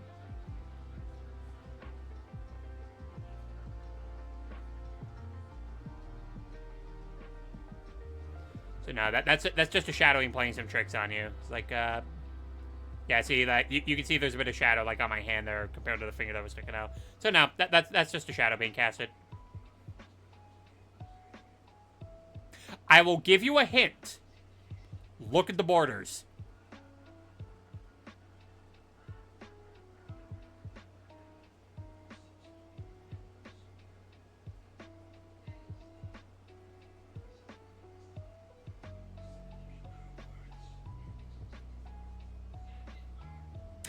You guys see it now? You guys see it?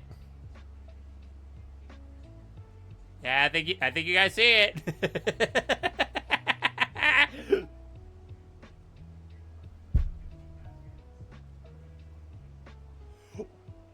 One has a bigger emboss on the other at the edge of the cards. Yup.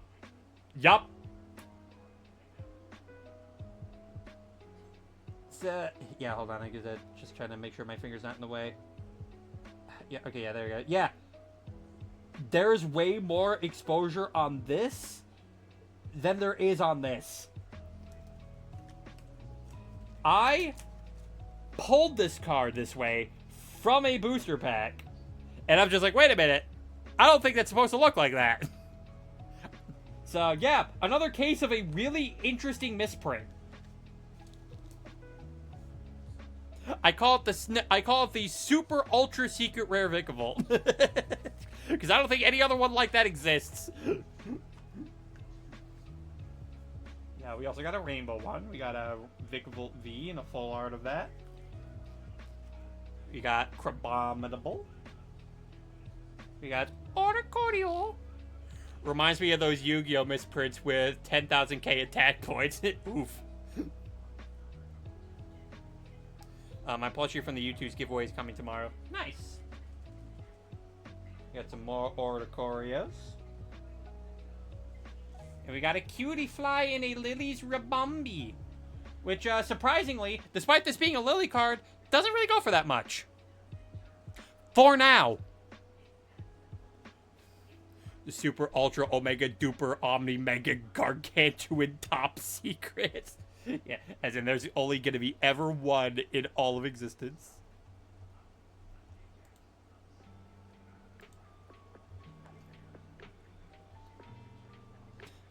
I blame on Rabombi. You know what? Maybe Rabombi is keeping the price down.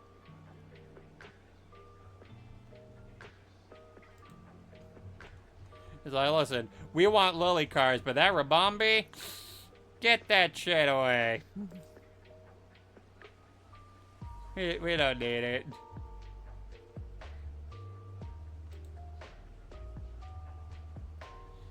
Yeah, just gonna wait a little bit for the ad break to be over before we go on any further. Because we're gonna meet a good boy next. We're gonna be a very adorable fluffy boy.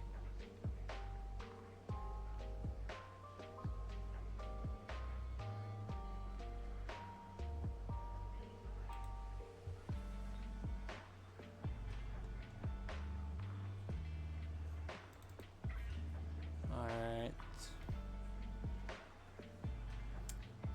Okay, so I see the time going up. We should be back. Now, there we are. Welcome back to the ad break. So, can I pet that dog?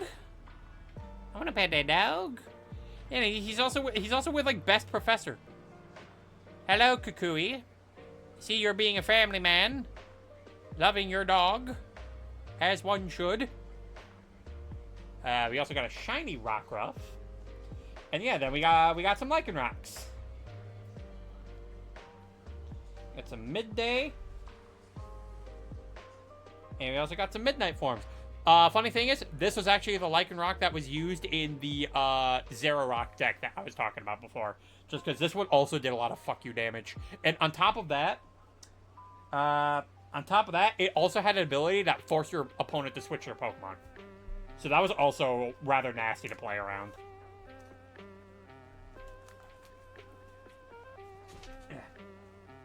And then we also have Dusk Lycanroc. We have Duskform Lycanroc, aka the best one.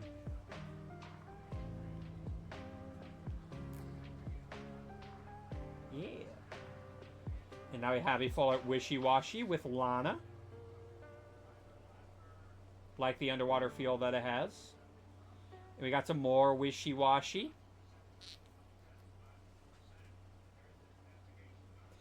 And in case you were probably wondering, Realm, were the cards good? Were the Wishy-Washy cards good? No. Here's just a regular Wishy-Washy by itself. I think that's the lowest amount of HP that a GX card has. I think 130 is like the lowest that any like GX card like actually possesses. There's Toxapex GX. Lurantis? Wait, it's not my plushie. It's my new medication. I forgot my mom said I was getting delivered tomorrow. I misread the email. Honestly, I think that's even better.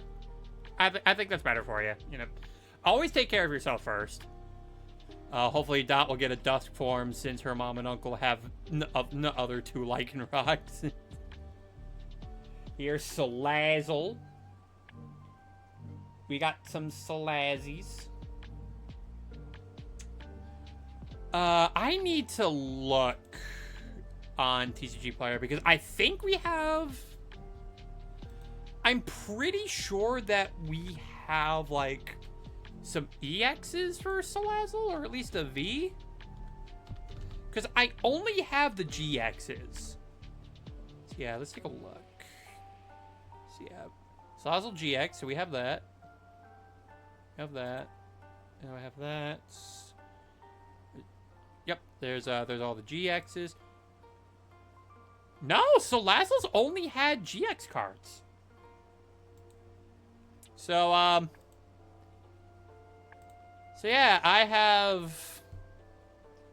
guess I have every Salazzle card for, and Miss Greninja. I have all of the horny lizard, but not one of my cool frogman. Chat, put an 07 in the chat. Type 07 for me. Do it, or this Beware will be at your house. you don't want this face at your house, do you? Speaking more Beware, there's another Beware. That's a 7. Oh, I said 07. I guess you want to Beware at your house. There's some Serena. BRB dinner? Alrighty, Murdoch. Some more Serenas. Terra Water Serena. We got a Comfey with some rather comfy artwork. There's a full art Oranguru. Nah, I just kick it like the Serena. You know what? It is weak to fighting, so. Man, imagine being fighting type, but also weak to yourself because of the normal typing. That's crazy.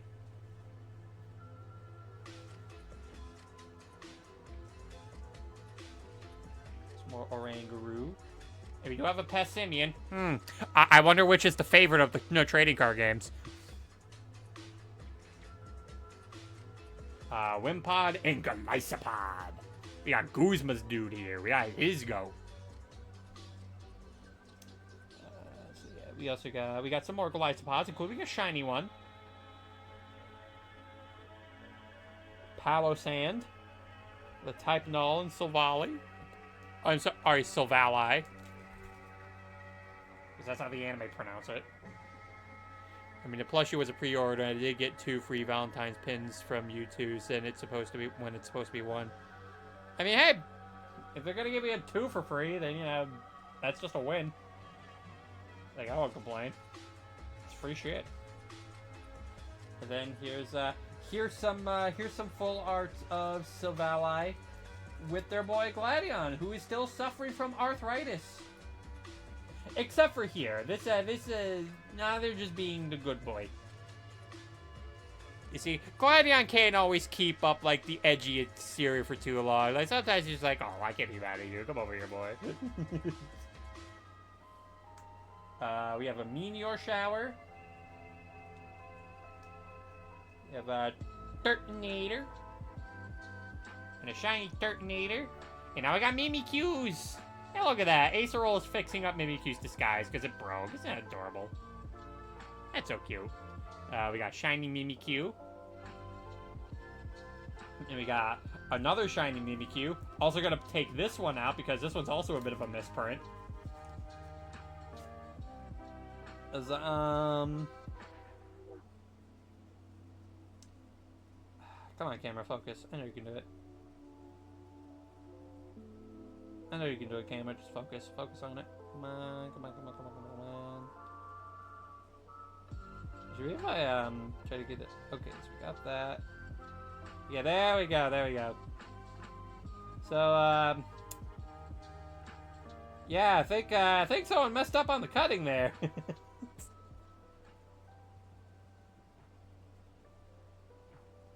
This is crazy.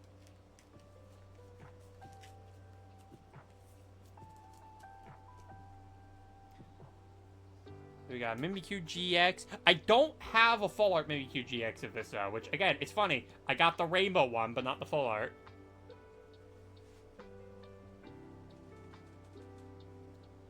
Mimikyu V, then Mimikyu EX, and then Trampa! Look, everyone, it's Trampa! He's gonna find your bullies and burn their house down because he's Trampa! And look, don't worry, your Trampa's gay and shiny, but most importantly, Trampa is gay.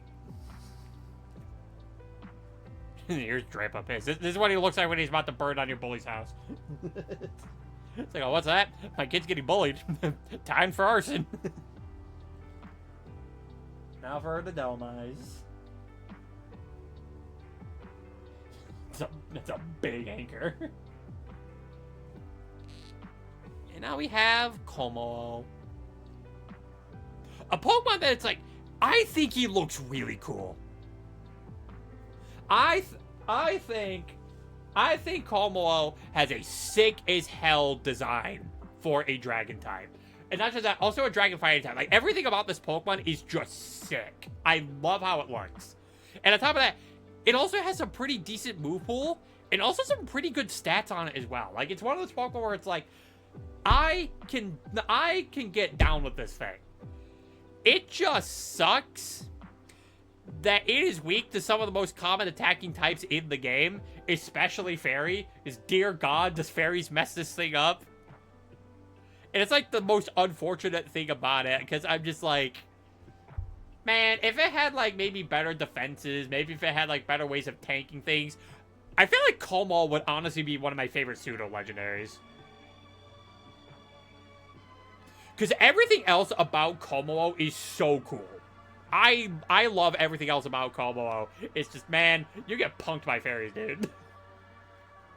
Speaking of fairies, here's Tapu Koko.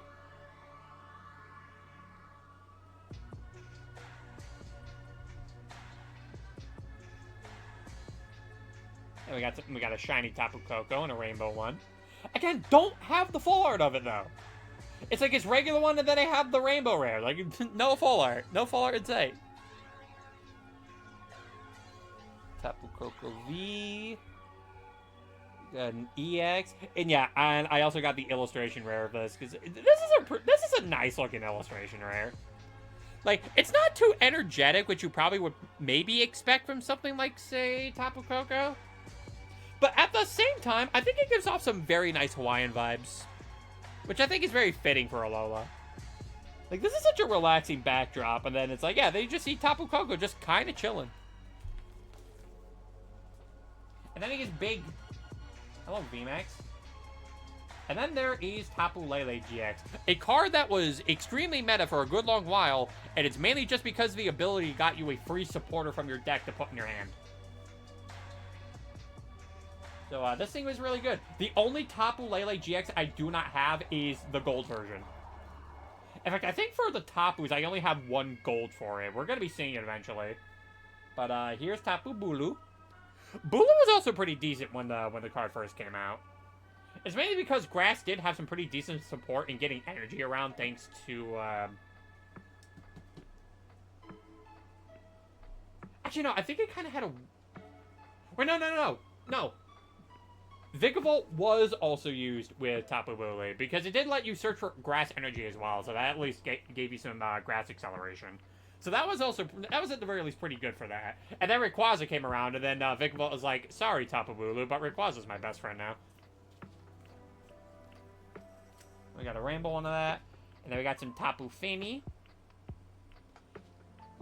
And, yep, Tapu Fini is the one gold Tapu that I have. I tried hunting for the Lele one, just so I could finish off that bit of the collection, but I could just never pull it. Like, Fini was the only one that I could ever get. Now I got Solgaleo, and look at that, he's also got a gold one. Although I think that one was, yeah, that one was a promo. So you could just get the collection that this thing came from and get it.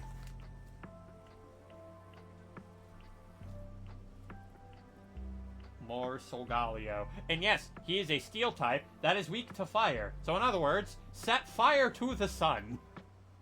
Follow the lessons of Doofenshmirtz. We got a rainbow one.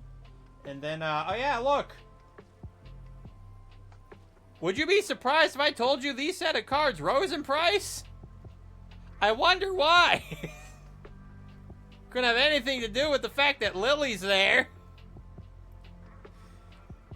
God, I hate people who price Pokemon cards. You people are freaks. There's Lunala. Another gold one, because this was also a promo. Here's some more Lunalas. A Lily card going up in price. Fork Fountain Kitchen. Yeah, pretty much. And then, yeah, and I also got a gold Lunala. And fun fact, Rainbow Rare Lunala was the first Rainbow Rare card I have pulled. Now we get to the Ultra Beasts. We got some Nihiligo. So yeah, speaking of Lily, think hello there, Nihiligo. We also got a shiny view. We got some Buzzswole. Now look at this dude. Look at this bum dude. He's just jacked. Got that. And now we get to my favorite Ultra Beast, because, hi, Pheromosa. Pheromosa is just really damn cool. It will fuck up your life. Because they mid-maxed the shit out of this Pokemon in terms of stats. And, yeah, then they had a tag team with, Pheromosa and Buzzwole. So, of course, I had to get every variation of that, because I had to get all of the Pheromosa. Including the Secret Illustration Rare, which I do really like. Okay, back, had to feed the dogs. You're good. The funny thing is, Pheromosa Buzzwole actually had... Pheromosa has Izumis. It's true. Pheromosa Buzzwole tag team actually had, like, a turn 1 win condition. So, if I actually get, if I can get this one out. So, its GX attack was that if your opponent's Pokemon is knocked out by damage from this attack, take 1 more prize card. If this Pokemon has at least 7 extra energy attached to it, take 3 more prize cards instead. So, here, just putting it down for a little bit. So, basically what happened is you would get a tag team card low on health. You try to get it very low on health to where you could take it out for at least 50 damage. You'd send Pheromosa Buzzwole tag team out with the appropriate amount of energy, because yeah, you need 1 grass energy, and then you need 7 extra energy to it. And the 7 extra energy could be of any type. It just had to be energy. But you get that 7 extra energy on it, so you would need at least 8 energy attached to this thing. One of them at least being a grass energy, so you could use the attack. You knock out the tag team Pokemon, which already gets you 3 prize cards off of beating it, but then your effect activates for having the extra energy on it to let you take 3 extra prize cards. That is 6 prize cards with 1 knockout. That is an instant win. Like, you got all 6 of your prize cards in 1 attack.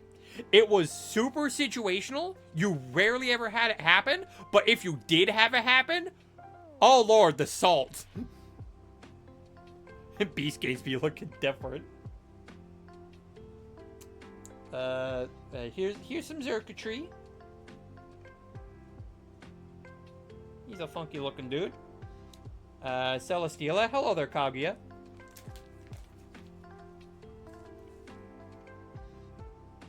Some more Celesteela. Man, Groudon really thought he was some shit when he's like, hey man, I'm the heaviest Pokemon in all of existence. No Pokemon be bigger than me. Then all of a sudden Celesteela just rolls up. So I think I'm in danger. And then Cosmo M rolled up. I think I'm in double danger.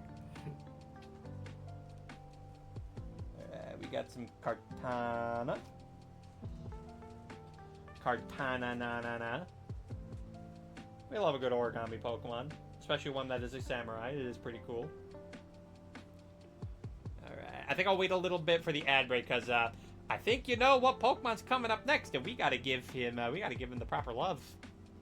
And we gotta make sure chat can see it, because the ads certainly won't let you.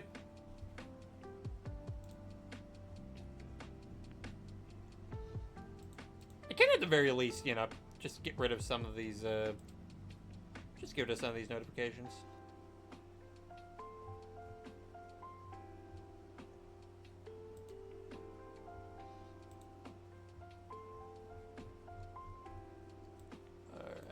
Timer looks like it's going down.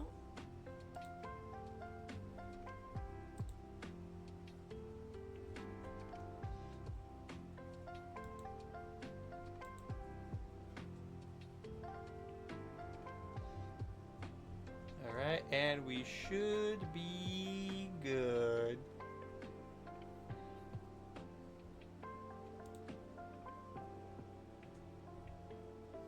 Alrighty, so welcome back from the ad break. So we just got to look at some Kartanas. We even got a shiny one here.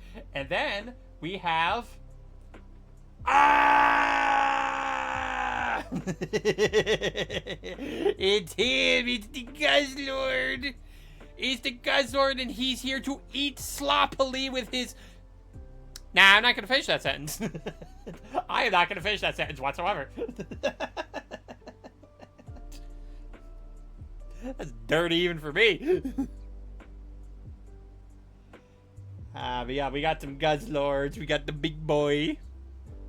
We got some shinies of him too. I do like Guzzlord shiny. That is a shiny that I do like. Honestly, if there's one thing I am kind of disappointed about, is that we never got a shiny card for Pheromosa. Because Pheromosa has a really good shiny.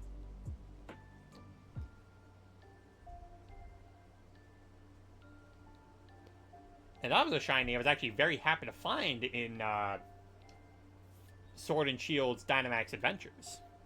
Yeah, we got that one in a Luxury Ball. So here is some Necrozma. A Pokemon that had to wait a game before it got really any major love. Because yeah, then we got Duskmane Necrozma, who yeah, I was mentioning this deck a little bit before, but yeah, Duskmane Necrozma, it was actually a pretty scary deck. Cause yeah, you have this thing partnered with Magnezone where you could basically just attach as much steel energy as you want to do a Pokemon. The drawback of having to discard 3 energy from the Pokemon didn't even mean much of anything. It did not mean much of a punishment because Magnus would just be like, oh, yeah, to discard all that energy? That's fine. Just put it all back on. You basically just got to sweep for big damage. And, yeah, then we had Dawnwing's Necrozma. Again, it was a decent card. I don't think it saw as much play as Duskmane, though. But Ultra Necrozma, though, this one definitely got a lot of play to it. This is also one that liked to run Malamar with it, which, yeah, if you remember earlier in the stream, I mentioned Malamar when it comes to the card game. It's the bane of my fucking existence. Again, I have the rainbow one, but not the regular full art. Next you have Magearna. You have the Magearnies. Very pretty. Got a full art. And then there's Marshadow. And look at that, he's doing an Order Rush.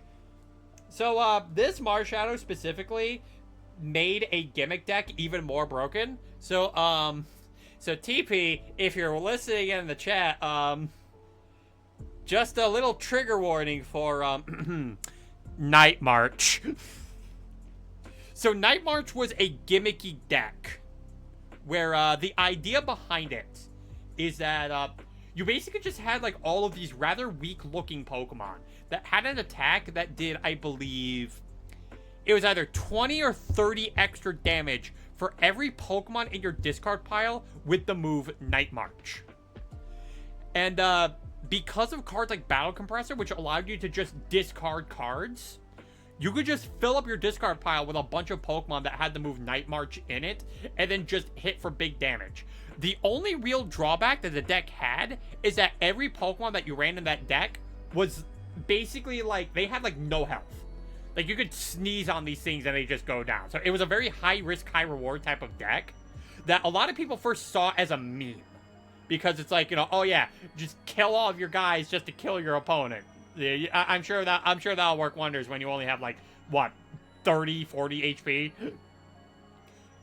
That's when this Marshadow came around, where it had the ability to use any attack from a Pokemon in your discard pile.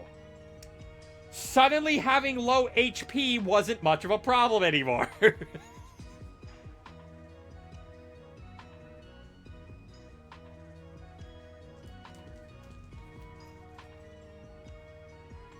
Here's some more Marshadows. And then, yeah, check out this JoJo reference. Guys, did you know Marshadow has Machamp as a stand? Isn't that crazy? Isn't that wacky? And then we have this gorgeous illustration rare. I love how this thing looks. This is such a nice looking illustration rare. So pretty. Look, Marshadow. Everything the light touches is our kingdom. But what about that shadowy place? That's the Galar region. We're not allowed there. And what about that area over there? Oh, that's the Paldean region. I'm not allowed there. Why aren't you allowed there? No reason. Just remembers that it could have access to no card fissure because of how ability patches worked. The fact that they had to rework how Pokemon carried moves over into Gen 9 just so they could avoid that. It's like they knew how much chaos that would have caused. There's some purple and Naganadels. It's a Pokemon where I have heard so many different pronunciations from so many people. Like, I've heard Naganadel, Naganadel, Naganadel, which I'm pretty sure that was just straight up wrong. And Naganadel also had a tag team with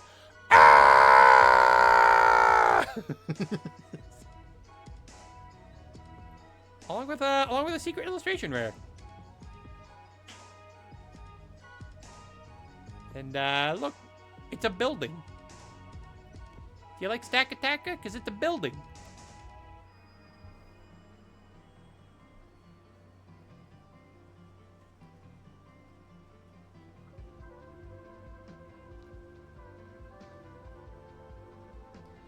And now we have a Blacephalon, or as I like to call him, Blacephalephalephalus. Because that's a funny name. I think it's funny to say. And you can't stop me. Again, no full art, but I got the rainbow. And then Zeraora, a Pokemon that... It's a Pokemon that, again, it's one of those mythicals where it's like, they didn't really get shit. Like, he's just kind of there. And I am going to say this to the end of time. Why was Zeraora not our first electric fighting type? It literally has Aura in its name. How is it not part fighting? Like, Zeraora could have been our very first electric fighting type, and it would have been so cool. It would have been something that probably would have actually made it stand out a bit more, because it would have had a unique typing that no other Pokemon had. But no, it's just pure electric. That said, Zeraora was a card that I did use in like all of my electric decks because its ability, Thunderclap Zone, amazing name. So it made it so that any Pokemon of yours that had electric energy attached to it had no retreat cost. So yeah, if you're running an electric deck, Zeraora GX was like a must-have to put in there just because it's like, hey, I love having free retreat cost, so I don't have to worry about paying energy to retreat. That said, though, a lot of the art for Zeraora does go pretty hard. Like I like so much of these like different artworks and depictions of Zeraora. They just look so good. This one is also great. You just got all the Pika clones just sleeping on him, and look at that, it's the world champion. We got a Zeraora V-Star, and now here's Melmetal.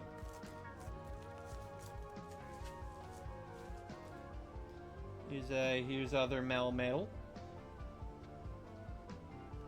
And a Melmetal VMAX. And now we go to Gen 8. We're in the Galar region. So here's a Rillaboom. We got a shiny one. We got some regular ones. We got Rillaboom VMAX. Also including a shiny one. And yeah, there's another one. Yeah, there's a Gigantamax Rillaboom, but that one's also VMAX. And now we got Cinderace. We got the Bun. Full art, we got the VMAX. We also got the Dynamax version of that, where it decides to cosplay as Kamiya from Gurren Lagann. Believe in the Cinderace that believes in you. And here is Inteleon. Unfortunately, one that I haven't been able to get too many cards for with Inteleon. So, yeah. It's better than some of the other generations where I couldn't get a complete starter trio for them. Squavits. And you know what? Maybe it's good that I don't have BJ around for this part of the stream, because, hey, look, it's Greedent.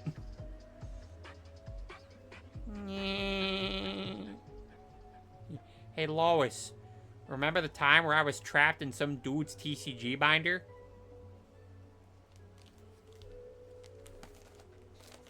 Okay, there we go. Now it's safe. So here's some Corviknights. I do like the artwork for the VMAXs here. I like the down below shot of this one just to really show the grand scale of it, and then this one here is just has some great detail. Got some Dottlers and Orbeetles. Got a UFO Orbeetle, some Eldegoss. Some shiny ones. We got some sheep. Get some Wooloo. Everyone likes a Wooloo. A Wooloo and double. Like, yeah, I love my soccer. Oh, I'm sorry, my football. I forgot. Galler's in the UK. It would be a football. I apologize to all my UK viewers. I'm afflicted with a disease called being American. We are born ignorant to other cultures. We got some Dreadnought, one with classic Bowser colorations. We got a Dreadnought VMAX. Oh yeah, we got a Boltund. Look at that. Look at the good boy. Look at the good boy Boltund. Yes, I know. It's not Yamper. It's hard to beat a Corgi. But Boltund is also a good boy. Look at that. You're telling me you don't want to pet this good boy? You don't want to pet him? You don't want to pet that dog? Well, fuck you. I'm going to pet that dog. You're not going to do it, then I will. More pets for me. We have Colossal. We have a big Colossal. We got some Flapples. Flapple VMAX. We got an Appleton. Got the Sandaconda. The funny thing is, these are actually the sections, like Gen 7, 8, and 9 actually end up being taking the most time for me to sort whenever I had to put new cards in it. Just because I think it was mostly around this era where, yeah, they really did print a lot more of these cards. So a bunch of these, a bunch of these pages really are of just most of the newer Pokemon. There's Cramorants.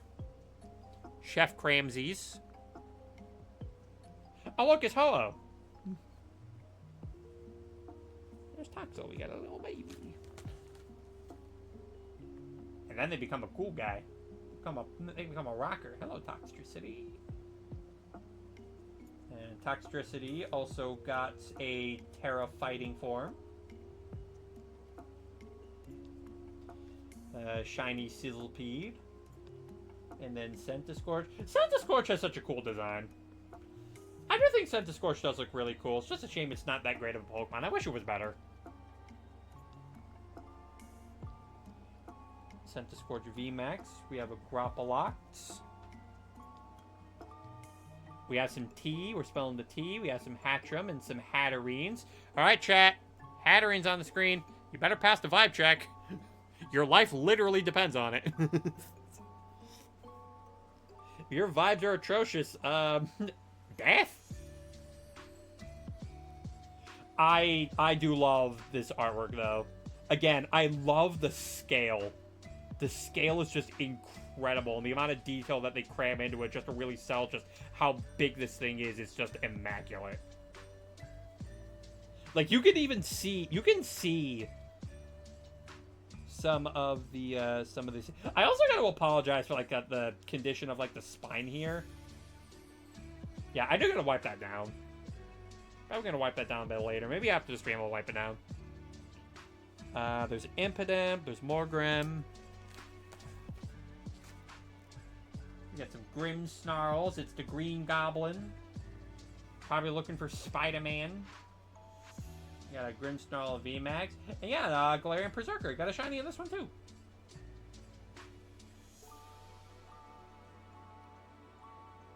Got some more Berserker, Fuller Corsola. We got a Surfetched. He's yellow. The man's a rubber duck. Pretty sure if you hug him, he will quack.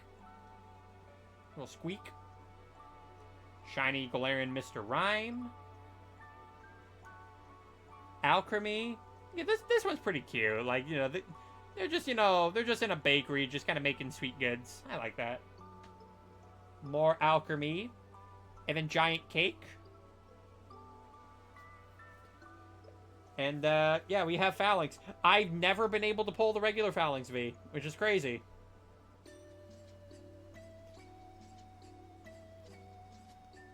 Then we have a Pinkerton. And yes, there's the Frostmoth. Everyone thought this was going to be the second coming of Volcarona until they realized, oh wait, Ice type sucks. Stonejourner, I love Stonejourner. Stonejourner's such a funny guy. It's like, yes, I love having a sentient fucking Stonehenge. I just got given a friend request of a person who's only shared one server with me, but doesn't know anything, and their profile picture is AI. Go away. I know what you want to try to sell me. I'm not buying any of it. Besides, I'm with my buddy Stonejourner, alright? Stonejourner would never steer me wrong. He's cool. And he's also big. You got a big one. You got a big Stonejourner. It's like, who would win? Who would win in a fight? Duskmane Necrozma, a Pokemon that stole the sun, or Stonehenge? The answer may surprise you.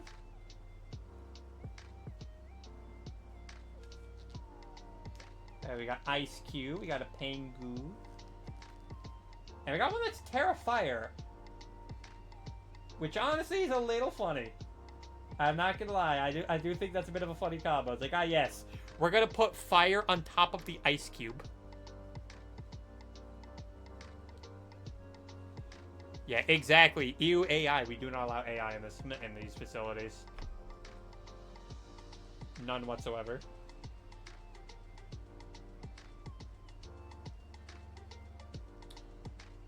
We also got some Indeedee. We got some Indeedee indeed.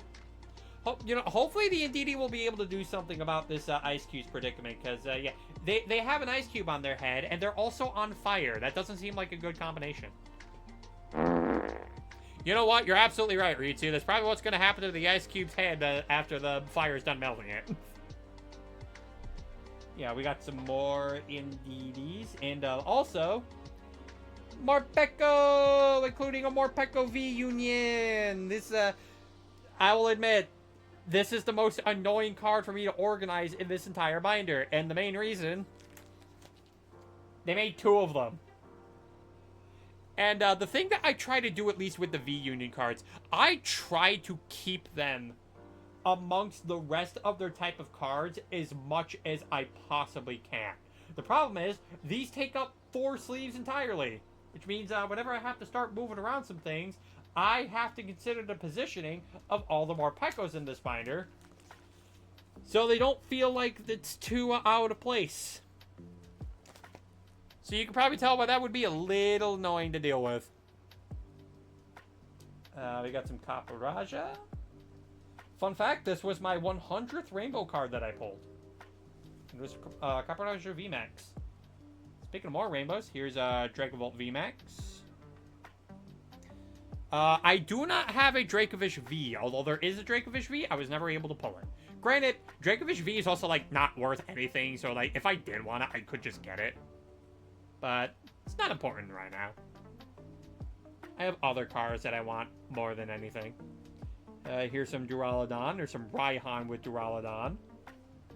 And now here's him as a giant statue, and oh my god, Raihan, you're up super high. Can you get down? Guys, my Raihan is stuck on the roof. Someone get him down. And yeah, then we got the gold one, which, again, I love how the gold looks on here. It's just so cool. Dragapult shiny. My 6th favorite Pokemon of all time. I love Dragapult. He's so good. The only Dragapults I don't have are Dragapult EX, which apparently my friend Alex told me that he had spare Dragapult EXs. He just keeps forgetting to give them to me.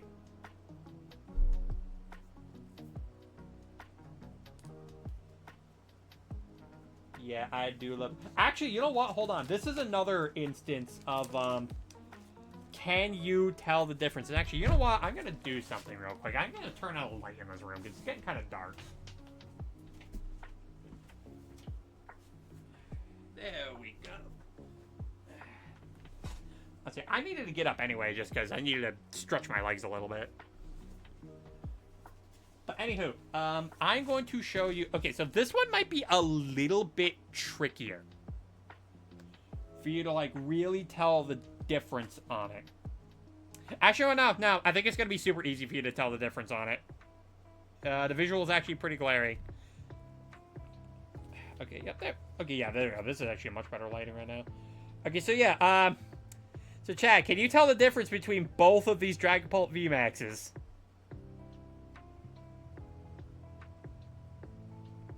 I'll give you a bit of...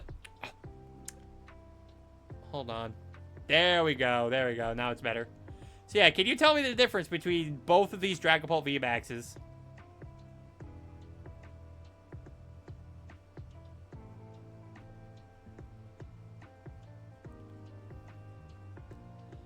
I will wait for your responses. Is the color variation? It's not the color variation. They are both shiny. They're both shiny colors.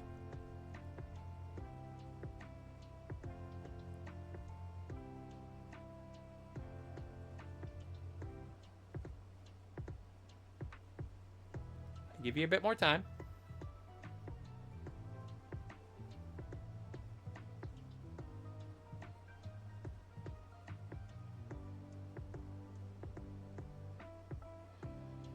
It's the same picture. It's the same picture, but there is a difference between them. There is a difference between both of these cards.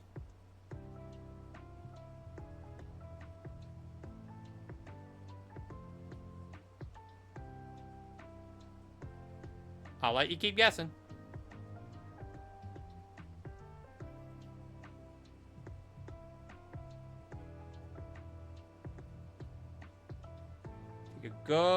Take as much of a long look as you need to. Just one of them is a holo. They're both holos.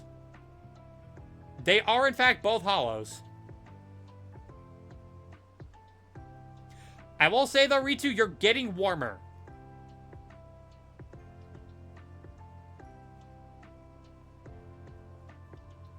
You're getting warmer with your guess.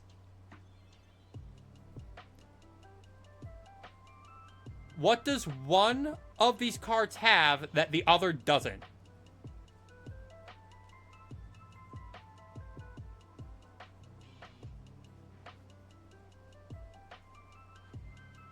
If anyone else in the chat wants to guess, you're more than welcome to do so.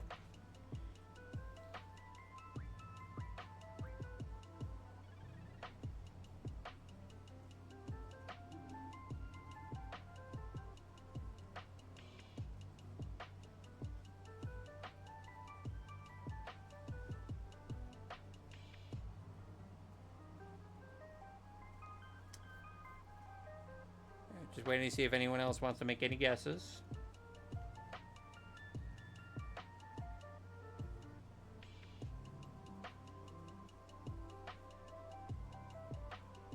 Anyone else? I don't have a clue. Yeah. Anyone else watching? Anyone else watching? You wanna? If you wanna make a guess. Welcome back, Crystal. So we're doing another game of can you spot the difference between two of these cards? So Crystal, what do you think the difference is? What does one card have that the other doesn't?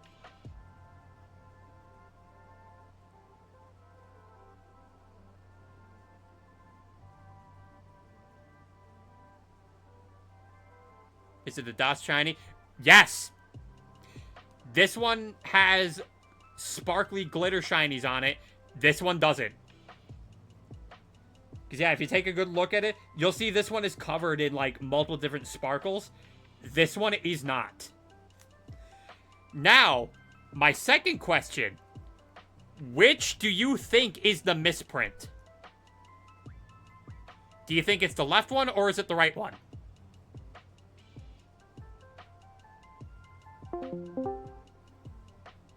Whoa, okay. Oh, Discord. Discord, calm down.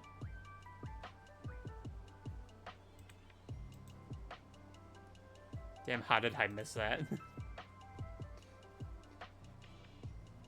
But yeah, so, yeah, which do you think is the misprint? Do you think it's the left one or the right one?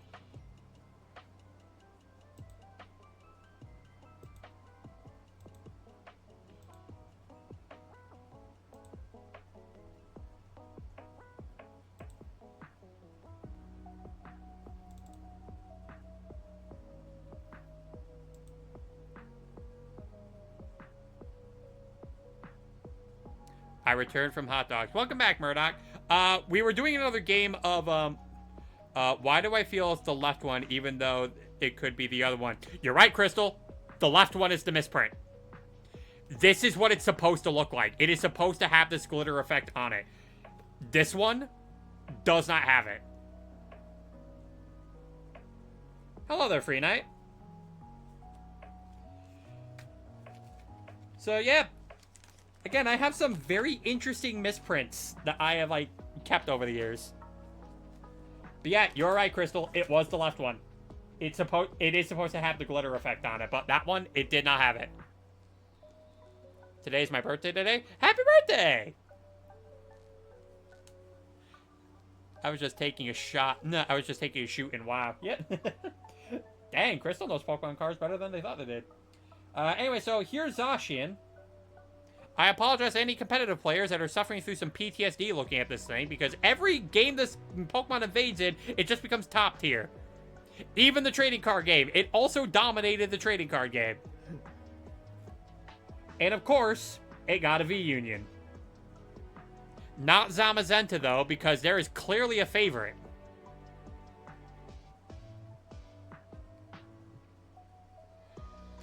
I do like the artwork on this one, though. This one is pretty great. And rather recently, we got Hop's Zacian EX. And look, it's Zamazenta, the one that, again, clearly, we know there's a favorite. Because that's all we got for Zamazenta. That's really much what we got for Zamazenta. Now, I don't have every Zamazenta card, obviously. But, yeah, we all know who the favorite one is.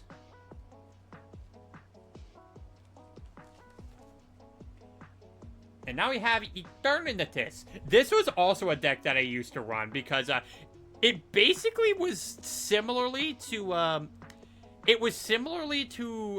two types of decks.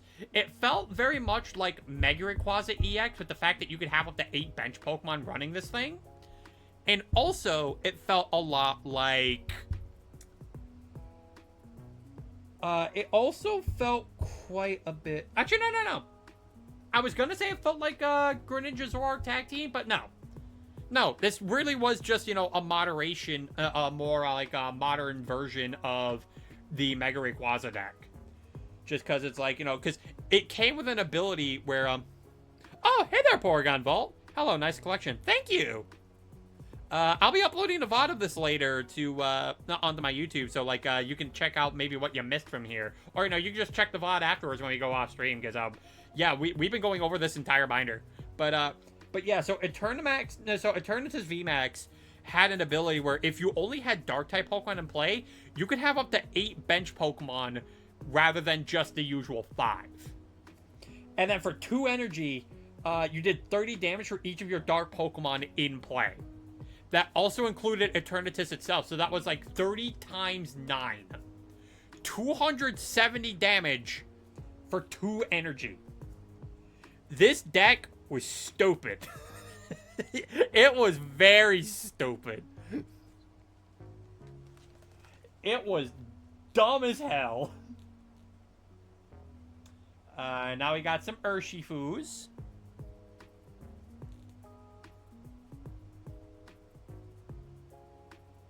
got some nice full arts here. Some Urshifu VMAXs. Only have the full art of singles. The gold one of single strike. I don't have one for the rapid strike, unfortunately. Zarude. A Pokemon that honestly wished it had. Honestly, kind of wish that it had more relevance compared to Zeraora. Because I swear, they just kind of like threw Zarude in, and they're like, you know what? He gets a movie.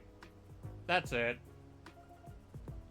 Like, not even an event in the games. Like, not like anywhere. You get a movie. That's it. Because, like, I'm not gonna lie, chat. There's times where I have to remember Zarude is even a thing. It is easily the most forgettable mythical. And then there's Regieleki. More Regieleki. More Regieleki VMAX. Regidrago. The one that I don't think too many people remember as fondly because, let's be real here, Regieleki's kind of the one that ended up taking a lot more people's sides just because, oh my god, 200 base speed? That's crazy. That said, the secret illustration rare is fucking great. Like, I love the details and, like, the architecture here and there. And the way that the shadows are just on Regidrago here are also just really good. Now for some Calyrex. Some Ice Rider. We got a gold of that, as well as Riding the Hunts. Then we got Shadow Rider. Would you be surprised if I said that this one also had a chokehold on the trading card games meta? Because it did. And I also got a gold one of that one. And now we're off to Hisui. Collection here is not as big, but it's also because there wasn't really any, like, too many new Pokemon introduced in Hisui, so this one was actually a very short segment. But yeah, we got ourselves a Weirdeer, we got Cleavors, Cleavor V-Star, we got Ursaluna and Freddy Fazbear. Very quaint. As well as the full arts. We got some Sneaslers. And, yeah, and we also got an Amorous. It's a really, really nice artwork. Also, hello there, Kogita. You're looking very pretty. It's like, man, Cynthia's like, man, you get 2 ancestors? It's crazy. And now, we're at Paldea. We're at the final generation. So, yeah, we got our Sprigatito. Forgato. You got our Meowscaradas. I got the secret illustration rare before even getting the full art. I somehow have the best and worst luck imaginable. Only me.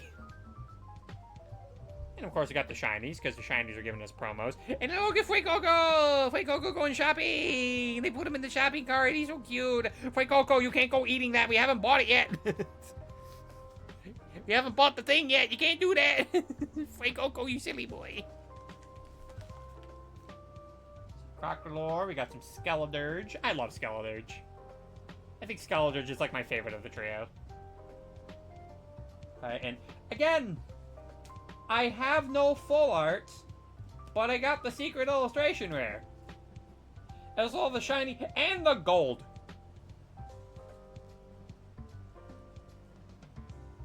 And there's some shiny Quaxley. We got some Quaquaval. And again, secret illustration rare before even getting the full art. I even got the gold before the full art. I will never understand my luck when it comes to the card game. I never will. But there's also Lechonk. Got a shiny Lechonk too. Look at him. He's nice and pink. Pink and round. There's Oinkologne. Tarantula. Spidops. Again, no full art, but secret illustration rare. There's my paradoxical Pokemon luck for you. And then, oh, look at the Palmy. There's a shiny one there. There's a shiny Palmy. Shiny Palmy is very cute, very fluffy. We have Palmot. We got ourselves Palmot, and until the ad break comes along, look, it's family, family, family, family, family, family, family, family, family, family, family, family, family. How many of you got back for the ad break and just started hearing family? They're like, what's the context here?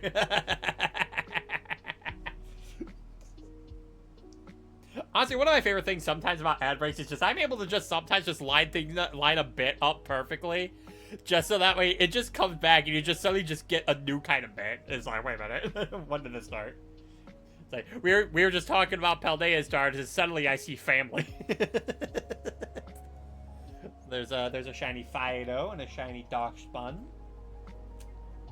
Yeah, because especially around here is where they really started getting nutty with the secret illustration rares, which is also why some of the later generations end up being the most I have to sort with cards if I ever get a new one that I have to put in the binder.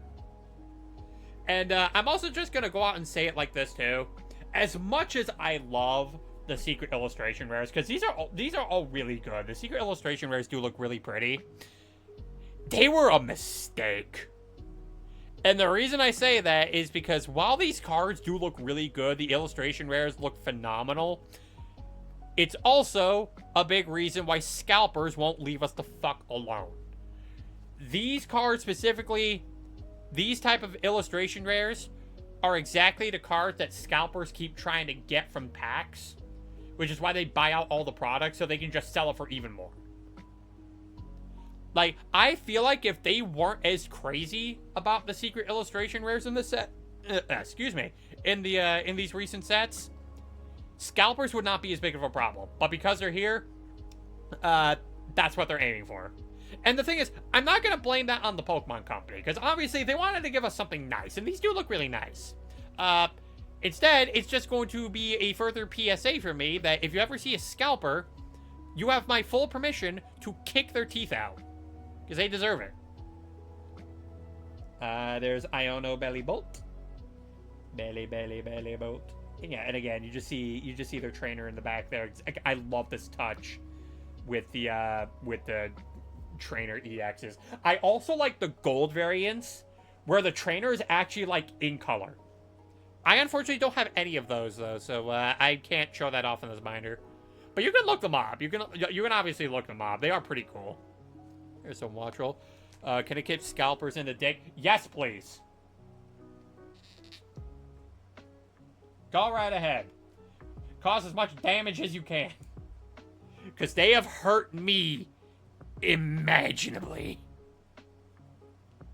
Some Bustiff. Some Toad's Cruel. A shiny Toad's Cruel. SpongeBob, why did you put me in this binder? There's Cloth. Here's some Scovillain, a shiny Scovillain of that.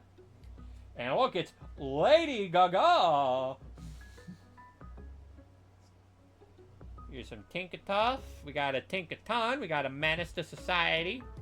Don't worry, we keep them away from the Corviknights. We also got a full art of that. We got shiny Wugtrio. I love Wugtrio. It's such a stupid name, but I love it. It's so Pokemon. It is such a Pokemon thing. We got a Terra Electric Wugtrio, Bombardier. We got a shiny Palafin looking rather villainous. It's all for one. But don't worry, Dolmite is here in a full art. I still can't shake the sight of Pokemaniac. Yeah, like the way that that card is just lined up with Poppy is like, you know what? I don't like this. This is cursed. Revavroom. We got a Terra Electric Revavroom along with a full art one. I got some Cyclozar. Got some Glamora. I got the full art before ever getting the regular one. Got some Grievard and Houndstone. Don't worry, competitive players. Nowhere near as broken as it is in main game. So calm down. I can just say the same thing about Palafin. If I can go back to Palafin, I'm just trying to see, like... yeah, put this Pokemon into play with the effect, only with the effect of Palafin's 0 to hero ability. Then Giga Impact during your next turn, this Pokemon can't attack. Yeah, no, that Palafin fucking sucks. That Palafin's a terrible card. Flamigo. Dandozo. Hold on, let me just rearrange my legs a little bit. Tatsugiri. I do like this art for Tatsugiri. This one's pretty nice. Just has all the different variants of Tatsugiri together. Here's Annihilate. Damn, the shine on that fist really goes to look like this thing is punching with the power of the sun. Clodsires. Clodsire, we have Farafarig. Farafarig EX, it's Terra Dark. And the Dunsparce. We like the Dunsparce. And yeah, King Gambit art goes pretty damn hard. I do like this. I do like this art. You actually got this in a collection along with the Greninja EX and Kingdra EX cards as promo. So that's where I end up getting these, and that's where I got the King Gambit for that as well. Like, all the artwork from that collection, like, it slapped. It's really good. Now for the Paradox Pokemon. So we have Great Tusk. Shiny Great Tusk. We have plenty of Great Tusk. Do not have the full art, but I have the secret illustration rare. You know, gotta love it. Screamtail. Any Screamtail EX. This thing just yelling at you. And listen, I've seen how big they are in the anime. I've seen how big Screamtails are, like, in the freaking anime, especially compared to Sango. Fucking, that thing could eat Sango. Like, holy shit. That is a big puff. Here's competitive Pokemon's PTSD. Hello, Fluttermane. And in case you're wondering, yes, Fluttermane has in fact been a main staple in competitive TCG, specifically for the ability, because yeah, as long as it's in the active spot, your opponent's active Pokemon have no abilities. So yeah, it basically just shut down abilities. Sandy Shocks. Because, you know, you gotta love prehistoric magnets. Iron Treads. Shiny Iron Treads. There's, yep, there's Iron Bundle. There's, Robo Santa just sliding up the ice. Iron Hands with Amp You very much. I wish I had the secret illustration rare of this, just because I love the image of just this Iron Hands just fucking busting through walls. Like, this thing is busting through a bunch of walls, running right through them with its hands out. It looks like it's just menacingly T-posing the whole time. We got some Iron Thorns and Iron Thorns EX. I don't think there was ever a full art for Iron Thorns EX. Hold on, I can actually check. Because I think that was...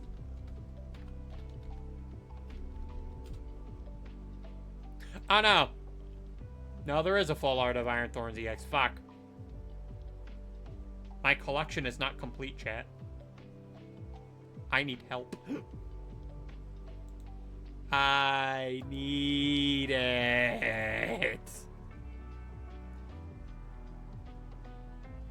We have Frigibacks. Got some shiny Frigibaxes. And look at that. It's the Pokemon with the objectively worst shiny in the entire franchise. I will hear no arguments about it. Like, Goldango Shiny is objectively the worst one. It's like, oh, what's so shiny about it? Yeah, you see those golden bands on it? Yeah, they turn silver. That's it. And, live chain reaction. It is him. It is the guy, the meme, the champion. And the best part is, we have the secret illustration rare and the gold one. As much as I like the coloration of, like, the gold and black and some of the other ones, I'm not gonna lie, I also like the light, say, the light teal and the gold. Because, like, it makes it look so glass. It really, like, it does really make it look like it has, like, a glass feeling to it. It looks really good. Is that the cinnamon stick from the one cereal? Yes. He like my see me, man. Yeah, no, I really love this because like I thought like the golden black was really good, but then they came out with these for like the gold rares of these, and like wow, they somehow made it even better. Chien Pao. Got some Chien Pao, some Ting Lu, and a gold Ting Lu, and we got a Fibs. We got Chi, we got the Fibs, and also a gold one. Yeah, the only gold one I don't have is Chien Pao. That's the only one I don't have of the legendary treasures. But we do have a Roaring Moon. We do have him. We got some Iron Valiants. We got the gold one of it. And honestly, I really like the dots for the backgrounds on this, making like really helping to sell like the robotic feeling of the whole thing. There's Koraidon.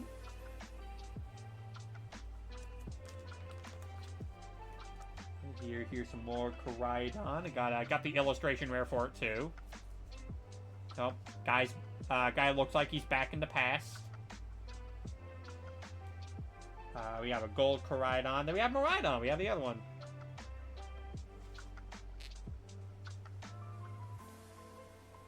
And this was the first secret illustration rare that I pulled from the Scarlet and Violet sets. Like, it was really cool when they ended up pulling this. I also almost lost it. Because I accidentally put it in my junk card pile. Where it's just like, you know, I'm probably just gonna, like, give these off to someone else who probably wants these cards. And, like, I forgot that I put it in there. So, yeah, I almost lost it. Guy looks like he's back in the past to play the shitty games that suck ass. Yep. Hi, guys. We're here to play the shitty games that suck ass. Number 1, Scarlet and Violet. Wait a minute. That's the game I'm from. What do you mean they made my game unfinished? This is bullshit. So there's Walking Wake. Sinischa. And then, oh, look at that. Okie Dogie, Monkey Dory, and Pheasantipity. Look, guys, it's the Misogynist 3. They all wanted to cancel Ogerpon for just existing, despite the fact that Ogerpon did nothing wrong. They're just an adorable guy. They're just an adorable girl. But yeah, they do have EXs of every one of the mask variants. I, unfortunately, only have Cornerstone. I do not have any of the other ones. We do have an Archelodon, though. Then we have Hydrapple, Raging Bolt, and Pecharunt. And yeah, that's all the Pokemon in my binder. Now again, for some of you who are just joining, I will go back to show off like some of the ones of the full art trainers again, just because for one thing, I love my wife. I love that one and that one and that one and that one. And this was actually the first full art supporter I ever pulled. So suffice to say, me and Skyla were me and Skyla are certainly quite the thing. Oh, hello, TP. Why did you slap me? Man slapped me for worshiping my wife. TP, how dare you? You can't do that. You can't just channel your inner Luby and get away with it. I say again, melee weapon. Listen, if there's ever a zombie apocalypse, I'm just gonna take this binder and just start whacking zombies with it. Fake out parting shot. But you missed the Incineroar segment!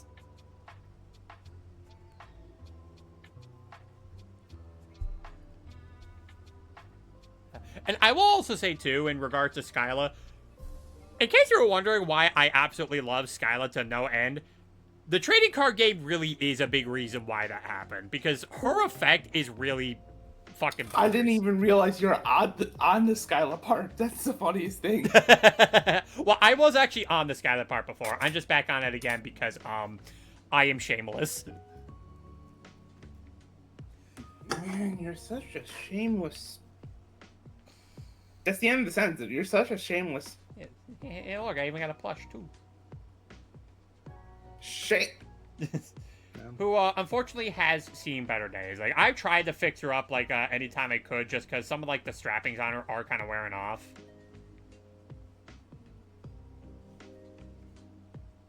But yeah, no, she's definitely seen better days, and including that, even the boots too. Like, these are also starting to wear off.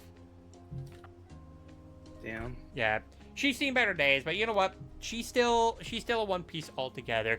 And you know what? I'm still not done, because I also have the Skyla statue.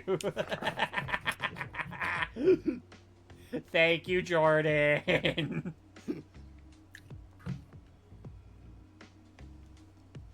Did you know I love this woman?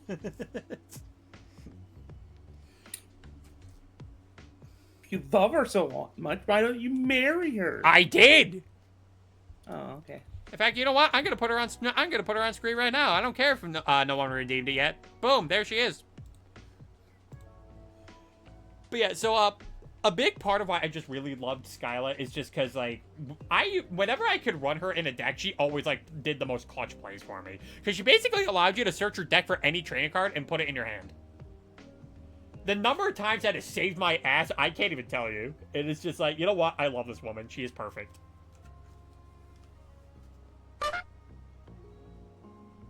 That ain't clown behavior. That is Chad behavior. Okay, but I have a horn. You do have a horn. But I'm just saying, it is not clown behavior. Who said it was clown behavior? Reddit? Well, guess what? Get honked, Reddit. It's just a funny noise. You can't fault me for liking a funny noise. Yeah. That's the plush you had on your face on Twitter, right? Yes. Yes, I did have that plush on my face on Twitter because she was cuddling me. That plush is a cuddler.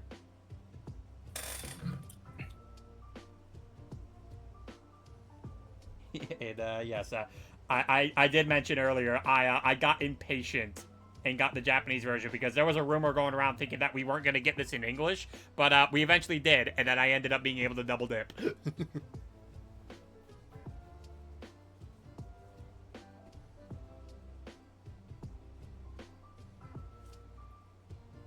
Rom is one of the only people I know who could double dip.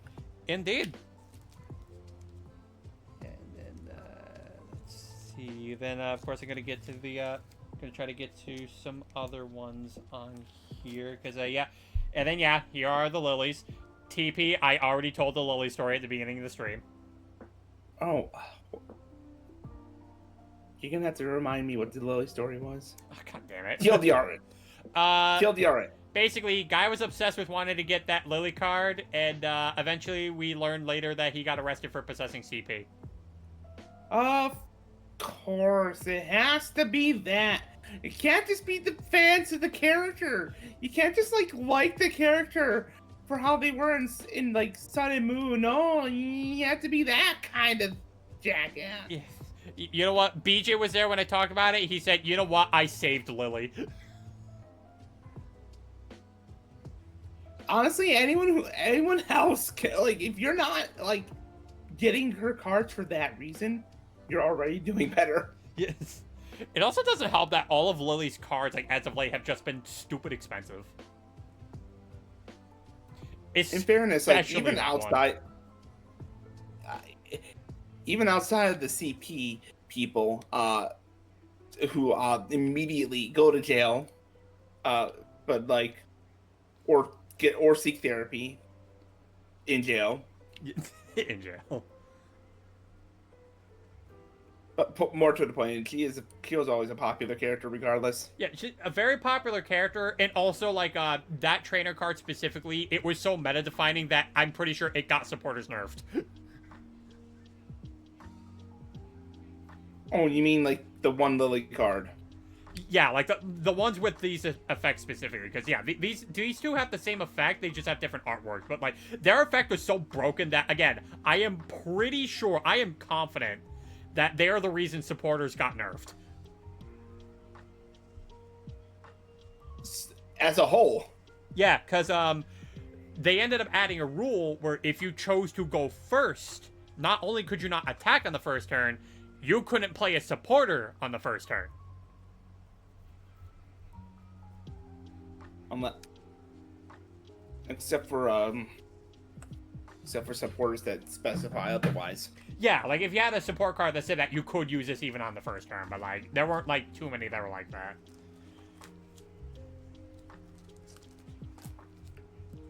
You know, The fact they had to make a the fact they VTuber. have to make that like distinction nowadays. Yep. Oh, and Thanks, Lily. yeah, thanks, Lily. Also, thanks for burning my wallet. The fucking piece of shit. But also, so hey, TP, does this card look familiar to you?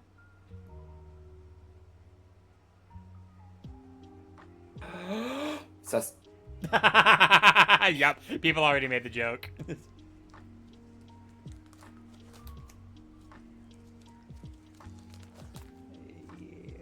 Yeah, we got our Cynthia's here. And look, there's me. I am on a card. If you told me that someone was going to put me on a Pokemon card, I would have called you crazy. But it happened. Can't believe. Yep. I also got both Rikas, because, you know, Rika is good wife.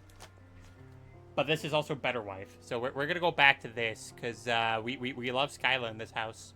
She is perfect. She has saved me so many times in the card game, and I've always been thankful for it since.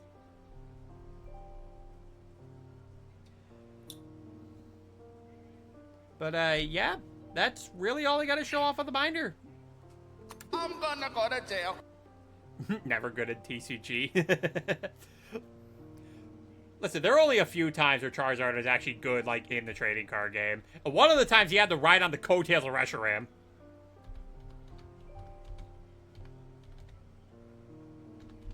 Well,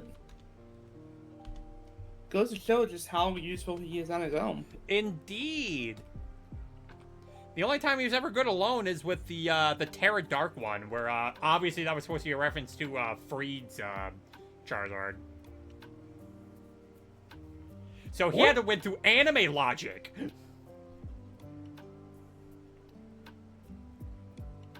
Man, can't even win by himself. No. What the Skyla could win by herself.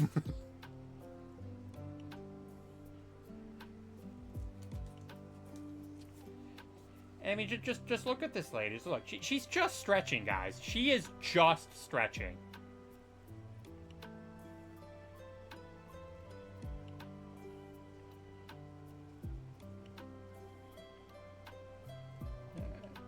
But yeah, I think this is gonna call it. Yeah, this went pretty well. I had a good time. I had a good time talking to you guys about my collection, showing it off, and also I'm very glad to hear that people now want to classify my binder as a melee weapon, because it is certainly heavy enough for it. Okay, we need to create a stat block. Stat. Damn, Ritsu. This is the part where you decide to fart? Crazy. Why would you do that? Well, simple. That's a hunk. Actually, you know what? No. There is one more thing that we do have to end on with the stream. There's one thing we have to go back to taking a look at.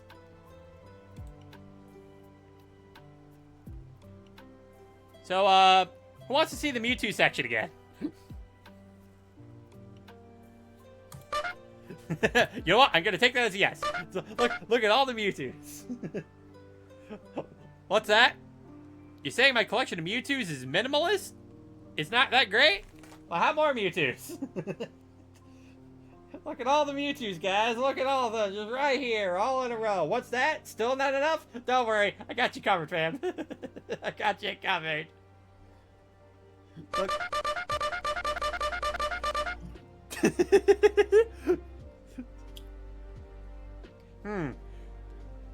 Those honking sounds. Something tells me that that is mocking the lacking size of how many Mewtwo's I have. But don't worry, Horns. I got you covered. Amanda would be fangirling. I imagine Danica's like going crazy. Like, yeah, Danica, if you're watching this, this is for you. Look at all the Mewtwo's. And look, it's still more. We're still going.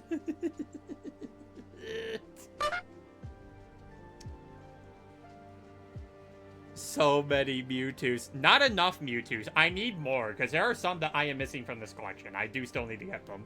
Especially since the new set just came out with even more Mewtwo's. So I need more. That's just rude. Listen, just because my Mewtwo collection is big, that doesn't mean you get to slap me. Yes, it does. No, it doesn't. Yes, it does. No. Tell me where it doesn't say, where it says it otherwise. Because I pleaded nuh-uh. Well, I plead, yeah-huh. Nuh-uh. Yeah-huh. Nuh-uh. Yeah-huh. Nuh-uh. Yeah-huh. Fuck, he's got the horn. Listen, I may have a gun, but that dude's got a clown horn. What do I do about that? Alright. So yeah, I think that's where we're going to end things off on. I enjoyed talking about my binder with some of you guys. I always have fun when it comes to the TCG Storytime stuff. Just being able to show off my binder. And on top of that, actually being able to use a better camera for it. Because, yeah, I actually had a way of being able to use my phone for this. Ooh. Yeah. Right, so tomorrow, though, I'm going to be taking off. Because I'm going to be having, this is where I start going back to work. But Wednesday, I believe, is when we're going to get to some Streamloots card art. Because we're going to have some more time to be able to make some of those. Finish up the one that we weren't able to finish last time on stream, which was God is Coming, featuring one Wendy Marvel.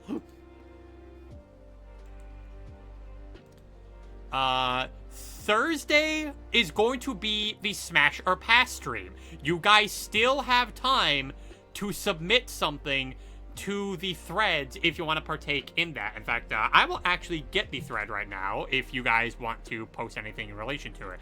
Make sure you read the rules for it first, just so you know how you're going to submit shit to it. Okay. If you need any character, this includes OCs, characters must be 18 or older. Yep. If you put a character that is not 18 or older, you will be called out on stream. Yes, I will have a tier reserved specifically for people who don't follow that rule, and you will be publicly roasted.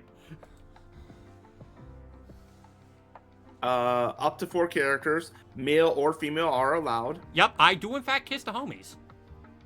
And even though it says before July 5th, it's gonna be until Thursday. Yep, I have extended it to next Thursday. And yeah, and if you want an instance of where it's like, yeah, I'll admit that I will in fact kiss the homies. So Steven is a pretty good looking guy. He is someone I would in fact give kiss. Did you honk me when I said that I would kiss Steven from Pokemon? Oh, Steven from Pokemon. Never mind. I retract my dude. Who do you think I meant? I have a number of people who I know that are named Steven. Fair enough. I will not press matters. But yeah, so if you follow that link in the chat, that will bring you to the post where you can put your submissions for the Smasher Pass this Thursday. Then let's see, I'm gonna look back at the schedule because I need to remind myself if I have anything planned for Friday. If it will, okay, no, I took myself off on Friday, but then Saturday, we will be finishing the Okami playthrough because we are literally at the end of the game. So that's going to be the plan for the week. For now, though, let's see who I'm going to raid you guys into.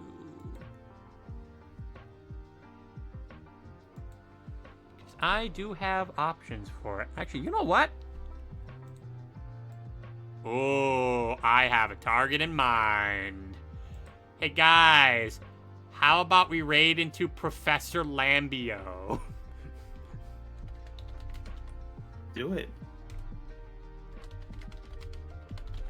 And the raid message will be war on scalpers because they need to go down.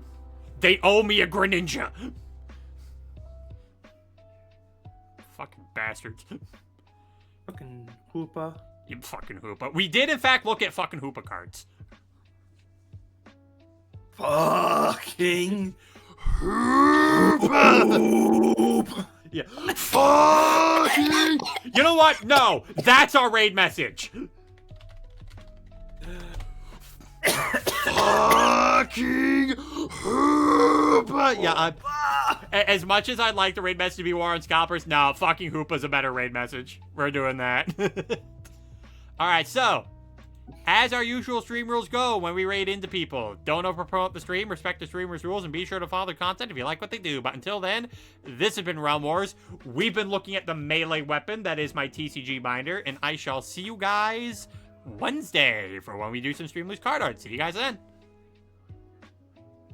Alright. Take care. Bye-bye.